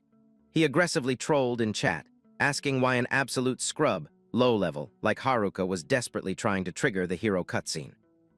He kept spamming toxic emotes, labeling Haruka a massive hypocrite just playing the good guy roleplay. In the background, Haruka just stood AFK with his sword equipped, completely filtering out the low-tier flame. Shinji screamed that Haruka's cosmetic vibe literally made him want to vomit. A highly toxic purple mana aura started violently rendering from his hand, 100% prepped to throw out a completely suicidal ultimate. A violently explosive purple magic blast detonated, aggressively launching all the background geometry into the skybox. The attack's DPS looked like it was programmed to instantly permaban anyone caught in its massive AoE. But Haruka's hitbox stood completely immobile, perfectly body-blocking for Himawari in the backline. She could only spam his username in absolute shock, totally mind-blown that his HP bar didn't even drop a single pixel. Realizing his nuke registered 0 damage, Shinji aggressively clicked his tongue in chat. His incredibly arrogant, victorious smirk finally started glitching into visible panic. The psycho griefer doubled down, aggressively spamming a massive wave of magic circles straight from his hands. He violently screamed, dropping a hard command for Haruka to immediately trigger a kneel animation. An incredibly bright blue aura detonated from Haruka, completely nullifying and deleting the toxic purple magic pressure. He just casually stood his ground while shattered stone polygons violently exploded around his hitbox. Shinji's eyes bugged out, sweat aggressively pouring down his character model. He literally couldn't decode why his magic scripts were returning 0 damage against a player he had firmly tagged as absolute trash. Haruka's eyes completely froze over, staring directly into the enemy's camera. He dropped an incredibly toxic, sarcastic ping in chat about the absolutely pathetic 0 DPS inputs the griefer had been spamming all fight. Shinji officially hit maximum panic mode. He screamed and dumped 100% of his MP bar into one final, desperate ultimate. An absolutely colossal magic circle rendered right over his coordinates. He popped his high-gravity banishment extreme ultimate, cranking the gravitational pressure debuff to the absolute hard cap. A violently bright purple light completely swallowed the entire PvP zone. The insanely broken DPS completely shattered the floor, ripping up massive chunks of geometry. Giant boulders were violently launched into the air under the sheer, unadulterated pressure of Shinji's magic. A massive, deep crater randomly rendered right in the dead center of the arena. While every other player was completely flattened by the debuff, Haruka stood perfectly upright, body-blocking Himawari without dropping a single pixel of health. Shinji went completely berserk, aggressively spamming even more magic directly into the crater. He was violently screaming, desperately trying to bury Haruka's hitbox at any cost to wipe his own massive fear debuff. Haruka casually raised his hand, instantly parrying and deleting the highly toxic purple mana stream. Violently red lightning started aggressively arcing around his arm, acting as a massive red flag that a brutal counterattack was queued up. Close-up camera on Haruka's face. His killing intent was actively generating a visible aura. His violently glowing red eyes were absolute proof his patience meter for this griefer had officially hit 0. Shinji's jaw hit the floor in pure terror. He literally couldn't process the frames showing his highest DPS ultimate getting casually swiped away. His facial textures completely paled as the fear debuff maxed out. Hatchet camped the sideline, dropping a highly proud smirk. The NPC casually dropped a chat line confirming that this was exactly the broken power scaling her master was supposed to flex. Haruka walked right up the debris pile, his camera angling down at Shinji with a completely freezing glare. He dropped a hard admin order for the griefer to instantly cancel his totally suicidal troll strat. Completely cornered, Shinji dropped to absolute bottom-tier toxicity, manually grabbing AI's hitbox to use as a meat shield. He spammed magic tentacles to actively choke her avatar, screaming like a low-level mob backed into a corner. Himawari completely panicked, reaching her hand out to try and interrupt the animation. She was terrified the griefer would actually trigger a team kill in his desperate state. Shinji laughed like a complete psycho, his tongue clipping in a highly degenerate emote. He dropped a server broadcast, announcing he was about to actively delete Haruka's highest-value inventory item right in front of his camera. A violently red lightning streak frame-skipped so fast it literally didn't render. Shinji's animation completely stalled. He stood there totally confused, failing to process the missing frames as Haruka's hitbox instantly vanished from its previous coordinates. An arm violently launched into the skybox alongside an equipped sword, spraying bright red blood pixels everywhere. Haruka had already spawned right behind his back hitbox, dropping a freezing audio line tagging him as the actual villain. Haruka stood AFK with his back turned, his character model aggressively sparking with red lightning. Right under his boots was Shinji's completely severed arm polygon, alongside his primary weapon just lying as dropped loot on the floor. Shinji's facial geometry completely warped from the absolute maximum pain and shock debuffs. His CPU was still violently lagging, unable to process the server log confirming he just got heavily maimed in a single microsecond. Blood aggressively started fountain spraying from the open wound. Shinji was completely stun-locked, staring at his missing arm hitbox. His audio input was just unreadable stuttering, his account completely crashing into maximum panic mode. An absolutely soul-tearing scream completely shattered the dungeon's audio mix. Shinji violently collapsed, aggressively clutching his bleeding wound while a massive blood pool rendered across the freezing stone tiles. He spammed pathetic crying audio, aggressively groaning about his deleted arm asset. His massive ego from earlier was now completely formatted into a totally pathetic 0 HP state. Hachai stared down at the violently writhing male character model with an absolutely max-level disgust emote. To her, this trash-tier griefer wasn't worth burning another single frame of processing power on. The raid party members, including Ayaka, were all camping the backline, their cameras completely stun-locked. Shinji's pathetic screaming audio was just endlessly looping in the zone. Tears and snot completely ruined Shinji's facial textures. He glared at Haruka with an incredibly toxic mix of pure aggro and maxed-out fear. He spammed crying audio, demanding to know why Haruka dropped such an incredibly brutal PK on his account. The only response was a completely dead, freezing glare from Haruka's violently glowing red eyes. His character model literally didn't flinch at the enemy's pathetic display. Even after taking the massive L, Shinji desperately tried to cope using old patch notes. He quietly mumbled that Haruka was still just a trash-tier level 100 scrub, nothing more. Haruka slowly closed the gap, his massive shadow completely swallowing the violently shaking griefer on the floor. The passive pressure aura was so heavy Shinji's camera was literally forced to point down. An absolutely blinding aura randomly detonated around Haruka's character model. He coldly dropped the actual lore leak that completely flatlined Shinji's brain. His true level stat was currently sitting at 6,000.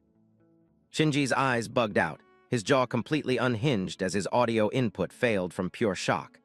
The number 6000 acted like a literal critical execution strike, completely deleting the last microscopic pixel of his ego.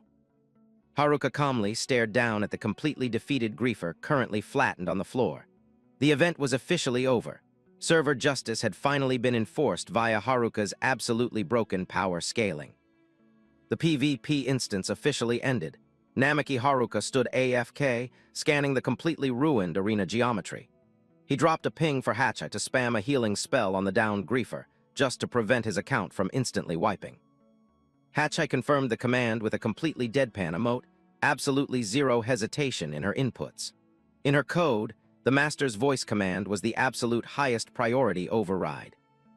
The elf-like NPC dropped a heavy sigh emote, internally logging that if it was Haruka's main quest, she'd execute it. Her eyes still aggressively flared with disgust at having to waste MP healing a trash-tier player like Shinji. Outside the dungeon instance, the medical support guild was fully prepped to accept the incoming damaged players.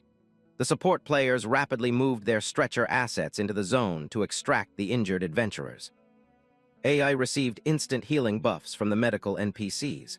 Her avatar still looked incredibly lagged out after finally dropping Shinji's hacked charm debuff. AI was loaded onto the stretcher asset, her character model completely covered by a blanket cosmetic. The entire lobby was going full tryhard to make sure absolutely zero unexpected wipes happened. Himawari camped the stretcher, staring at AI's model with a highly anxious expression. Her internal CPU was still actively trying to process the completely chaotic event logs she just witnessed. Suddenly, AI weakly opened her eyes and triggered Himawari's name in voice chat. Her facial animations clearly rendered a massive guilt debuff for all the friendly fire she dropped while her AI was hijacked. Tear particles aggressively rolled down AI's cheeks as she desperately tried to force out a genuine apology prompt. She was carrying a massive regret debuff for letting her account get turned into a bot to grief her own party. Himawari gently closed her eyes, actively suppressing the massive emotional chaos in her own logs. She completely understood that the friendly fire event was 100% not AI's fault. The female knight dropped a highly wholesome support smile, firmly holding AI's hand to buff her morale. She dropped a voice line telling her junior not to sweat the logs and just focus on AFK, regenerating her HP. AI panned her camera over to Haruka, who was currently standing AFK in the background. She mumbled a quiet, "Thanks for the carry," to Haruka for literally saving her account from a permaban again. Inside the temporary safe zone, AI was finally AFK on the bed asset, but kept aggressively spamming apology lines in chat. Himawari and Haruka were camping her spawn, creating an incredibly rare, low aggro environment. Haruka dropped a ping for Himawari to initiate the fast travel sequence for AI so she could get proper high-tier healing buffs. He confirmed he was going to hold his spawn here for a bit to finish clearing his active quest log. Himawari stood AFK in the massive lobby, her facial animations completely locked into a heavy thinking state. The ambient siren audio looping in the background acted as a massive lore reminder of how incredibly sweaty this dungeon actually was. Haruka closed the gap and dropped a quick HP check on her account. He was actively paranoid that Himawari might have tanked some hidden damage from that massive magic explosion earlier. She dropped a small smile, confirming her HP was 100% full, and threw him a quick thanks in chat. Her camera angle on Haruka was now actively rendering a new layer of absolute respect mixed with heavy curiosity about his new stats. Catching her emote, Haruka gently closed his eyes and dropped a massive sigh of relief, confirming his entire friend list was safe, and online was literally his absolute highest priority quest right now. Himawari stepped into his hitbox range, her bright blue eyes locking dead onto Haruka's camera.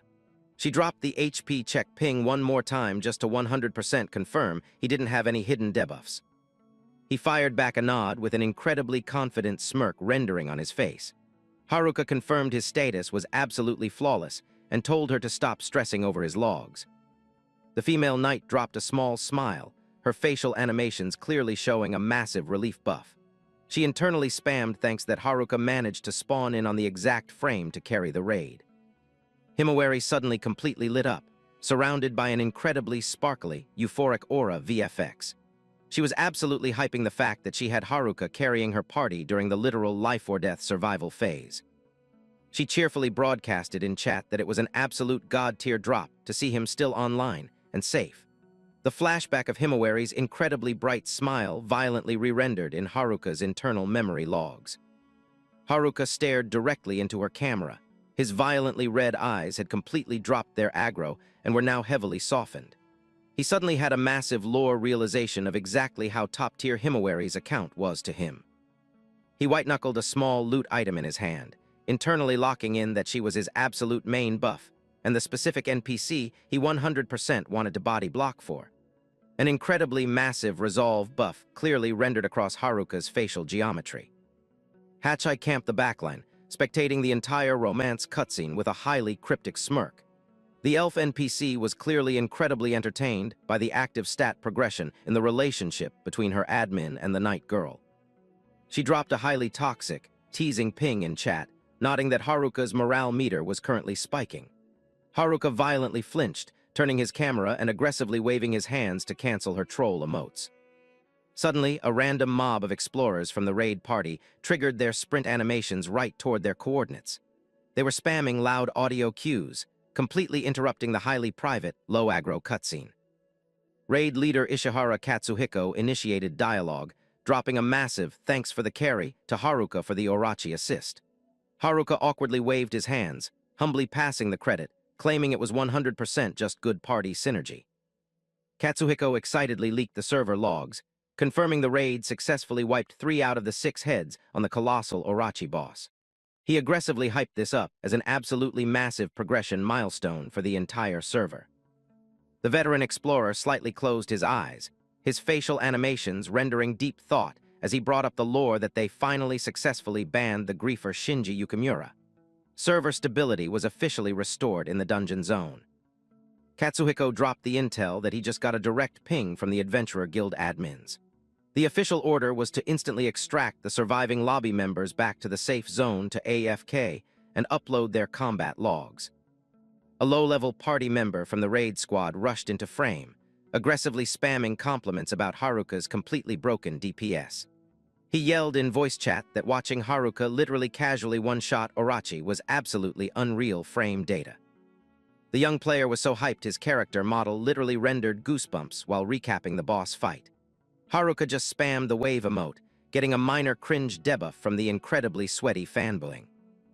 Hachi abruptly hijacked the audio mix, dropping an incredibly playful Master Tilda voice line.